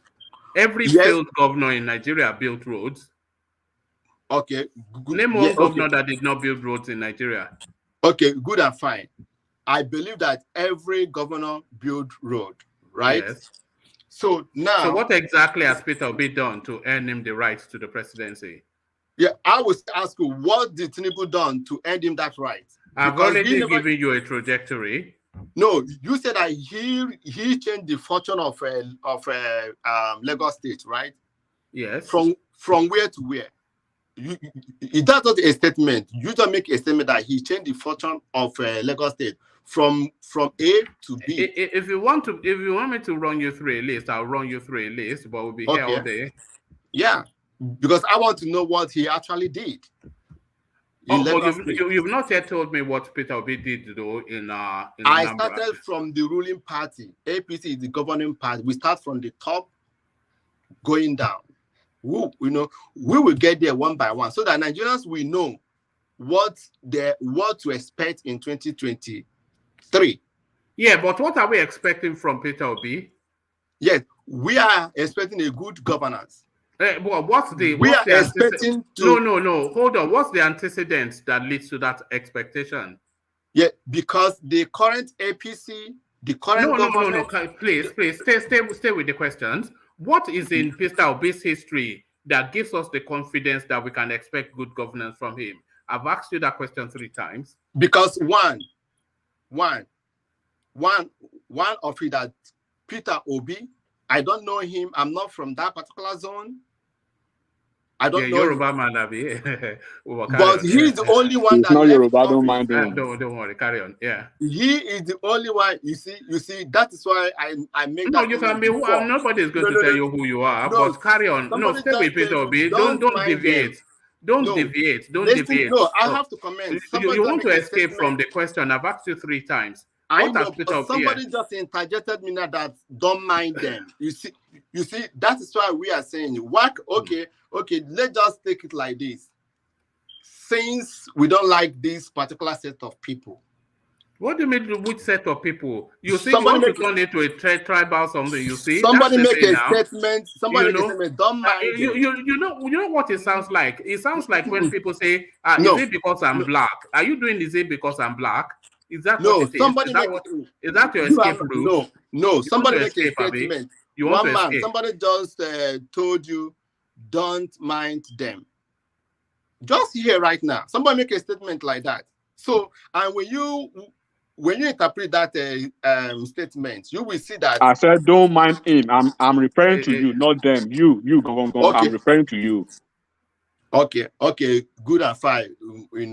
I believe everybody here is an adult, and we can read, languages, speeches. We can read because I'm black now. So the question again, for the 4th time, what is in Peter Obi's antecedents that suggests that he can offer anything to the Nigerian state? One man, Peter Obi as a candidate, he has come out and asked you, go and verify me. That's number 1. Okay? Go and verify me. It's all left for Nigeria to make their decision. Go and verify me. Tinubu has not said so. He has not. He has not told Nigerian, go and verify me. So that is number one. Peter Obi, at his age, he's vibrant, he's strong, he can walk, he can run, he can carry his bag. Oh, okay, so we'll put him down for the Olympics, but I'm talking about the Nigerian presidency. I'm not talking about the Olympics. Yes, we need to put them, and we have to ask ourselves a question. When they invited them for that NBA speech, why was Ashawaju not there? I'm going to ask you the question for the 5th time, and then I'll move on. What is there in Peter Obi's antecedents that vests confidence that he can be the president of Nigeria? If you can't answer it, say, I don't know. Let us move on, because I will not answer you that question. You don't. You see, that's the thing. That's where it always falters. Well, there it is. There it is. But there it is. Let me move you on to another space. Let me move you to neutral ground. Nigeria now exporter of rice, Emefiele. So what are you then making then? People cannot even. Is he Bobby or something? Is he a comedian now? This guy, this central bank guy. Mr. Woman, that central bank guy needs to be in jail, because how can you be lying to Nigerians? We know how much a bag of rice is, Mr. Woman, and you're not telling us that Nigeria exports rice. Where are they exporting it to? It's like when the military came out and said that we killed 50 Boko Haram. Where are they? Understand? So Emefiele is the most disgraced central bank governor we can ever have. If a Buhari is really a man in power, I think Emefiele will not be there by now. Emefiele is, maybe they are using him to loot our money. That's why he's still there. How can you come out and tell Nigeria is now exporting rice? But the good news is that Nigerian eyes are open. We can actually see, you can actually sense the environment. How much is a cup of rice in Nigeria? How much is a cup of a local rice in the local market in Nigeria? And you are coming out to brag that Nigeria are now exporting rice. Please, I don't want to talk about that. It's a lie. Nigeria doesn't export anything. Which people go to farm?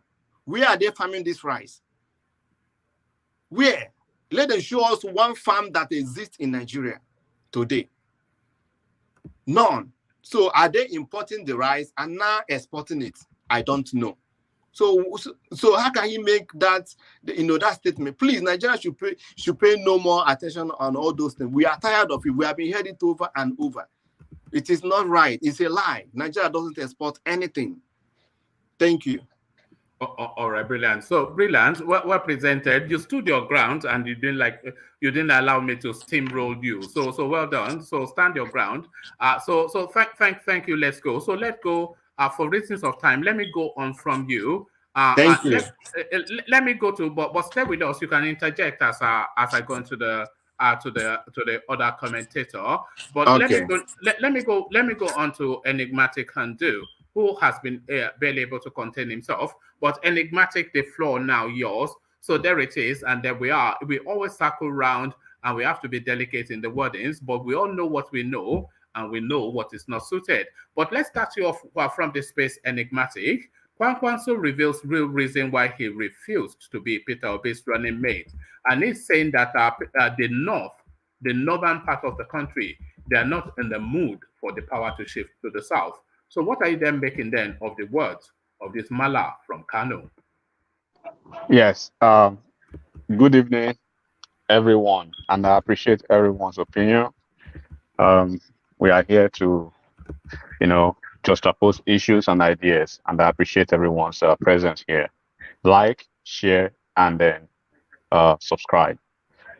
Kwankwaso is basically trying to be mild and be polite, to Peter Obi. Is basically not trying to completely throw him under the bus, because there are certain things there are certain pronouncements we've made on this platform, and then as the day keeps coming, the day of the election, the campaign, they keep basically revealing itself to see that those who are being realistic with the facts and those who are basically, caught up with the hysteria and the delirium of this stuff. So what Kwankwaso basically is telling them is there's no way Kwankwaso, we said there's no way Kwankwaso will deputize or be a running mate to a Peter Obi side by side, one on one. They are not on the same level politically. They are not on the same level. But when the reality hits you, you take it either as a loss and consolidate on areas of maybe gains and then move on. But they wouldn't do that. And then on a daily basis, now we can see what is happening. Shekarau has moved out of Kwankwaso's party. And Kwankwaso has come back to the social media, to the press to say, this is the reason why Peter Obi is not working with me. This is the reason why I'm not working with Peter Obi, because they are not playing the right politics. Nigeria's presidency nobody will get to that level. Nobody will get to that space by emotion. Nobody will get to that space by basically being, subjecting themselves to victim or guilt trip. No, it is about practical strategy, political maneuvering, and the understanding that you have to give room for having that capacity, to have to fall back on what you've been able to peel over the years. If you look at all these men, even Kwankwaso at his own space, within his own capacity, he has built men. He has his soldiers. When I'm talking of soldiers, I'm talking of political guys he could look back to and say, okay, this was my commissioner when I was the governor. He's now this, House of Rep. This is this guy was a senator that I sponsored in a certain state or in a certain local government, is the chairman. That is what we are talking about, certain things when we talk about structure. It is not about this playing to the gallery of 1 million march, man, stuff. No. Because when the real, political rally starts, we know the population of PDP in Nigeria, we know the population of APC in Nigeria, and we know the population of Kwakwansiya movement in the whole of the North. So serious politicians will not play to the gallery of, displaying all this kind of amateurish and kindergarten kind of politics over here. So he's just basically been matured with his statement, because he made some categorical statements in the past and they went ballistic on him. When he said they have to play the right politics, you have to do this, and they said he was being tribalistic, because everything now is just basically defined within the trajectory of tribal. And we cannot take tribalism out of this coming election. This election will be decided on the basis of tribe. And, when we keep asking ourselves some salient questions, we should always ask that, do you even know the politics? When I'm saying of the politics of this person you are following, do you know its antecedents? Do you know even the people? When you are calling yourself a political weight, and those people who, even in your state, they say charity begins at home. When Atiku went to Adamawa for the first time since after he won the presidential ticket, we saw the camaraderie, and we saw how he was welcomed back home. We saw Ashiwaju when he was welcomed back home. What happened to our man over here? He sneaked in, he sneaked out. He can't even stay in the state on Mondays. So when we are talking realistic politics, we should go deep into talking about all this. Kwankwaso will not want to do it. Kwankwaso will work with Peter Obi if Peter Obi had agreed to be his running mate, not the other way around. Kwankwaso will not be a running mate to a Peter Obi under any level. Even no politician, in the ilk and size and capacity of Kwankwaso in the North, in the whole of the North, we agreed to be a running mate to Peter Obi. And that's why they gave him that guy, that is their boy. So go and help this guy out. That is just the basic truth, right? Politics is not about emotion, it's about reality. And this election, we've said it all over and over again. If you see calibration, crystallization of ideas, and you see alignment and realignment going on now. Atiku was pressured he saw the handwriting on the wall. He had to go into the plane and move to London. This was article that was blabbing everywhere. Who is Wike? I'm not going to see Wike. Suli Lamido was over there blasting Wike. But what did he do at the end of the day? He turned around and he went to London, but it was very late for him. It was too late. So this election, at the end of the day, some people would think maybe Kwankwaso is out of the way. Kwankwaso is still in the thick of this electioneering process, and whoever I believe, of course, he still has the capacity and the opportunity probably to work with either Atiku or APC at the end of the day. But if he will be working with any of those people, I wouldn't see him working with PDP. That is somewhat an impossibility because of Shekarau's factor. Shekarau and Kwankwaso will never. They are like they cannot survive in the same political party. When one of them is moving in, the other is moving out. And when they see themselves in the same party, what just happened between the two of them that they couldn't even honor their agreement is actually what will happen every time. So on that part, I believe I rest my case on that. No serious politician in the North, top tier politician, we agree to be a running mate to a Peter Obi. It's like you are telling Kwankwaso to come and be a running mate to a Shuwore. Who are you? So that is just the basic point. Oh, all right, brilliant. And to the space, presidency clears air on Buhari giving Borno government additional 2 billion naira feeding allowance for Boko Harams. So in the course of that denial, Garba Shehu, he let out that Buhari had already given out 16 billion naira for the feeding of Boko Harams. So how is the priorities being made in this administration? Because of course the governor, not the governors, but the lecturers, they are on strike for pittance, and the serial killers are being fed like Arab princes. So what are you then making then of this 16 billion naira feeding allowance for serial killers? Well, unfortunately, we've had a wrong driver, to pilot the affairs of Nigeria when it comes to politicking, welfare, security, and every other thing that has to do, with the interest of Nigeria's common man or common man. I'm not surprised what Buhari is doing, and this is why I'm actually worried. I'm worried in the sense that, I like to juxtapose ideas and to go back to points. Somebody was saying the other time that 16 years of PDP ruined Nigeria. Well, when we come to start to the data, to go to the statistics and the facts and figures, circle and underline those regions in Nigeria who actually, were propping the same PDP into government almost every 4 years. Look at the regions that were voting in PDP every 4 years. Up until last election, you can go and check the result, go and check the record. Check the regions that were propping PDP back to power almost 4 years. If they have their person there now, they will vote PDP again. And if things turn around again, if they have the chance to have an Atiku, right, to have an Atiku championing that cause, I can tell you they will vote Atiku again over any other region, especially when it's somebody from the Southwest.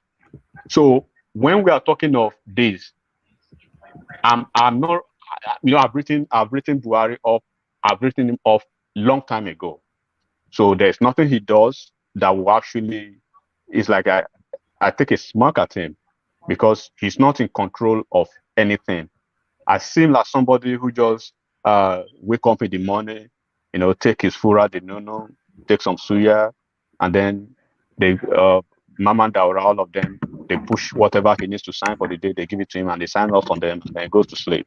And then Mama Daura and then Abba Kyari, all of them run wild, running the country. So there's no way you can see anything tangible, making anything sensible out of that government.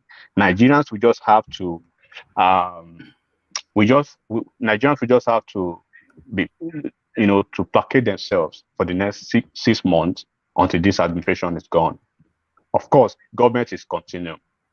If Atiku becomes the president, if Tinubu becomes the president, if Shuore becomes the president, or P2B, any one of them, they will continue from where these guys have stopped.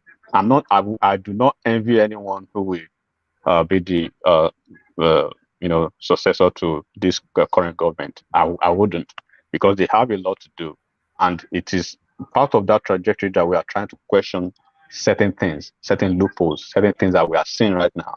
But when you try to do that, they want to refer you to the time of Gogota, that you can't do this, you can't cherry pick. We have to go to the board and answer, and we must answer questions. If you don't answer questions, just say you don't know. Okay, so that will probably seal my understanding of Buhari's regime and whoever is coming to take over from. All I need from whoever will be taking over from Buhari is, if that person has a hold on his government. Of course, anybody coming to replace Buhari now will be an addition. It cannot be as worse as Buhari. It should just be better than, no matter how bad that person is, it can be as worse as what we have. So that's basically what I have. All right, brilliant. And to the space, Tinubu looks stupid to everyone in Nigeria. So it is Festus Keyamo saying this, and it's a pivoting of the comment made by Dino Melaye that you have to be stupid to try and campaign for Tinubu. And what Festus Keyamo went on to add, that Tinubu, actually, if I can just, let me just read it out for the purposes of, so that it's not a long read, so let me just skim through it. It says, hold on. Bola Tinubu, so if you mute yourself for a moment, just so we don't get feedback. Bola Tinubu, the presidential standard bearer of the All Progressives Congress, appears stupid to everyone in Nigeria, says his campaign organization. Specifically, the APC Presidential Campaign Council's spokesman, Festus Keyamo, said he and other APC members were proud to look stupid campaigning for Tinubu. People say you can't campaign for Asiwaju without looking stupid.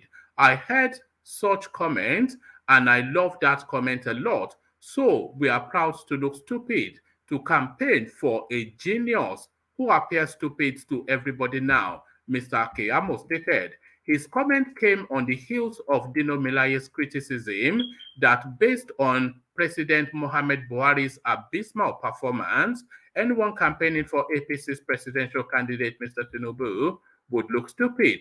Mr. Melaye, a spokesman for Atiku Abubakar's presidential, Mr. Melaye is a spokesman for Atiku Abubakar's presidential campaign organization. Reacting to Mr. Melaye's comment in an interview with This Day, Mr. Keyamo said, "You know why I love that comment that you can't look stupid? Because only geniuses look stupid. Newtons of this world looked stupid." The junior Labour minister, however, declared that Mr. Tinubu, a former governor of Lagos State, would be the easiest presidential candidate to campaign for ahead of the 2023 general elections. According to him, facts and figures support Tinubu's presidential candidature. I have said it on different fora that Asiwaju is the easiest candidate to market. On the surface, people just thought, like, is this guy joking? Is he insane? Added Mr. Keyamo. By the time we begin to roll out the records, the facts, and the figures, it will now become clear that nobody is close to Asiwaju. Before now, Mr. Keyamo had said Tinubu would run Nigeria exactly like Mr. Buhari's regime. Former APC chair Adams Oshiomhole had tried to distance Mr. Tinubu from the failure of the Buhari regime, but Mr. Keyamo insisted the media misinterpreted Oshiomhole's comment. It is the same APC template that both leaders, Buhari and Tinubu, that they will use, Mr. Keyamo said in an interview on Channels Television. I saw one misleading headline from one of the newspapers yesterday, and I laughed. It was misleading, misinterpreting what one of our leaders said, that we are distancing ourselves from the record of Mr. Buhari. That is utter nonsense. So that is Festus Keyamo. So the latter half is a different narrative, but the first part of that piece, of course, is to say that Tinubu essentially is a genius somewhat, and with geniuses, of course, the great unwashed, they will have, they would labor to understand where the genius is coming from, but from his antecedents and his projection to the future, it makes him an easy candidate to sell. So what are you then making then of how Festus Keyamo pivoted that statement from Dino Melaye, enigmatic? Well, like I think we've said it over here before that we already, it's like we know what the tempo of or the coloration of Dino Melaye's spokesmanship job will be for Atiku, and he's already demonstrating that. We've said it over time that he will be personal at a point. He will want to resort to subliminal tirade and then derogatory languages on personal terms with either of those folks, either the standard flag bearer of the party or whoever is the representative. But in a classic fashion, you see the way Keyamo brought him back intellectually to reality. Of course, this is the political season, and we understand the relevance, the crave for relevance from all these two spokespersons, especially when you are talking about the history of Keyamo and Dino Melaye. We've not heard nothing from Dino Melaye since maybe 2 weeks ago when Keyamo gave him a blow that he said he was going to nurture his comedy talent, wherever. I think he's just coming back from that blow. So he had to just say something out. So basically, I see the point here. It is just the battle and then the strength of spokespersons. So it's gonna get it's gonna get more interesting. But what people are actually getting wrong. Somebody mentioned something here on this platform. I think maybe in the course of this week or sometime last week when I listened to that stuff. He said if he were those folks, I think he was referring to the Obedient, that this is the way he would market Obi differently. In the same fashion, I will relate that to Atiku and his team. The problem that opposition parties are making in Nigeria is they are this fixation and obsession on the person of Tinubu. They are asking questions: when is he coming out to make statements? When is he going to address Nigerians? But Atiku and Tinubu, I think the two of them are working by a certain calendar. I think they are waiting basically for the campaign to continue to commence before they started making certain statements. And regardless of that, when you guys are throwing these jabs, they are going behind the scene, doing the political work, doing the politicking. Just like on Monday, when they were at the NBA conference, two places where Atiku, if I were Atiku's handler, where it shouldn't have been this week. One, it shouldn't have been at the NBA conference. Two, it shouldn't have been in London. That was a miscalculation of events for him. So a good political strategist would have fashioned that out and figured where and when to talk. So when they are focusing on mundane issues like that, he was meeting with the governors in his party. He was meeting with the senators. He was meeting with a whole lot of people, getting ready for the campaign. When the campaign starts, campaign will last for almost how many months? 2, 3, 4 months. So those who are agitating to listen to his voice or to hear what he has, of course, if they have 4 months to listen to him, at least they can make so many remixes of their music they will be making them, because he will give them a lot. And then Atiku will do his own thing too. Kwankwaso is not even uttering a word now, because I believe most of those guys who understand the political terrain, they are focusing, on the bull's eyes, focusing on the details, and then they can hit the road running when it is an appropriate time for them. So whatever Dino Melaye has said, he's doing a perfect job as a spokesperson for Atiku. If he's doing it right or wrong, time will tell. On the Keyamo side, he has always come back with a very classic responses, which I believe are timely too. So I give kudos to the two of them. They are doing a good job. So other political parties, P2B and Kwankwaso, they should be ready to have firebrand spokespeople to actually articulate their points when it comes to the campaign period. All right, brilliant. Well put. So brilliant. Well put. So 4 time. Let me go from the enigmatic to Saki father, who I'm hopefully still with us. Saki, are you still there? Yes. And there he is, Saki father. So Saki father, good to have you. And to where I started everybody off, to the Kwankwaso narrative of why he had to regrettably pass on Peter Obi's offer to be his running mate. The North would not have it, is what he said. Well, the reason he gave to me is not reasonable, or I think he's using the opportunity again to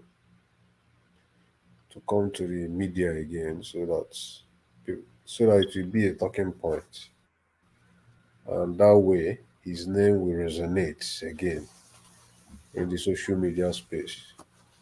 So to me, I don't think the reason he's giving is reasonable, and all these things all these statements they utter, I don't think it's good for our polity. It keeps dividing us. It keeps dividing us. Today, I was opportune to enter a space. That very space today, a lot of Yoruba people were in the space. A lot of Igbo people, different tribes, Northerners were many there in that very space. For one time, I could see a lot of Nigerians who are thinking for the common good of the country, who are now talking about how to heal the wounds of the past and forge ahead to see every Nigerian as Nigerian, no longer as Igbo person. I think the space, if you have time, maybe later you can get to listen to that. The topic of the space, that place was peace and reconciliation. Peace and reconciliation in this light of politics in Nigeria.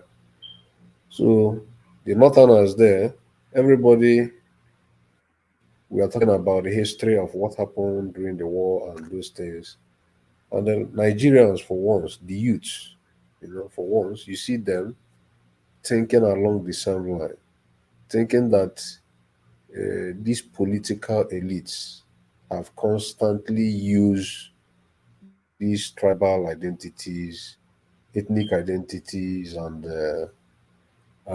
religious identities to divide all of us for their own selfish interest. So I encourage them today when I came to the space. I encourage them to keep, having that kind of conversation. Because these differences, should we need to heal it permanently, and it is the youths that are going to heal this. So that I can see a Yoruba man, not just as a Yoruba man, but as a Nigerian. I can see an Hausa person, not just an Hausa person, but as a Nigerian, who have the same problem, who experience the same challenges, you know, every other person is experiencing in Nigeria. And then we forge ahead. We cannot keep living like this, where politicians would always use these ethnic issues. For him to come out to make such statements, I think it is not what he should have heard in public space. So that's my contribution there. All right, brilliant. And to the space of Buhari feasting the bandits like as they were Arab princes, whilst the stars, the University of France. How is this man making his choices? I don't know anything about that space. In fact, I don't really want to comment on that space. I don't know anything in terms of that one. Should say All right. what he wants to say. All right. Atiku will welcome Shekarau back to PDP on Yeah, Sunday. it is a game changer for him. It is a positive, it is a game changing event in a positive direction for him. But then it makes Kwankwaso more irrelevant, in the season. So I think it's time Kwankwaso tries to, maybe he should try his luck and see what happens. But if I were him, I would just make my stand on whom to support. If he's going to support Tinubu at the end of the day, he should just make it very clear now, so that people know where he stands. I'm not trying to belittle him, but I'm only trying to say that this movement of Shekarau is gonna be a heavy blow on the NNPP space, and it's going to be to the advantage of Atiku. It's a right formation.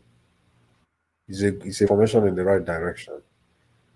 So I think it will be a boost to PDP. It's a boost to the PDP from the northern side. All right, brilliant. And to the space, Emefiele is saying that Nigeria now net exporters of rice. Is that believable? If Nigeria is net exporter of rice, what is the price of rice in Nigeria? Why are we still suffering? People cannot buy the same rice at a reduced rate. If we have been producing to the level of having surplus to export, because it is when you have a surplus that you can talk about exporting. So if we really have surplus to export, then I expect the price of rice to have come down in Nigeria. So I don't think there is no way I can believe that what he's saying is the truth. You know, yeah, yeah. There is no way I can believe that what he's saying is the truth, and I don't think anybody here would believe that. So come on, everybody is we are enlightened. There are things we cannot just believe like that. That's my point there. Then I wanted to ask enigmatic. Is this Carry still on. available? Yeah, it's still there. Put the question. Yeah, there was a question I wanted to ask him. Yeah, carry on. When he was talking about, sorry, I'm diverting again to that side. When he was talking about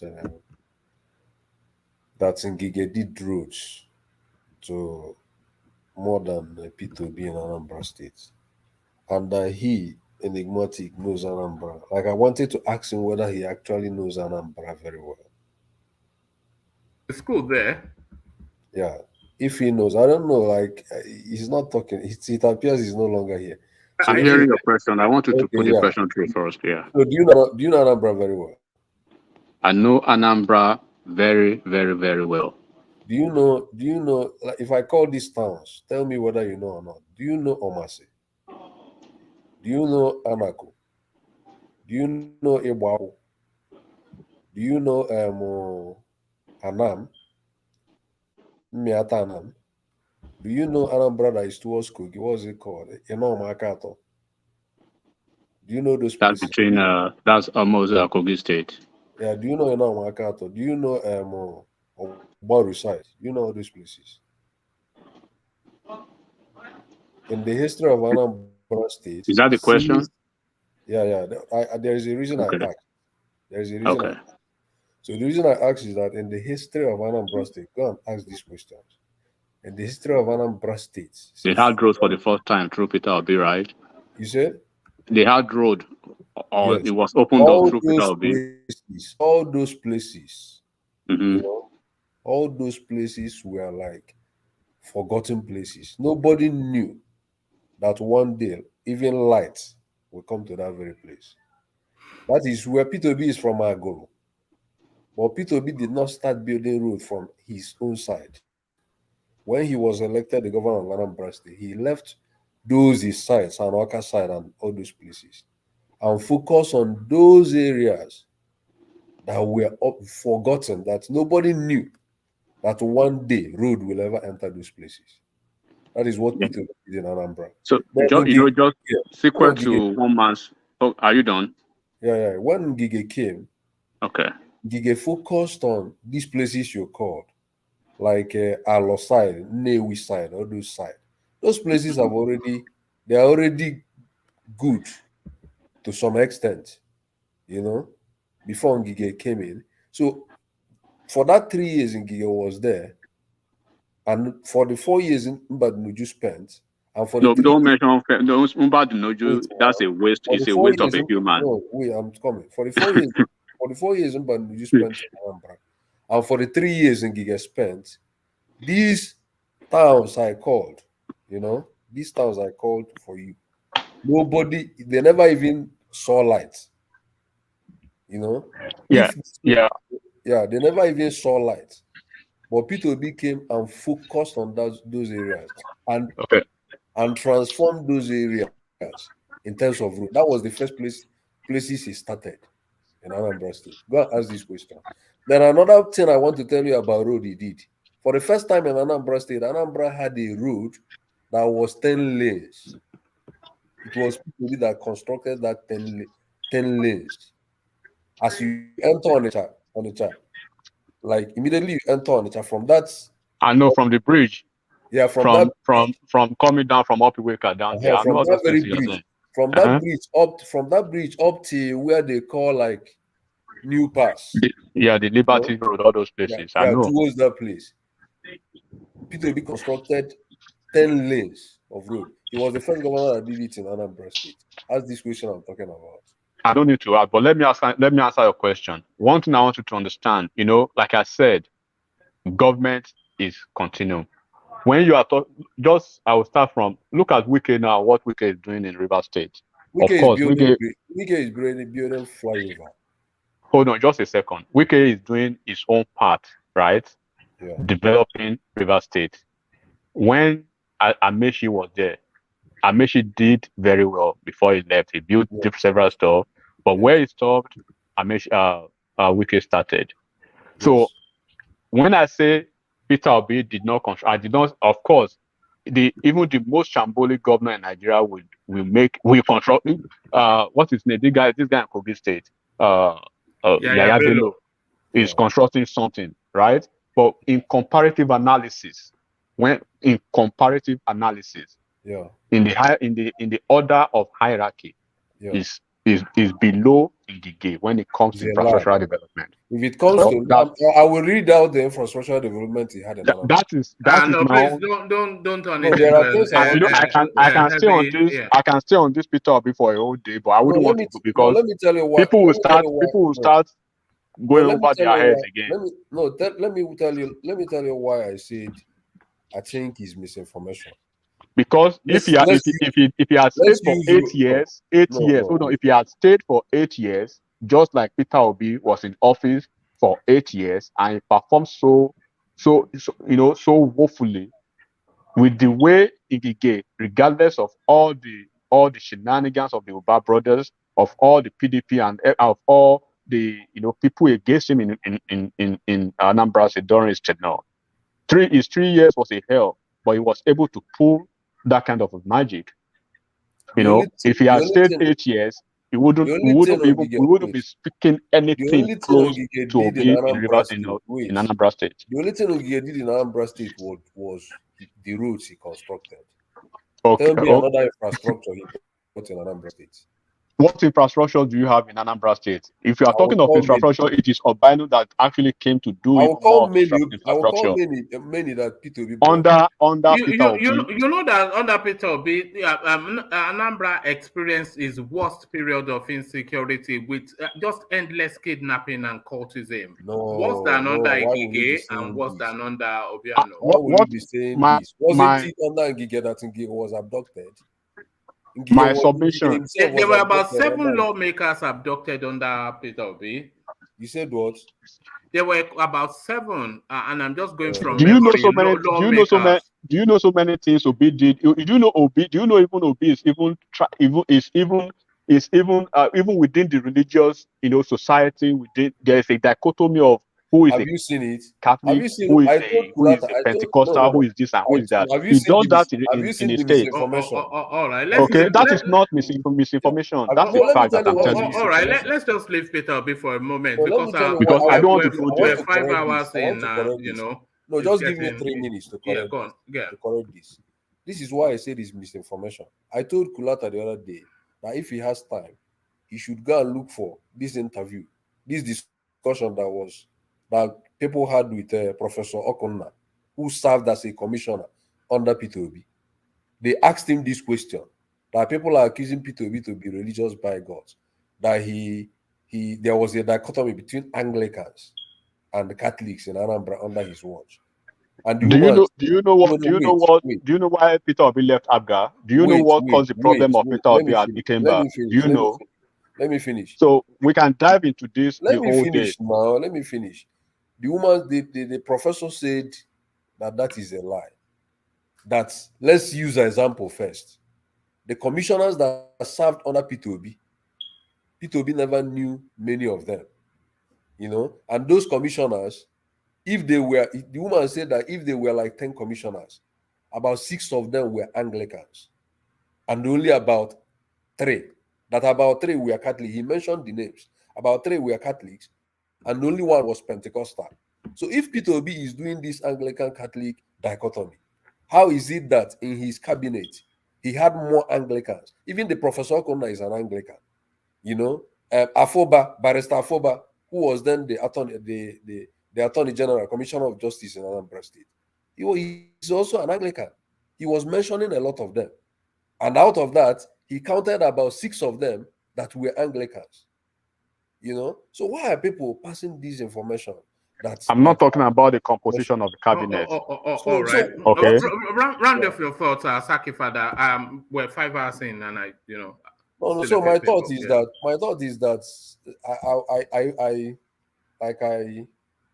whenever I have another opportunity, I will list out a lot of infrastructural development that came in Anambra State under P2B, because people are misinforming people on these issues of infrastructure.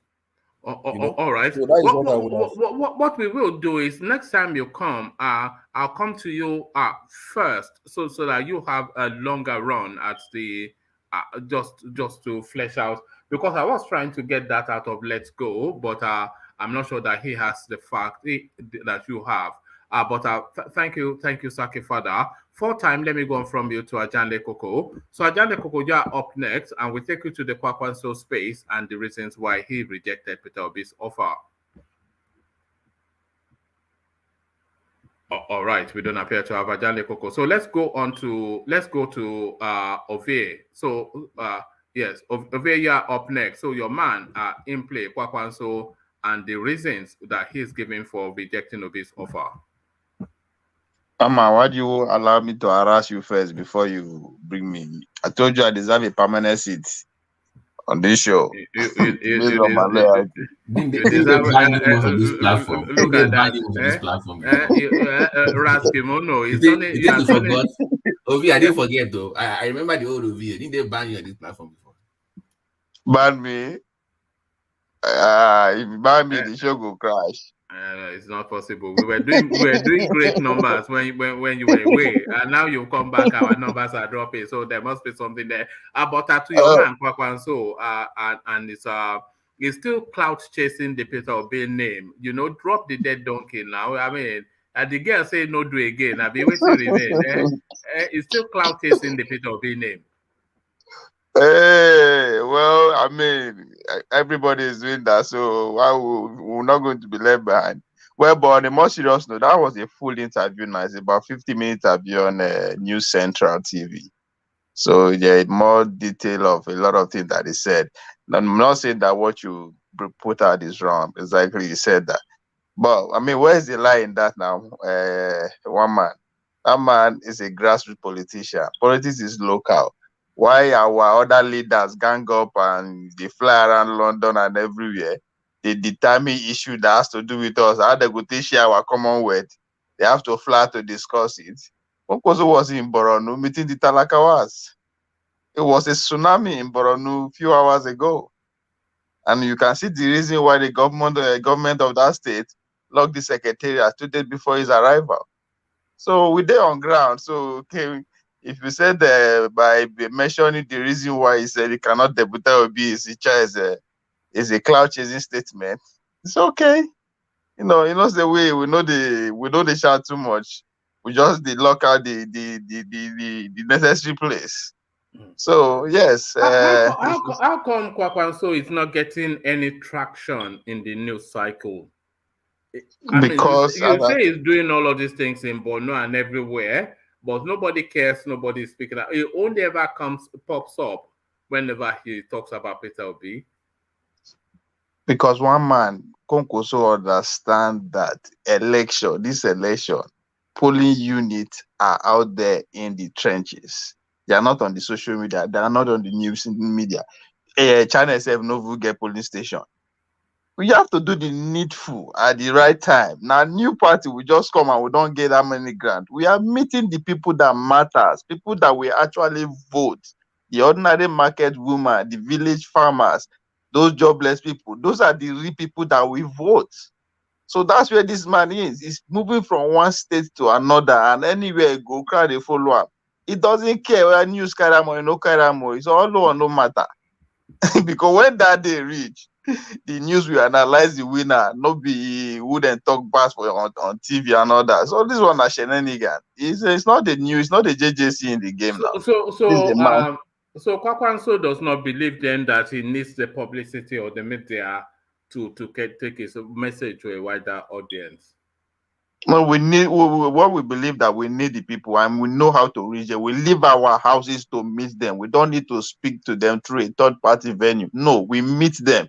This man, anytime this man go to those venues, he meets the real people, the leaders and the real people on the street. That is how it should be. So the man has not deviated from how politics should be. He's doing it the right way. We don't need the news. I'm not saying it's not important. If it's working for you, fine. But this man believes he's young, he's healthy enough. He has been doing this for over 30 years. He has won and lost election.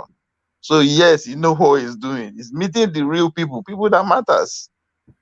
So we know we are not carried away with all this razzmatazz that is happening. Let them continue. But we are going all the way. I keep saying you go drop structure. It no matter now only one state you get. Okay, but guess what? It's in Gombe, it's in Maiduguri, it's in Nasarawa, it's in Katsina. That is how you win election. King of the North, Abi, King of the North. No, now they not get the largest vote now. So if you can control the North, you are sure of finishing among the first two. That's the game I play. Finish among the first two. So why don't you take advantage of where you are a king rather than you won't go the hospital? No. Make sure you have your neighborhood locked down, and the neighborhood, thank God, has a reasonable neighbor to put in among the first two. That's the game. Not be London now. They go London, they vote for London. They did there. They put one two together. Then they vote for London. Where was the where was the 2014 election perfected? Perfected. Yes, that was 2015. Yeah. This 2023 election we perfected in what's that, where that registration go for Niger. Now they go perfect this one. All right. Okay. However, they are perfecting it. It's certainly not going to be perfect for Kwankwaso. Atiku will welcome Shekarau back to PDP on Sunday, says Kano party chair. So there it is, and there it is. So politics is local and all of these things. Politics about the people and all of those. But the people that move the political space, they are moving away from your man. As you know, I said it before. If Shekaru stays, good. If he leaves, still good. Now Kanu with it. What we need to, just like what to refer back to what Kwankwaso said about that the mood in the north is that yes, they want a northern president. That's exactly what this is in Kano. Who is on the ballot paper? That is the question the Talakawas we asked on that day. who they on the ticket. And if you watch that interview, as I say, it's about 15 minutes, he keeps referring to it that he's very happy that he's finally on the ticket. That is what the Konkosa movement is all about. And I heard I think it's enigmatic who was trying to actually pin on that that space how the Konkosia movement has been on the ground for a minute and they are spreading. Not be just in a new thing we just come up. It's not a phenomenon of today. So at the end of the day, it is not going to be about Shekaru or his followers. It's about who is on that ticket. That is what the Talakawas are going to be going for. And he went ahead in that interview to tell you how the 12 million Buhari voters are is for the taking. Nobody go follow and share them. So it doesn't matter if Shekaru stays or he goes. But I'm still for me, if I say where I no go happen, they go say maybe I'm still waiting to see how the events go pan out tomorrow. He go give us our ticket back or how you want to do it. But we'll see. But it's not something that will give Composer sleepless night, knowing that the tax ahead is beyond the two of them. All right, brilliant. Okay, so brilliant. Thank you, Ovie. So Ovie, 4-time. Let me go on from you to War Peace. See if he's still with us. War Peace, are you still there? Yeah, I'm here, Mama. All right, brilliant. So good to have you, War Peace. So War Peace to you, and to that space that Ovie was just. Kwankwaso reveals real reason he refused to Peter Obi. So saying that the North is not in the mood to let go of power. So the audacity of that statement, what says you? Mama, thank you, Mama. Thank you, everybody. You know, I don't really know more about Kwankwaso. I just don't know a few of it about him, you know. If you have put it to us, he's a Kwankwaso man. I believe that would do that part. But I would just say, whatever excuse he gave, probably is the best excuse he can give. I would love to talk about that topic. I don't know much about Kwankwaso. All right, let me take you to a different space.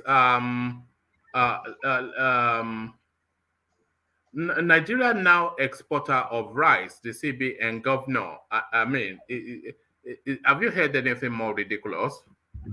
One man, that's the problem of Nigeria. Everything is like, remember that those days in school where we do theory and practical. You know, Nigeria is very good. Nigerians and the Nigerian government is very good in theory. Just say things as the way they like it, and people will all run after it, and you can never see it physically. Nigeria is now the importer of rice. Yet rice is a bag of rice is about 38,000 to 40,000 for a bag.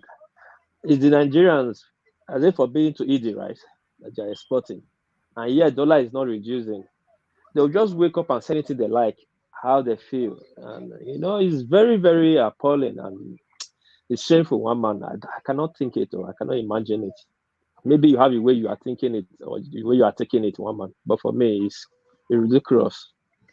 I think sometimes I wonder if these people are just trying to mock us. You know,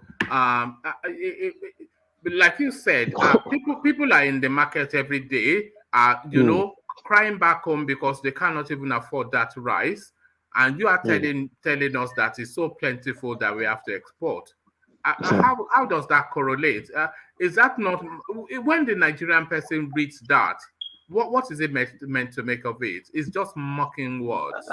I don't understand. These people are not I think the right word to use for these Nigerian politicians that they are not human beings. They are not human. The kind of things they will say. No normal human being will say it. Hunger everywhere. Who came out that day said Buhari defeated Boko Haram, insecurity and less. No, they just say things I don't understand. One man, you give somebody a very heart, I don't know, depression, heart attack or whatever. When you hear it, I don't understand. All right, brilliant.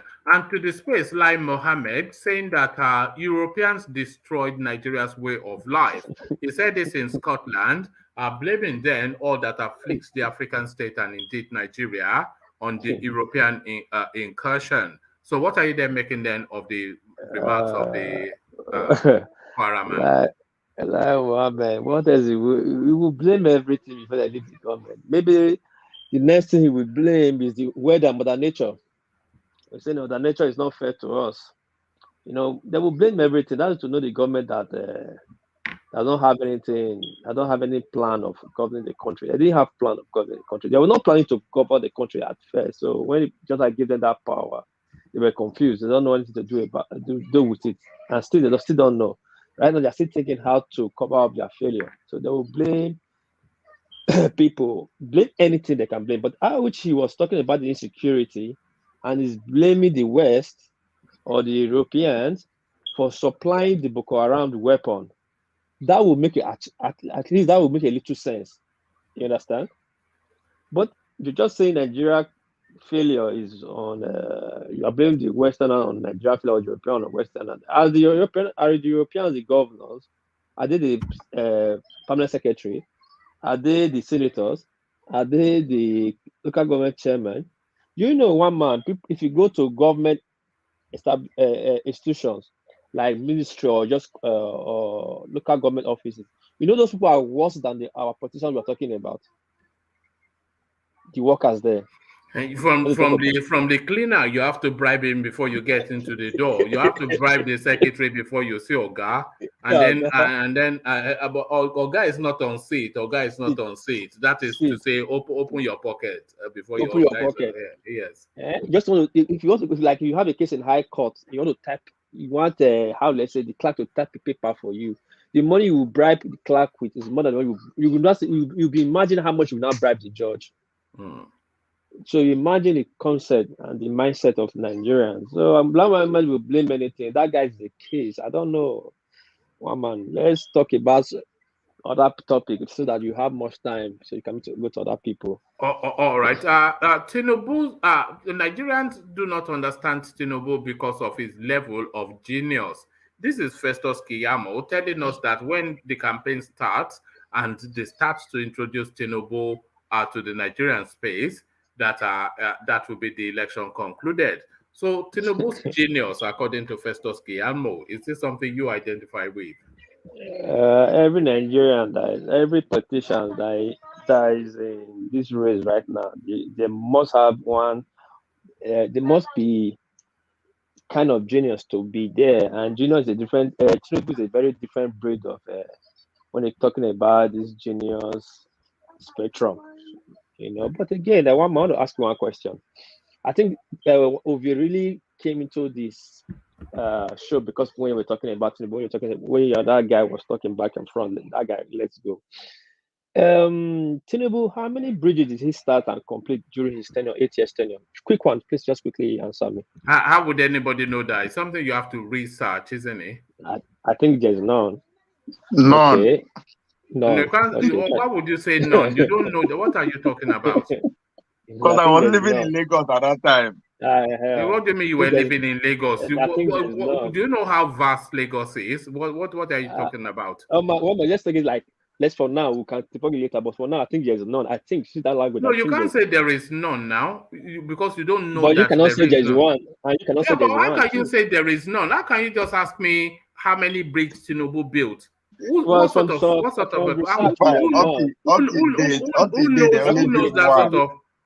that sort of question off the cuff? From research and from data and theory, Nigeria is good in theory because of paper.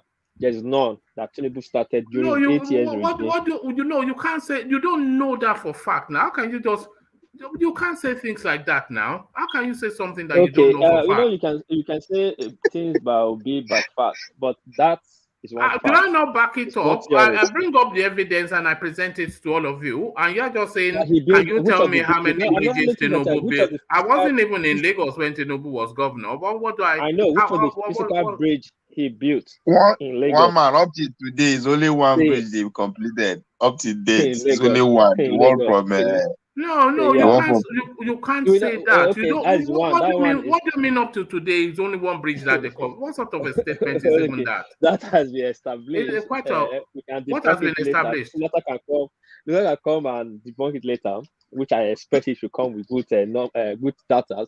Then 2, how many housing projects did Tinubu start and complete within 8 years? What sort of question? Go to where you are going to, because these are just abstract. There's none. No, don't say none. Come on, man. Don't do that. What are you doing now? What are you doing? What's this? Wama, calm down. Now, just calm No, down. no. Why It's can you be saying just a none? question. You know, you Wait don't now. know. Have you ever lived in Lagos? I expect people that know to come out. Have you lived in Lagos? I have You people living haven't. in Lagos now. We You have haven't. papers. We Have you read. have you spent a week in Lagos? You don't know the place, and what are you talking about? Don't do that Okay, now. Wama, calm down. Wama, calm down. Calm down. We'll not be No, emotional. It's just a question. We answer. This we have to put Tinubu on table. We are talking yeah, we about put Tinubu. Tinubu on the table, but Hold on. You're not a factually, spokesman for. you don't know the You're not a space, and you are spokesman for. saying none, Wait none, now. none. You're a spokesman for Tinubu. Or you I'm say not a that spokesman, but I'm a spokesman for fair play. I know. And you are a moderator. Or you can say you don't know or he commissioned one. And I'll move on. I will not argue with you. I'm just so it's there for the panelists to come back tomorrow and discuss. Okay. No, let's do that then. If you want to do that, let's do that. Okay.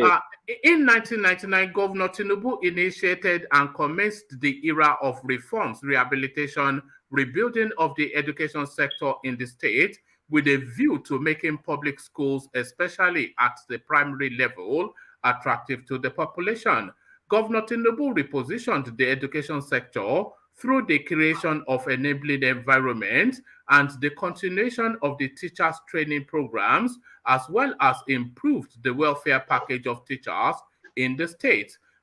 Between 2006 and 2007, Tinubu activated the injection of massive funds to the tune of 1 billion naira into Lagos State University. Rehabilitation of primary and secondary schools in all divisions of the state through the school rehabilitation program, massive construction of school furnitures, and equipping laboratories. In 2000, Tinubu activated the provision of free education in all public primary and secondary schools, including paying the WOES/NECO fees, as well as all internal examination fees to ensure that indigent children did not drop out of school. In July 1999, Governor Tinubu ordered that his monthly salaries be paid into the rehabilitation centers.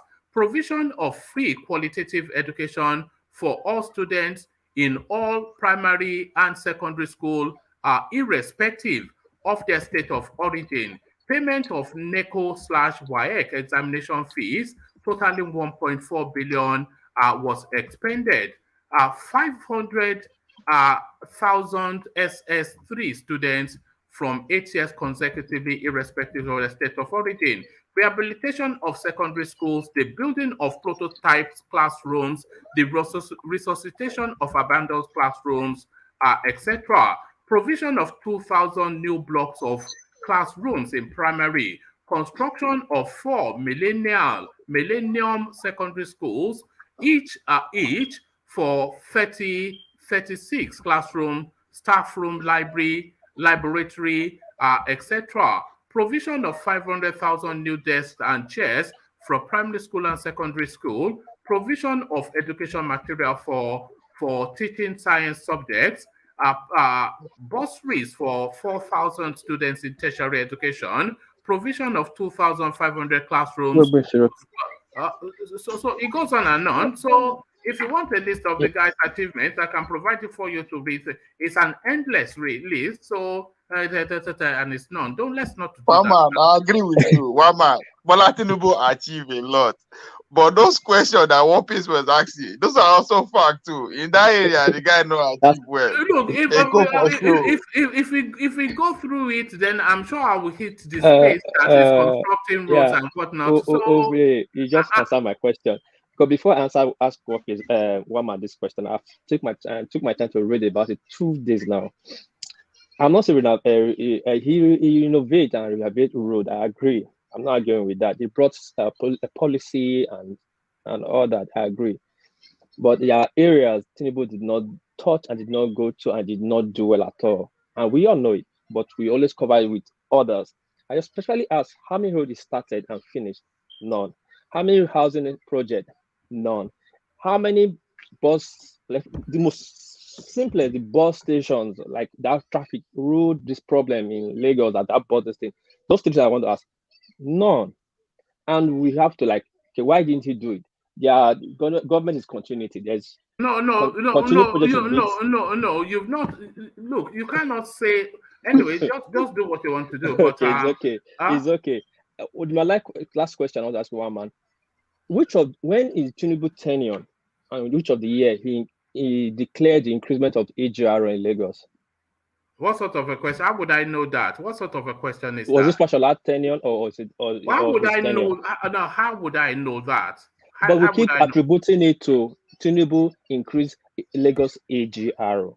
So I want to know, was this his tenure, first tenure or second tenure or Fashola tenure that they declared that Lagos AGR is now 45? What sort of a Okay, it's okay. It's okay. And by the way, you are in no position to be doing all this non. You've not even been to Lagos by your own admission, so I don't know what you're doing. It's okay. War peace come with violence today. War peace. I don't know what he's doing. Yes, he just. I mean, it's unbelievable, but I'll carry on, man. But who opened up the whole of the Atlantic City now? The whole of the Atlantic City, the Lekki new phase, and all those projects over there. Who opened them up? Even Dangote was acknowledging. In 2005. Who built Banana? Who Hold on, initiated Banana Island? In 2005. To be fair, Tinubu opened Lekki Phase 2. Lekki Phase 1, Lekki Phase 2. What are you talking about? How many roads there? None. What is that? You live in Lagos, right? If you want to know what I never even lived in Lagos before. Go to the island and even in 2005, right? Lagos State commissioned 1.4 the federal road between Agege Motor Road, right? And all these Idupeju road that you are seeing now, the bypass, and even all these Ojota, you know how Ojota was. If you've been to Lagos before 99 and after 2007, and you go back to Ojota, you can see how Ojota was and how Ojota was before 99. I think it's a so fact when you are talking about roads or bridges, right? Lagos is not like some villages where some people come from to come to Lagos. Lagos is the project in Lagos. They have to open up some certain areas, which Tinubu did in the island.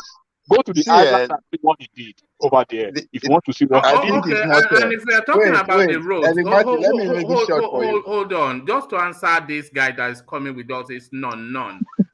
He constructed. Hold on. He constructed phase 1, phase 11, and phase 111 of the Ojo Road. Yes. I read all that. I read. War peace. Do you know the whole of Lagos, right? Not right. The whole of Lagos. You see the way. Let me support your argument now. I'm not here to say. I'm just saying it because this is like when you say no.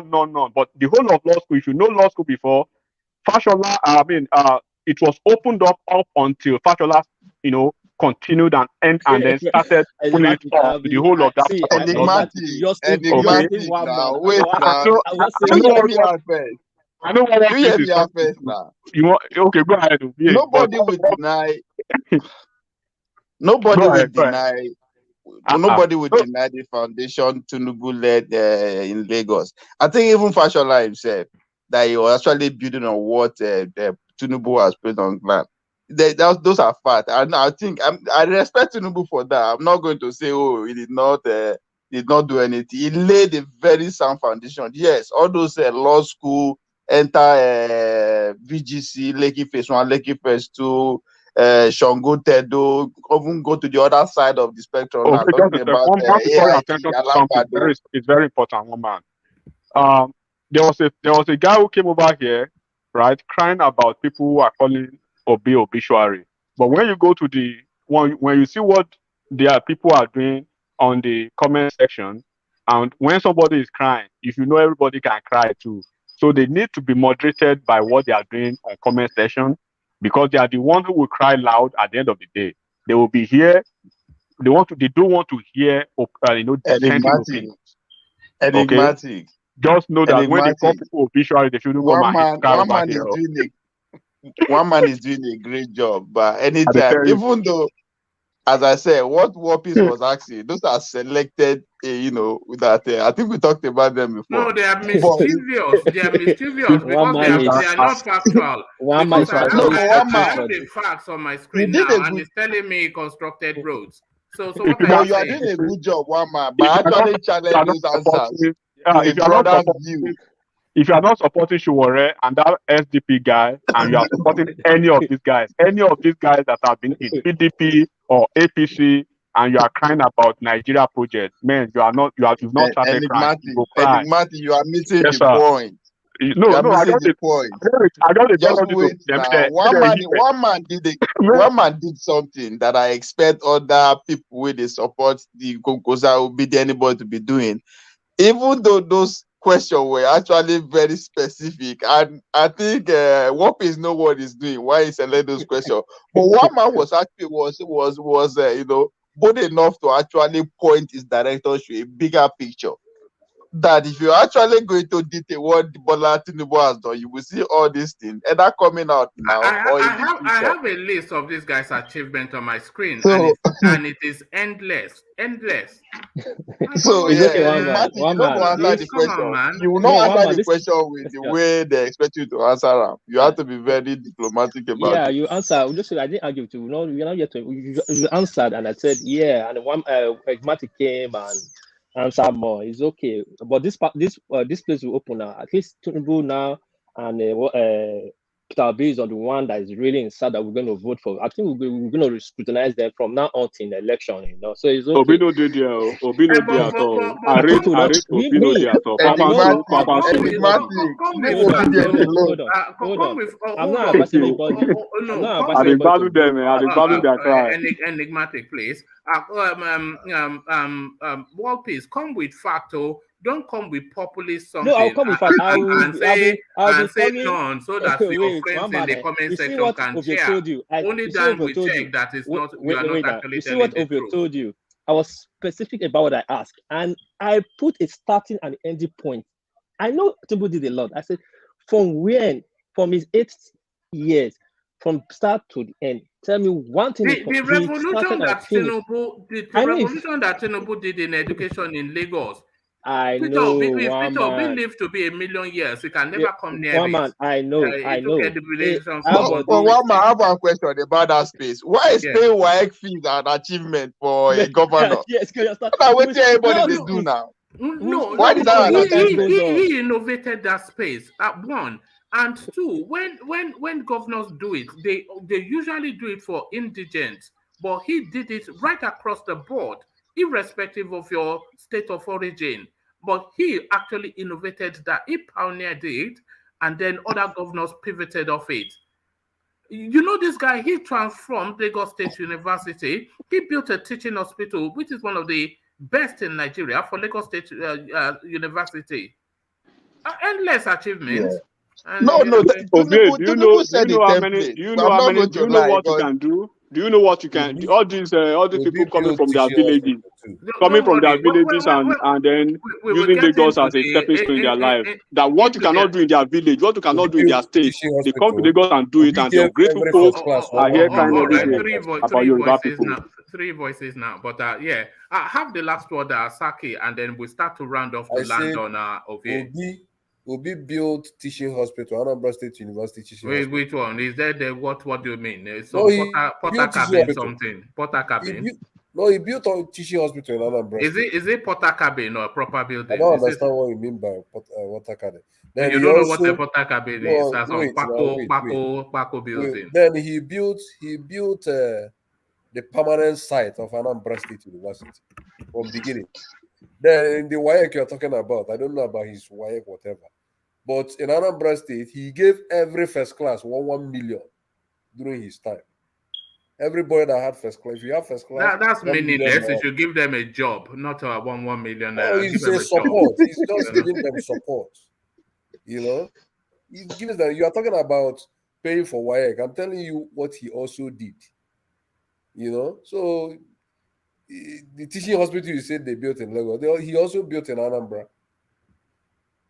No, they Yes, didn't build. They didn't build anything, and I'm not sure about that. Go and check The only thing I know is the 250 million No, naira check that Amaku Teaching Hospital, that Anambra he State. passed in his Check vote. Amaku Teaching Hospital of Anambra State University. He was the one that built it.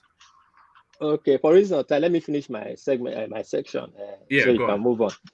Next question, we'll finish Tinubu. Next question is the last. There was one more read out I've not answered to, so I can finish and move on. All right. You are still asking questions. Okay. Buhari clears air, or presidency clears air on Buhari giving Borno government additional 2 billion to feed mass killers. Yeah, one man. There's something that I found in this money they give to the North. We I don't know if it's me or maybe somebody else can say can add to it. We only found out this money after the money are given to them maybe 2, 3, or 5 months, 4 months prior. I don't know. They don't announce it. They only announce after that, like we gave them 2 billion last 2 months or last year. We don't hear of it when you're about to give them that money and debate about the money. Suddenly we hear they gave this person money.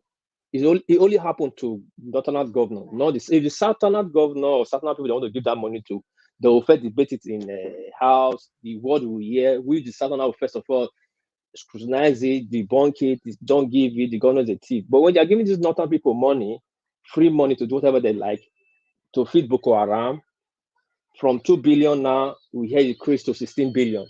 Only God knows how much they are even giving to them. They have not told us. Because the other day now, they said they are giving, they gave Tompolo 4 billion naira. They want to award a 4 billion naira contract monthly, or I don't know, to protect the pipeline. Now the Jaws and the South, they are already fighting over that.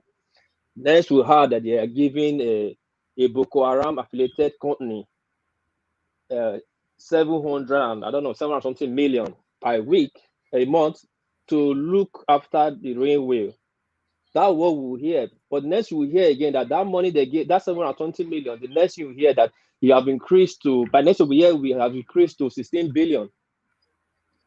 We only hear later on when the thing have got into this people hand, have got out of hand, you know. So Buhari feed all this Boko Haram, giving Northern people money, he surprised me, and people just accept it like that. I don't understand how they take us. Maybe we are the lesser of Nigerians that can just do anything they like and share money to themselves the way they like. You know, the thing is really tormenting my brain. When I'm looking for money here in Japan, they're just sharing billions up and down for people. One man, maybe they give you some share. One man, I don't know. Sharing what? I was watching Jafar and he's not running us down, calling us childish. But I see that. But it's ridiculous. One man, all these billions given to Boko Haram. Schools, teachers have not, lecturers have not gone back to school. The police want to strike. Everything in Nigeria is striking. Yet you are giving 16 billion to feed criminals that is killing us. It's not even honesty money. It's feeding money now. What about shopping allowance? We don't know about it, and the rest, the other allowances they are giving them. You know. So, Mama, that's my taking this. Let me take off my kids. All right, brilliant.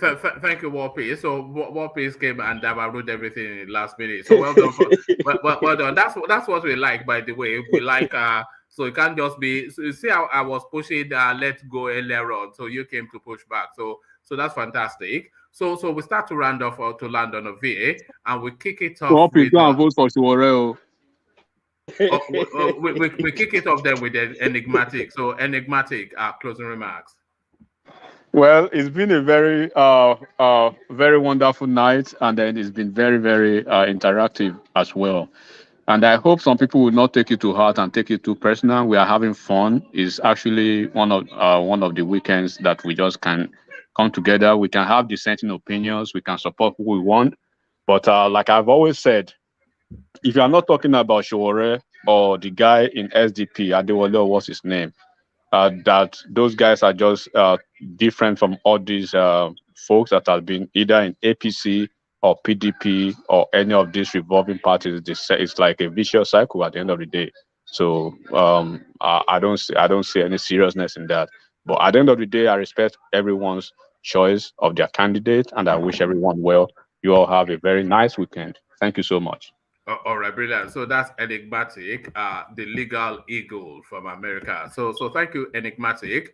From Enigmatic, we go on to San Diego, who I suspect may have left us because it's a man of many demands. So maybe demands have taken him away. San Diego, are you still there? No, I didn't imagine you were. So thank you, San Diego. Thank you for your company today. From San Diego, we go on to Saki Fada, the man with the baritone. Saki Fada. Yeah, thank you, one man. Thank you, Ovie. Thank you, World Peace. One man, but World Peace tried to get on your nerves today. No, yeah, it was not funny. They were saying no. Imagine the sort of question that how many roads did Tinubu build? As if I would know. I was not Well, is that not bizarre? Is that not strange question? It's very strange question. How many roads did Tinubu build? How would I know? Am I Tinubu? I'm not Keyamo. I called the whole my own mass or this. I mean, one man not kick me out for that question. Me the whole my mass for yes. No, I can't kick you out now. You know that now. The only person that gets kicked out is anybody that is rude and offensive. You know.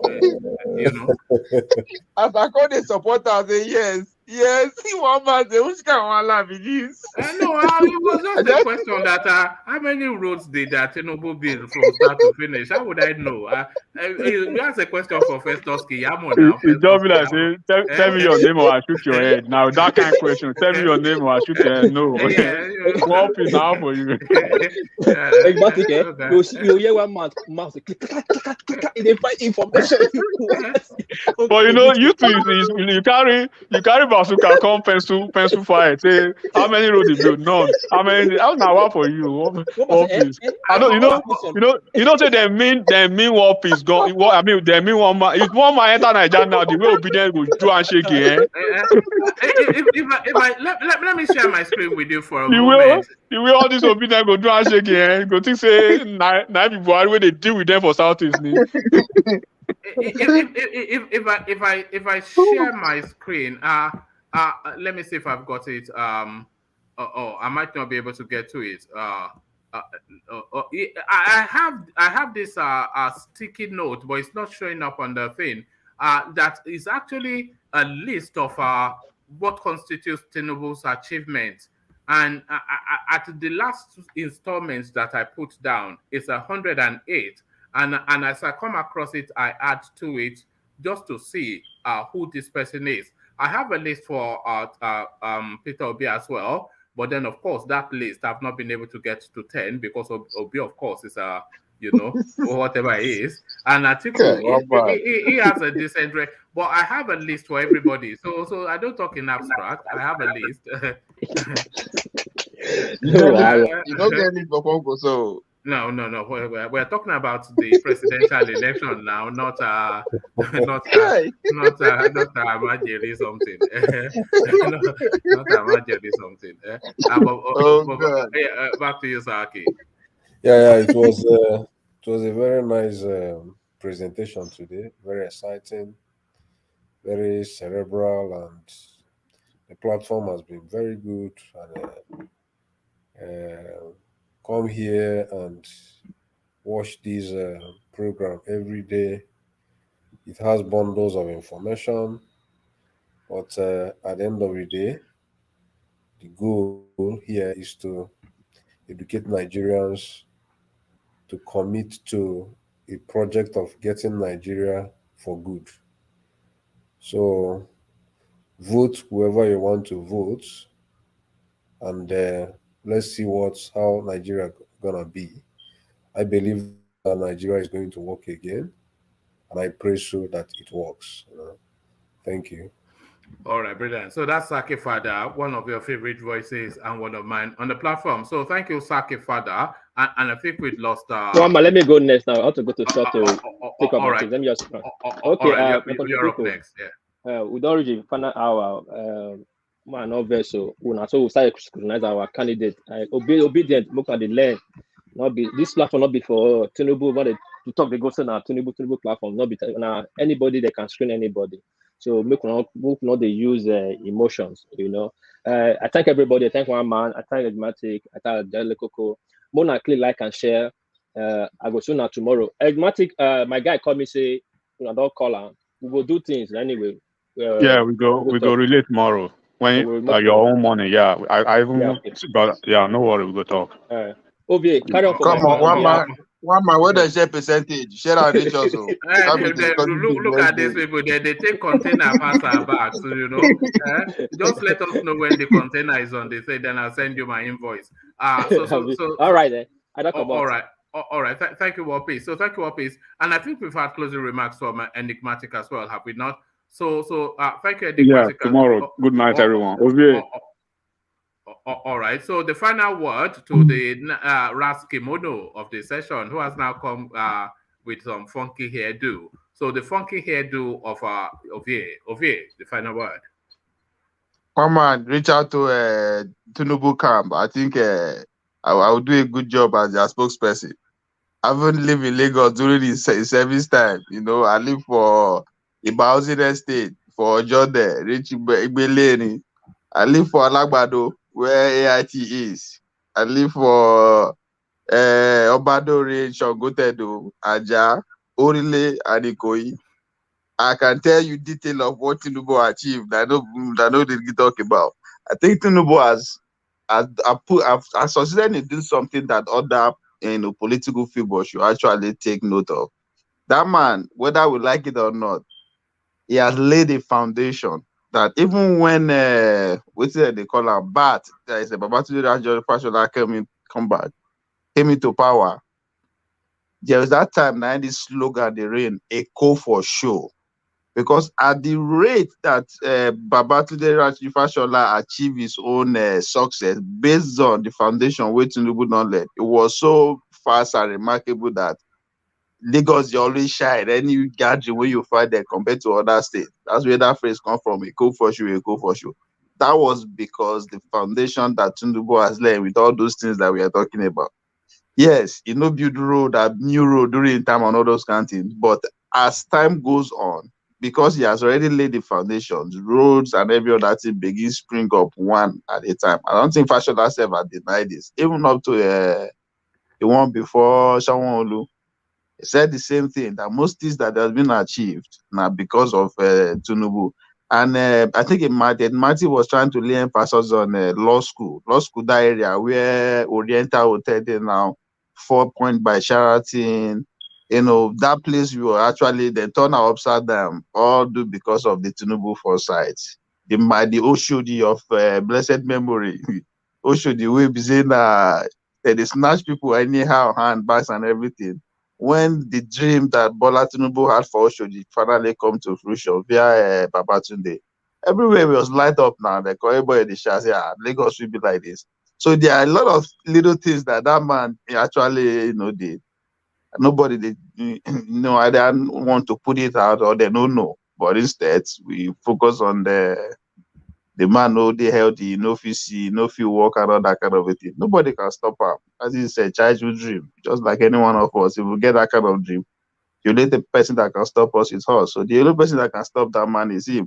Or we can go past Nigerians and wait for him at the battlefield and make sure he doesn't get the presidency.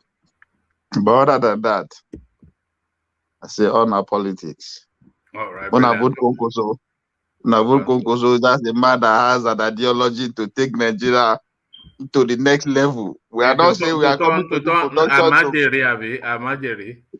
Imagine, one man, I'll give you one small assignment. Go and find out the meaning of Almajiri.